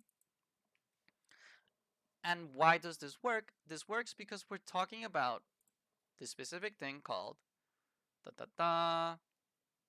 Technically, it's like complementary events. See? And so complementary events, the symbols you can see here, you have an A with a little like apostrophe. See? And so basically this is saying that probability of A plus probability of not A has to equal 1. And so like basically, if you take all your scenarios, it has to equal up to 1. And in binomial probability, you only have 2 scenarios. So it's either yes or it's either no. It's either prefer dark chocolate or not prefer dark chocolate. And so from here, if you do 1 minus, basically, this is the main idea. See? If you do 1 minus red, you're going to find green because red is those that prefer 4 or less. And so 1 minus the ones that prefer 4 or less has to give you the ones that prefer 5 or more. So 1 minus 4 or less has to give you those that prefer 5 or more. And so from here, basically, you can plug in an x value of 4. And so this is giving you red. See? And so from here, you can do 1 minus red. So 1 minus 0.2615. 62. And if you want to do significant figures, you would count 1, 2, 3. Do you round it up or keep it the same? You round it up, so it's 1 minus 0.262. And this will give you green, right? And so 1 minus 0.262 gives you 0.738. And so that is a probability that at least 5 of them prefer dark chocolate. And if you look at the mark scheme over here, there is a 0.738, which is the same that I got from over there. See? And so this last sort of technicality of 1 minus red to give your green really has to do with the fact that your calculator, how it works. Binomial CDF gives a probability from 0 to that amount. And so if it's asking for at least 5, it's 5 or above, right? And your calculator leads from left to right. So you first got to get the guys in red and then do 1 minus this whole thing in red, which gives you the part in green. See? So ladies and gentlemen, this last part for binomial probability, it's a little bit harder, but that's also why you're rewarded with 4 points. I noticed that they ask it a lot, so it's worth looking into it at least a little bit. See? Anyways, that is enough blah blah by me. That is for number 8, and I hope it helped. Remember, probability boils down to how you think about it. Mindset and buzzwords are particularly important for this one. See? Remember that binomial tends to enter, and it comes kind of disguised. See? It's not as obvious as yes or no.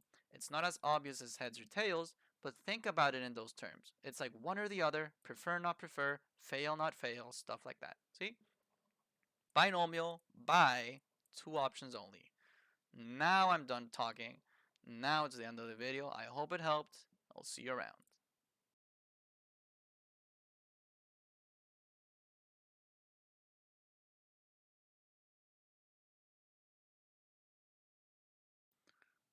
Alright, so for number 9, it is very disgusting. It is a very hard problem where you literally have part B worth 7 points. It's pretty crazy and it's pretty disgusting, and it's so disgusting that they would probably serve it at your school cafeteria. Now, all that being said, I'm going to try my best to show you the procedure that comes up to mind as I'm reading, because at the end of the day, that's what I want you to catch on to the most. Understanding the procedure, identifying the important words, the buzzwords, etc., and going from there. See? So especially in a problem that is incredibly hard and confusing and etc., You gotta go piece by piece. You gotta really dig into the information that they give you. And the best way to like accomplish that is thinking in buzzwords, thinking in procedures. So let's see the procedure we have to embark upon this one. So for number 9, we have that an engineer is designing a gutter to catch rainwater from the roof of a house. All right. This fellow engineer knows that the gutter will be open at the top, okay, and is made by folding a piece of sheet that is 45 centimeters wide and 600 centimeters long. And so this sheet of metal gets folded into what we can see over there. See?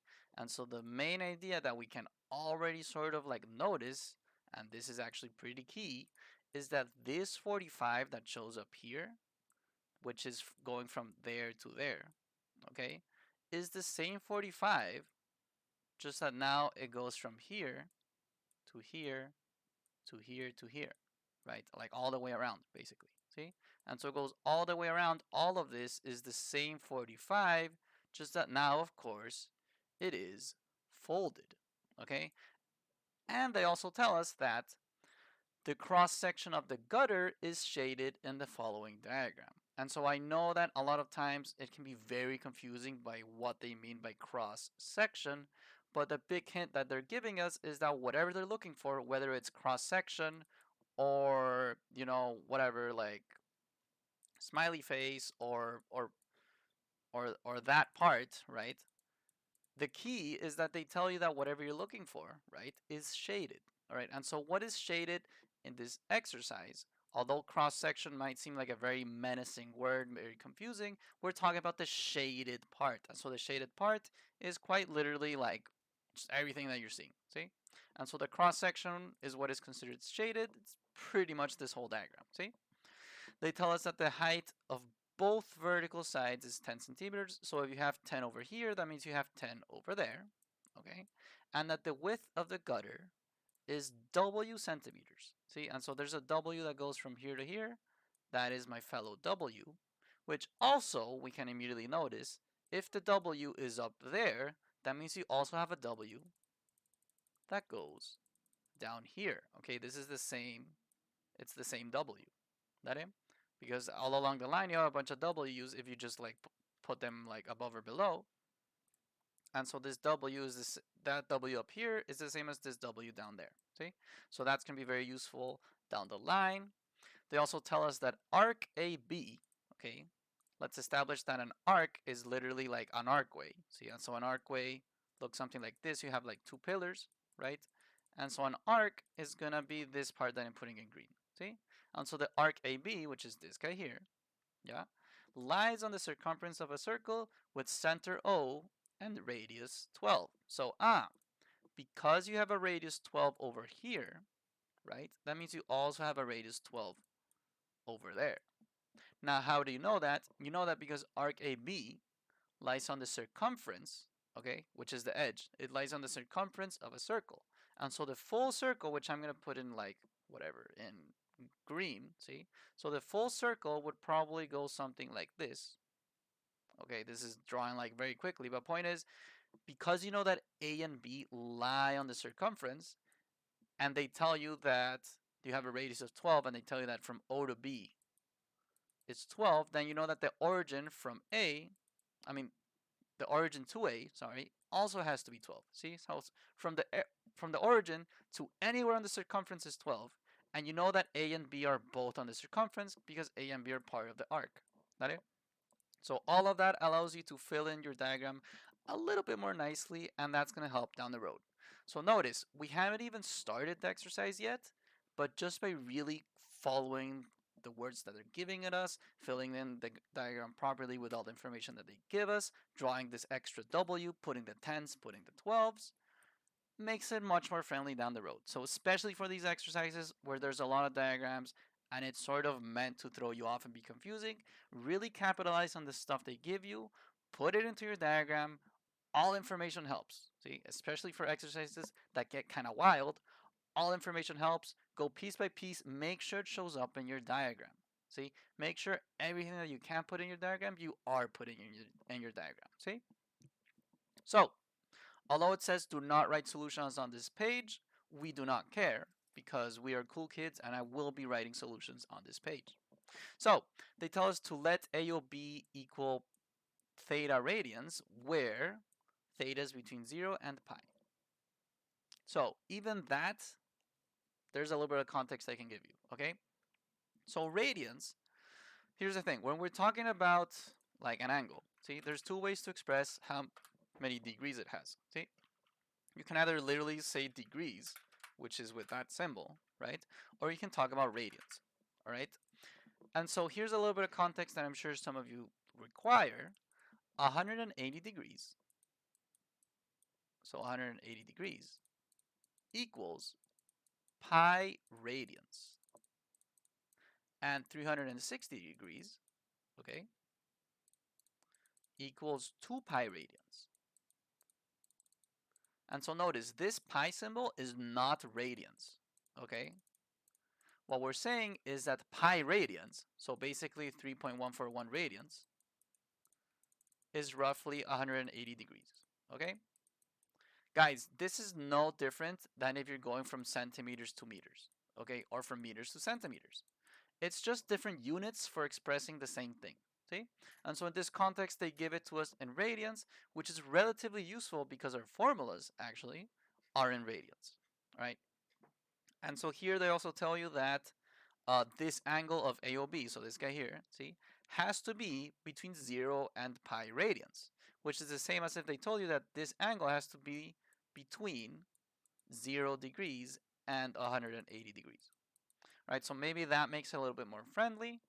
But again, don't be scared when they talk about radians. It's just a way to express an angle. See, we're very used to hearing it in degrees, but well, they gave it to us in radians because whatever, they want to be cool or something. See, all right. Jokes aside, it can be very useful to have it in radians, and we're about to see how.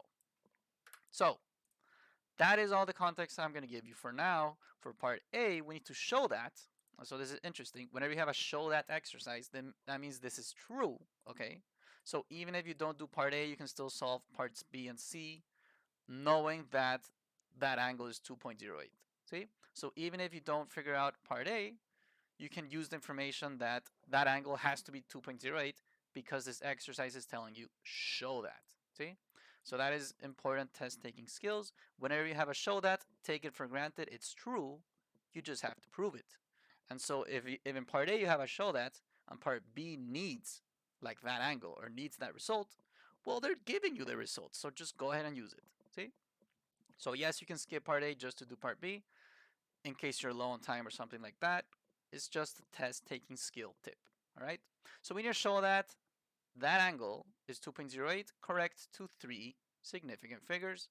We will see about that once we reach our answer. See? So for now, how the heck can we prove that angle AOB is theta radians? And so let's focus for a second. AOB, which is the angle that is right here, correct? So this angle AOB is, well, where is it? It is basically like within this sort of arc or sector. Okay, and so here are two important vocabulary words that arise. Okay, on the one hand, if you have a circle, okay, that goes like this, right? So here you have a radius, here you have a radius, and here you have some angle. Okay, on the one hand, you have what we call the length of the arc, which is here in red. See, so this is length of arc. And I mentioned this because it's the kind of stuff that can show up. So this is the length of the arc. And on the other hand, what I'm now putting in, say, pink, okay, and still having this angle as theta, of course. This that I have in pink is the area of a sector, or of the sector, whatever, see? Area of sector. I'm just going to leave it like that.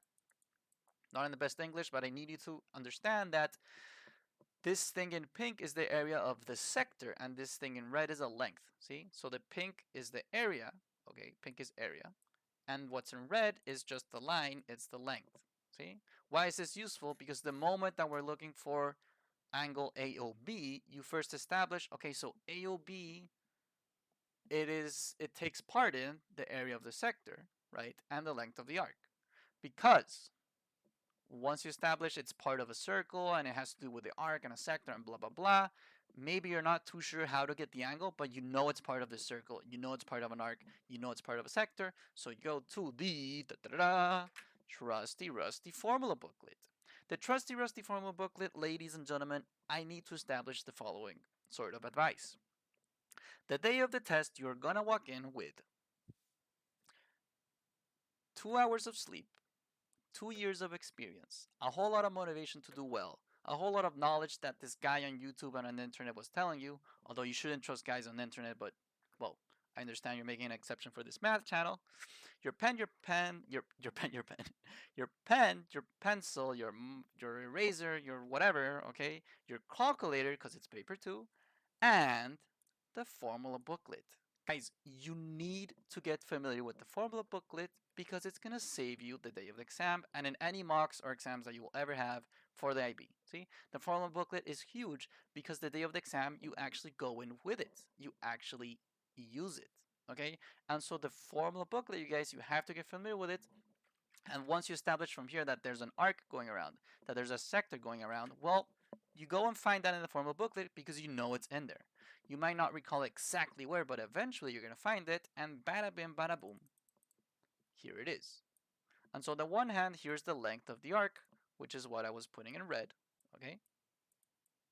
That thing. And the area of the sector, which I was putting in pink. See? So, now that we've established that, okay, so that is why it's useful to know, because you have these two formulas in your formula booklet. Now that we've established that, okay, we can take a good look and see which one is more useful. And so both of them, take a moment, both of them have the theta angle, see? And lo and behold, it's in radians. And so they gave it to us in radians over here as 2.08, see? It's perfect. See, we're just gonna work everything in radians. Forget about the fact that there's degrees at all in this case, see? And so both of them have the angle theta. And so let's see which one is more useful. Well, the one up top gives you the length of the arc. See, so do you have the length of the arc? Can you get it? Is there a way to get this information here? That is the first question, see? And on the other hand, for area of a sector, see, for area of a sector, it's asking for, well, you need the area of the sector, right? So you either, here's the thing, you do have R, okay?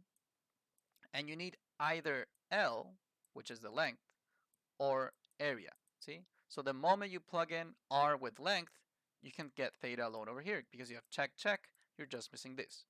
Or over here you plug in the radius and the area, check, check, you're only missing this. So you either go for length of the arc or area of the sector. Over here, getting the area of the sector, it's not impossible, but it's, I mean, well, it's a little bit hard. See, you can prove it, there are ways. I think it's a little bit more friendly if you go for length of the arc. I don't want to shut down the idea of doing area of a sector, but today I will show length of the arc, see? And so for length of the arc, well, we have to remember the context. And so initially, as I was saying, this sheet metal, which is width of 45, gets folded into this shape, which is the diagram from below, and it's still 45. And so from the context of the problem, you discovered that this part here is 10, that this part here is 10. And so how much does the part in green have to be? The part in green has to be 45 minus 10 minus 10 gives you this last part in green. See? The length of the arc. And so, of course, that has to be 45 minus 20, 25. See? And so this length of the arc has to be, and let me just try to like leave it a little more clear. So this to here has to be 25. Okay? And so, now for part A, it's much more friendly because you can plug in the formula for length of an arc. So length of an arc is L equals R theta. See? And so from here you can plug in 25, which is the length of the arc, equals 12 times your 2.08. See? Now technically, we need to show that theta is 2.08, so plugging it right now is a little bit troll. And we also need to show that it's correct to three significant figures. So you also need like the OG number. right? And so for now, I'm just going to leave it as theta because we still need to prove it, see? And from here, you can get theta alone. Now to get theta alone, you can divide by 12 on both sides. So this goes away with this. And so theta equals 25 divided by 12. See? And 25 divided by 12, let's check our trusty rusty calculator. 25 divided by 12 gives you 2.083333. So 2.08333333333333. If I'm not mistaken, yes, that sounds correct. 33333. Anyways, correct to three significant figures. That means you're going to be counting 1, 2, 3, unironically. And then on the third one, you're going to ask yourself, okay, do you round it up or round it down? Do you round it up or keep it the same? And from here, you keep it the same because you would only round it up if it was 5 or above, right? But in this case, it's not 5 or above, so you're going to keep it the same. That means that from here into significant figures, you just leave it as 2.08. Technically, your final answer is 2.08 radians, okay? All right, marvelous. And so that is for part A. For part B, it's the wild one because we're talking about 7 points, see? And so especially for an exercise like this, the cool thing about it is that just doing a little bit can get you like 3 or 4 points very easily, but getting the whole 7 points can be a little bit harder, see? So it's worth looking into this. Don't get so scared by the fact that it's a lot of points. Yes, it's intimidating, and ideally spend your time in an exercise that is a little more friendly or that you know how to face more quickly, right? Use your time wisely, but don't get scared by the fact that it's 7 points. See? A lot of times, it's either impossible or doing a little bit already gives you a lot. See? So think about that, take a good look, see what you can do. See? And so for this part B, you need to find the area, okay, so area of the cross section of the gutter. Now we said earlier that cross section is just the shaded part, see? So basically this is really asking for finding the area of the shaded part, okay? So find the area of the shaded part, which is like just this whole diagram basically, see? Now, for finding the area of something like this, what I suggest is splitting it up into different shapes and going from there, see? And so basically you have a shape that looks like this. Boom, boom, boom, right?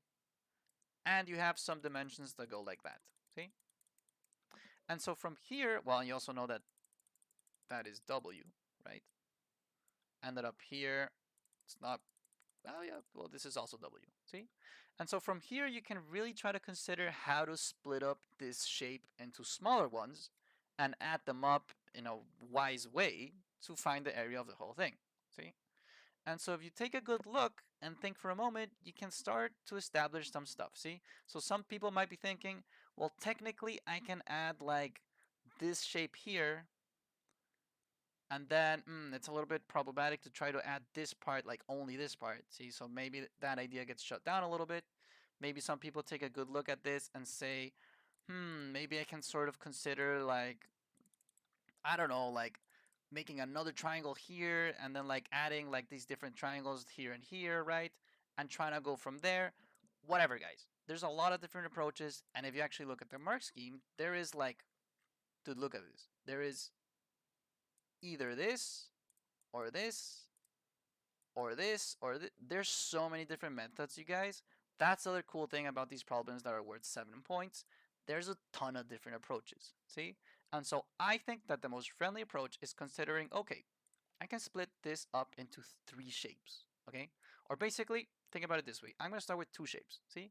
On the one hand, you have the shape that is the big rectangle up top, right? So you have the big rectangle that is W with the tens, see? So on the one hand, you have that shape, right? And so you can do this shape, okay, plus the triangle, okay? So you can do this triangle that I'm putting in dark green, plus the triangle that is light green. Plus the rectangle that's in light green. So this is 10, this is 10. Technically, over here in dark green, I have a 12 and a 12, right?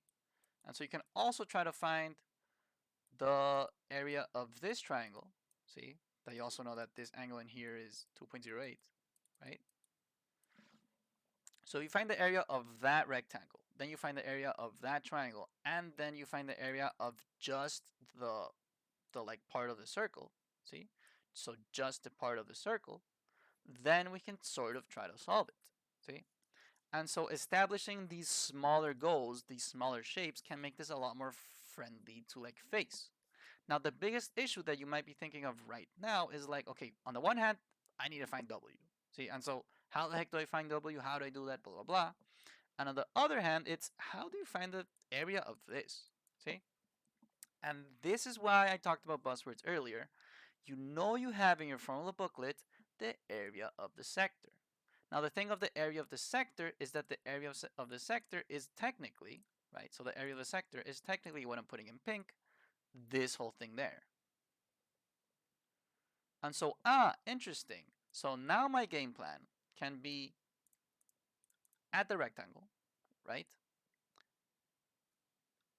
So first add the rectangle, then add the area of the sector, right? And now from here, as you can see, there's an overlapping area. So this right here is overlapping on both, right? Technically, you're considering this triangle twice. And so what you have to do now, okay, is go ahead and subtract by that triangle, see? Or else you would be counting that area. You would be counting that triangle twice when you add those two shapes, see? And so now my game plan is a lot more like straightforward. I need to consider this rectangle. I need to consider this sector. And I need to consider this triangle, see? So I can add this rectangle with a sector, subtract the triangle, and that will be the area that I'm looking for the shaded part, see? All right, so enough blah blah. Let's try to get into it piece by piece. And so now that I established these different goals, okay, the rectangle, the sector, the triangle, you can go piece by piece and, you know, handle one at a time, see? So I'll just go in order, right? And so for the rectangle, you need to find W. And so here, you need to use something that no one likes, which is called trigonometry, see? And so technically, right, if you somehow find the W that's in red, it's the same as finding the W that's in black up here, right? They are the same. They are the same W. And so these dimensions of that triangle, right, I can redraw it for a second. So the dimensions of the triangle are 2.08 in radians, right? This is 12, this is 12, and this is W, see? And so if you want to find W, the tools that you have like force you to need these other two angles, right? And so is there a way to get those other two angles? Now, just so that no one gets lost, why do you need those other two angles? Because of the tools of trigonometry that you have. Basically, you should be thinking trigonometry because I have a triangle, I'm missing a side. How can I get that side? Well, your tools are in trigonometry, which look at that, we're already here. So over here, your main tools are the sine rule and the cosine rule, see? Now just a quick recap on what these big letters and little letters mean and all that stuff. Angles are big letters, sides are little letters, see? So if this is big B, that means over there is little c, and if this is big C, that means over there is little c, right? And so basically, I'm just going to literally write it. So little letters are sides, big letters are angles. What is a maybe friendlier way to remember this? Well, notice how here in cosine, you put cosine parentheses, see? And a lot of times we're used to seeing like, I don't know, like sine theta. Well, theta is the global for an angle, yeah? And so you need to make sure that whatever's inside cosine, whatever's inside sine has to be an angle. And that is why within each of these cosines, you have a big letter. In this sine, you have a big letter, big letter, big letter, big letter. See, so that can be a small hint that, right, the big letters are angles, the little letters are sides. And so basically, for sine rule, okay, you need to consider this. Sine rule works in pairs, okay, because technically, because of these two equal signs, you can look at it like this, okay, or you can look at it like this, or you can look at it like this, see? let's go ahead and look at it like this, okay? So in this scenario, it works in pairs because look at that. Really what you need is, like following this context, really what you need is side 1 divided by sine of angle 1 equaling side 2 divided by sine of angle 2. And so now that we understand it as like, side 1 with angle 1 and side 2 with angle 2, well, over here, right, you do have this side over there, but you don't have its corresponding angle. And for example, for the 208, you do have this angle, but you don't have the side. And so, if I can just fill in that information, this sine rule suddenly becomes a lot more useful. Now, what I suggest is first try sine rule, if not, go to cosine rule. Okay, so let's first try sine rule. Let's first see if we can get those other two angles. Now, from here, this is the thing. Because these two sides are the same, these two are 12, that means we are in the presence of an isosceles triangle. And so an isosceles triangle, okay, is basically a triangle that has two sides which are the same. See? And so if these two sides are the same, that means that these two angles are also the same. Okay? And so the odd one out would actually be this guy here. See? This guy with that side here would be the odd one out. And so an isosceles triangle, whenever you have two sides that are the same, that means that these two angles that I'm putting in green, for example, if this is x, then this is also x. And so boom, now it gets very interesting because you should know from your math class, at some point you should have learned in this thing called life, that a triangle, okay, if you add up all of its different angles, has to add up to 180 degrees. Now this is in radians, it's not in degrees. Why is that useful? Well, way back earlier in the context part of my explanation, I did mention that, and I think I erased it, lol, but I did mention that 180 degrees is pi radians. So bada bim, bada boom, for finding the angles of x, all you need to do is do this pi, which is basically 180, minus 2.08, which is that angle there. Let me express it in a different way. See, so technically, pi, which is the 180, has to equal 2.08 plus 2x. All right? And so this 180 degrees has to equal that angle plus the other two angles. See, so now it's a little bit more friendly. So from here you can do minus 2.08, minus 2.08. So pi minus 2.08 has to equal 2x. Now no one knows how much is pi minus 2.08, so you can put it into your calculator. Pi, which is the symbol right under clear by pressing the blue. So blue and then the little thing here, you get the pi symbol. See, so pi minus 2.08 gives you that. See, it gives you 1.06. So 1.061 equals 2x. Divide by 2 to both sides, and I'm going to divide from the calculator, so it's going to be way more accurate than what I'm having on screen, or on the whiteboard, I mean. So divide by 2, boom, there it is. So x equals, look at that, 0.53, and this is all in radians. All right, so now this triangle looks a lot more friendly because now my triangle is, this is 12, this is 12, this is 2.08, this is 0.53, this is 0.53, and boom, this is W. So now you can apply sine rule. Now you can consider all the pairs. And sine rule, sine rule, as I said, was A divided by sine A equals B divided by sine B. See? Now you choose what A is, you choose what B is, in the sense that you pick what is the first angle, what is the first side, what is the second angle, the second side. They just have to be like aligned with each other. They just have to follow the pattern that I mentioned earlier over here. See? So you do have to be consistent, but you choose which one is the first, second, blah, blah, blah. See? All right. So from here, I'm just going to go ahead and say that, okay, so I'm going to have this 12 be associated to the 0.53, right? And so that means I have 12 divided by sine of 0.53 is going to equal W, side W, divided by sine 2.08. See? And so from here, you can just go ahead and cross multiply. So you end up with W times sine of 0.53 has to equal 12 times sine times 2.08. Sine of, sorry, 2.08. Here you can divide both sides by sine of 0.53. So that means that eventually this goes away with this, and you end up with W equals 12 times sine of 2.08 divided by sine of 0.53. Now, before I plug this into the calculator, I will say right away that you do not use sine inverse here because you only use sine inverse if you're trying to get what's inside the parentheses. From here, I'm not trying to get what's inside the parentheses.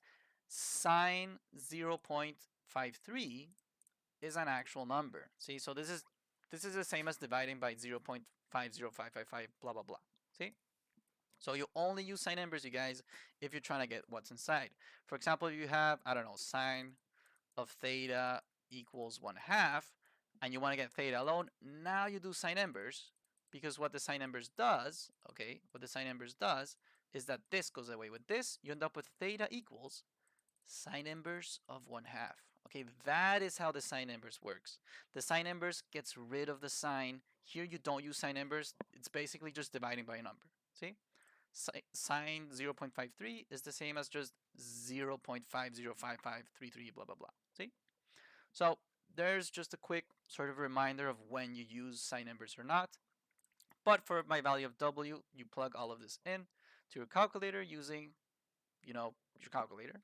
And what I suggest is putting a fraction. So you can put a fraction using alpha y equals, pressing the first one, and here you can do 12 times my sine of 2.08, all of this being divided by sine of 0.53.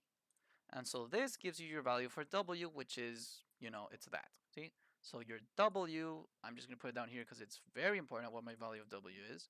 So your W is 20.72582. 582. See? And if you want to do significant figures, you count 1, 2, 3, round it up or keep it the same. You keep it the same. So W, we can leave it more formally as 20.7. Don't forget your units. Centimeters. This is all in centimeters. See? So that is my value for W, and the reason we did it was for finding the area of the rectangle. See? So the area of the rectangle, let's just go ahead and calculate it. It's going to be length times width, so it's going to be 10 times W, which is the same as 10 times 20.07, see? Which is going to give you, well, 207 actually. So quick maths there, I was cooking a little. 207, see? So the area of the rectangle, I'm going to putting the answer of the areas in, I'll leave it in dark blue, see? So the area of the rectangle is 207 centimeters squared, okay?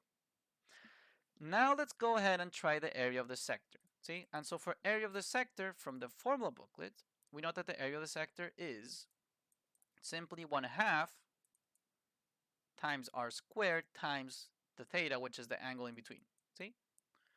So this one is actually way more straightforward because you know that, well, following that formula, see, we know that the area of the sector, so area sector, okay, equals 1/2 times r squared times theta, see?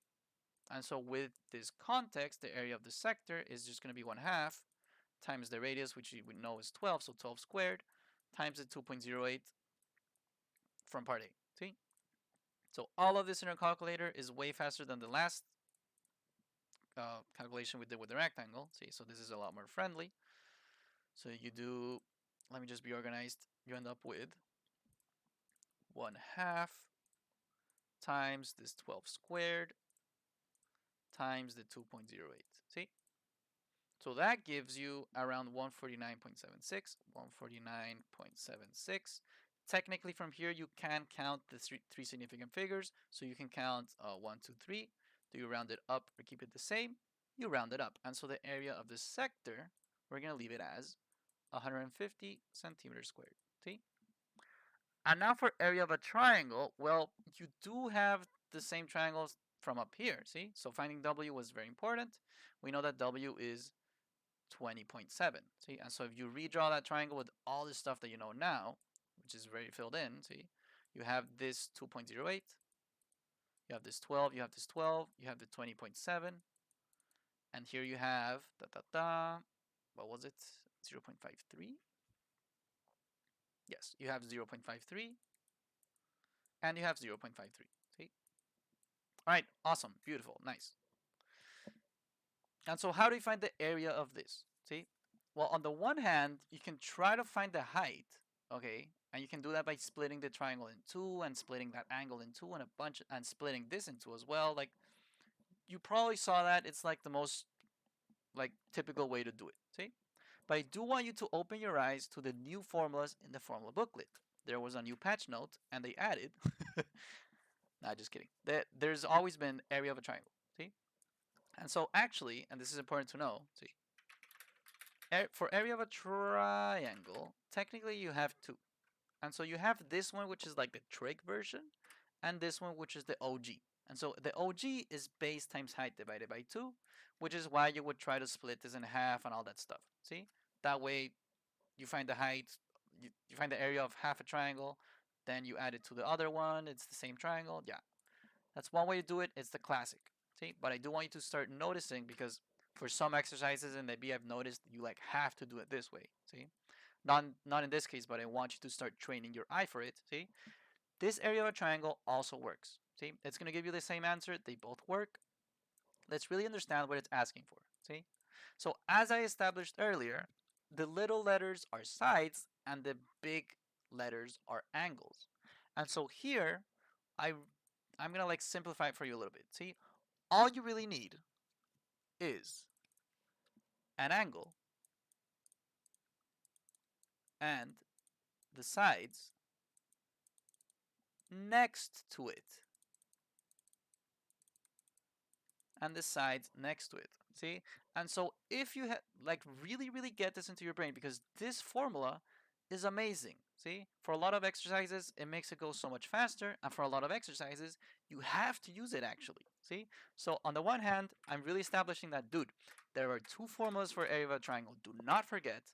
And also, this one on the bottom, the IB loves to put it in there because a lot of people don't review correctly, don't study with the formula booklet, but you will because this guy on the internet is telling you to. So once you do once you do and you understand that this second formula, all it really needs is one angle and the sides that are next to it. Well, now you can find the area of almost any triangle because all you really need now is, I'm going to draw the same triangle 3 times. See? So you can find the area of the triangle if you have this angle and those sides. You can find the area of the triangle if you have this angle and those sides. And you can find the area of the triangle if you have this angle and those sides. See? That is all that this sine rule is asking for. See? And so if you go all the way over here, well, you have the whole triangle. So you can use like pretty much anything. But the most direct approach, or what you probably would have ended up doing, is thinking of it like this. See? And so from here, the area of the triangle, following the formula booklet, is 1/2 times AB times sine C. See? But as I established earlier, it's just an angle and the sides next to it. So think about it this way. First, I'm going to put the 1/2. I'm not going to put A and B yet, but I will put sine of, say, 2.08. See? So what are the sides next to angle 2.08? Well, it's the 12 on the 12. So A and B are both going to be 12 and 12. So bada bing, bada boom, put all of that into your calculator, and you will find the area of the triangle. So 1/2 times 12 times 12 times sine of 2.08. So when you look at that, that is the angle of our triangle. Let me just put it in blue over here. 62.86. 62, actually, let me redraw that for a second. So the area of the triangle that we just found was 62.8655, right? And to three significant figures, you count 1, 2, 3, round it up or keep it the same, you round it up. And so the area of the triangle here is 62.9, technically, see? And so from here, we just follow the process that we initially mentioned. We will be adding the rectangle in the sector and subtracting the triangle once because we don't want to count the triangle twice, right? If you add the rectangle and add the sector, you're adding this part of the portion twice on both, see? So you want to get rid of it at least once, or else you're counting two triangles. That's not what you want to do. And so from here, let's go ahead and do the 207 plus the 150 minus the 62.9. That gives you 294.1. And so the area of this cross section is 294.1. You count it to significant figures. You can say 1, 2, 3. Round it up or keep it the same. You keep it the same. So really, the area or your final answer is 294 centimeters squared. See? And so for part B, it was a long and hard-fought 7 points, but there it is. And so the area is going to be 294 centimeters squared. See, and just to show you guys, here it should be on the mark scheme right over there. There's the 294. See? So 294, don't forget your units, centimeters squared. See? And last but not least, you guys, we have that in a storm, okay, we have this whole other part of the problem. See, it's kind of wild, but take it easy. It's more straightforward than what you think. See, I think the hard part was part B. Part C is tough in terms of thinking about it, but the math behind it is actually, you're going to notice it's very easy. See? So in a storm, the total volume, okay, so suddenly, we're talking about volumes, not it? So the total volume in centimeters cubed of rainwater that enters the gutter can be modeled by a function RT, where T is time, all right, this might be relevant, so T is time since the start of the storm. It was determined that the buzzword, they even put it in bold for you, so the rate at which the rainwater entered the gutter could be modeled by this guy here, see? And so why is this relevant? Well, take a small look, see? Up here, they're talking about the function RT, and down here, they give you the derivative version. See, let's recall that RT like this is like the original, that this is the derivative version, and that this is the inverse with the -1. See? And so in this case, we're talking about the derivative version of it, which is why we're talking about rate. See? Remember that the derivative version of it basically gives you slope, which is the same as talking about rate. Okay? So enough blah blah. The derivative version, see, so careful, the derivative version of this, all right, is that formula that shows up right here. See? The other piece of information that they give you is that t has to be greater than or equal to 0. This is pretty standard. On the one hand, it's telling you the domain. Okay, so it's telling you that your values of t can only be greater than or equal to 0. But it's also pretty standard because we're talking about time. So it's pretty common that time is going to be 0 or greater and not like negative. So you're not going to go back in time. It's just 0, like positive time. It's just positive time. So your value of t basically just has to be positive. All right. And look at this.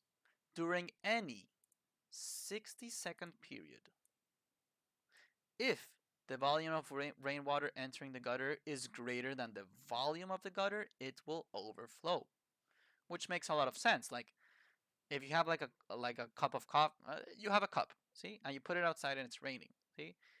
If it's raining like hard enough, the cup is gonna fill, see. Now imagine that you have the same cup, but it has a small hole in it, see. But the hole is very, very small, see. So you have a cup, ¿vale? And it has a small like hole in it, okay? Just a small, small hole, see. And so if it's raining, ¿vale? If it's raining into the cup, it's gonna fill out, but it's also gonna come out a little bit, see.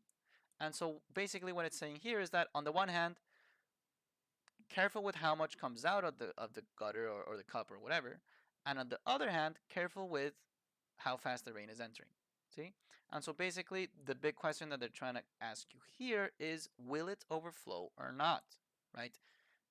Another way to think about it is, will the volume of the water be greater than the volume of the gutter? Which is really just pretty much mansplaining because it's what it's saying over there. See? So will the volume of the water be greater than the volume of the gutter? That is the big, big question. See? And so for part C, that's literally what they ask for. For part C, it's determine whether the gutter is overflowed in this storm. Justify your answer. See? And you need to analyze this thinking in 60-second periods. That it? So definitely a little bit more of an exciting part of the problem, but it's also easy points if you know what you're doing. See, so these are 5 points that should go by flying, and you're really going to notice how. So on the one hand, you can get a bunch of points by first finding the volume of the gutter, the volume of the gutter. So for part B, you found the area of the gutter. See, you found that the area of the gutter was 296 or 94? 294. See, so the area of the gutter is 294. So what is the volume of the gutter? Well, think about it this way. See, if you have a rectangle that goes, I don't know, 12 and 20, see, the area of this is just going to be 12 times 20, right? And so the area of that, so area is 240. Got it? And if suddenly someone comes by and says, let's stretch it out a little bit, see? And so if they go ahead and stretch it out a little bit, what you're going to end up with is, and let's say that they stretch it out by 5, see? So in this direction, it stretches out 5, right? And so that means that for calculating the volume, right, and maybe I should have written this down, the calculation for area we said was 12 times 20. Well, the calculation for volume of a cube, or like some prism like this, is really just 12 times 20 times 5. And so basically, you can also think about it this way. For calculating volume, it's like the OG area times how much it extends. And so really keeping this in mind is huge, because you have the OG area. Now you just need to see it by how much it extends, right? And so for the volume of gutter, it's going to be the 294 times by how much it extends. And way back earlier, well, by how much does it extend? See? So go ahead, review everything, read what you have. This is one of those crazy exercises where they give you a ton of information and boom. At some point they did say that the gutter is 600 centimeters long. And so you take the area of this guy and you multiply it by the 600 in order to get the volume of the whole thing. See? And so suddenly it makes a lot more sense what the approach has to be. For the volume, you're just going to do the 294 times the 600. See? And the main concept I need to explain is this guy here. All right, so volume is always going to be the original area times how much it extends for a shape like this one. See, if you're talking about a pyramid, it would be different because it has like these edges that go inward and stuff like this. But really, this is just, I mean, it makes sense, right? The cube like just extends backwards by 5, so you multiply by 5. See? Over here, well, you have this shape over there, but the shape over here appears like a bunch of times. How many times does it appear? It appears 600 times. Quite literally. See? So, that is a sort of concept that once you have in mind, finding the volume is really easy. The volume of the gutter is just going to be 294 times 600. See? So the volume of the gutter is giving me actually a nice number. So volume, I'm going to put volume gutter, okay, equals 176, 400. All right. So boom, that is already a couple points in the mark scheme, as you can see here. The volume of the gutter is like the first step that you need to do, right? Here, there's going to be a couple different answers because it depended on your method, depended on using significant figures or decimal values. But don't worry, over here it tells us that multiplying 600 by your area is good enough. See? So, once we establish that the volume of the gutter is 176,400 centimeters cubed, okay, now you need to try to find the volume of the water, or of the rainwater. See? And so think about it this way, right? This is the intuition that I'm going to really try to like embed upon you. So right now you have a function for rate. See? Now, we are talking about the volume of the rainwater in a 60-second period. And so technically, if you find the rate, right, in the first second, and then the rate in the second second, and then the rate in the third second, right, and all the way until reaching the rate of the 60th second, right, if you add all of these together, then it's like you're basically calculating how much water entered the first second, how much water entered the second second, the third second, the 60th second, add all of those together, and that gives you the total volume, right? Now, I'm sure there's at least one of you thinking out there, but what about the rate at second 0.5? What about the rate of second 2.2? What about the rate of second 4.20?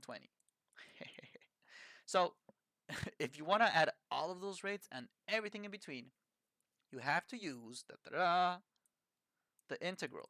See? And I'm going to write it like this because technically the integral, that's what it does. Okay? It takes like an interval and finds you like the sum of all that stuff. See?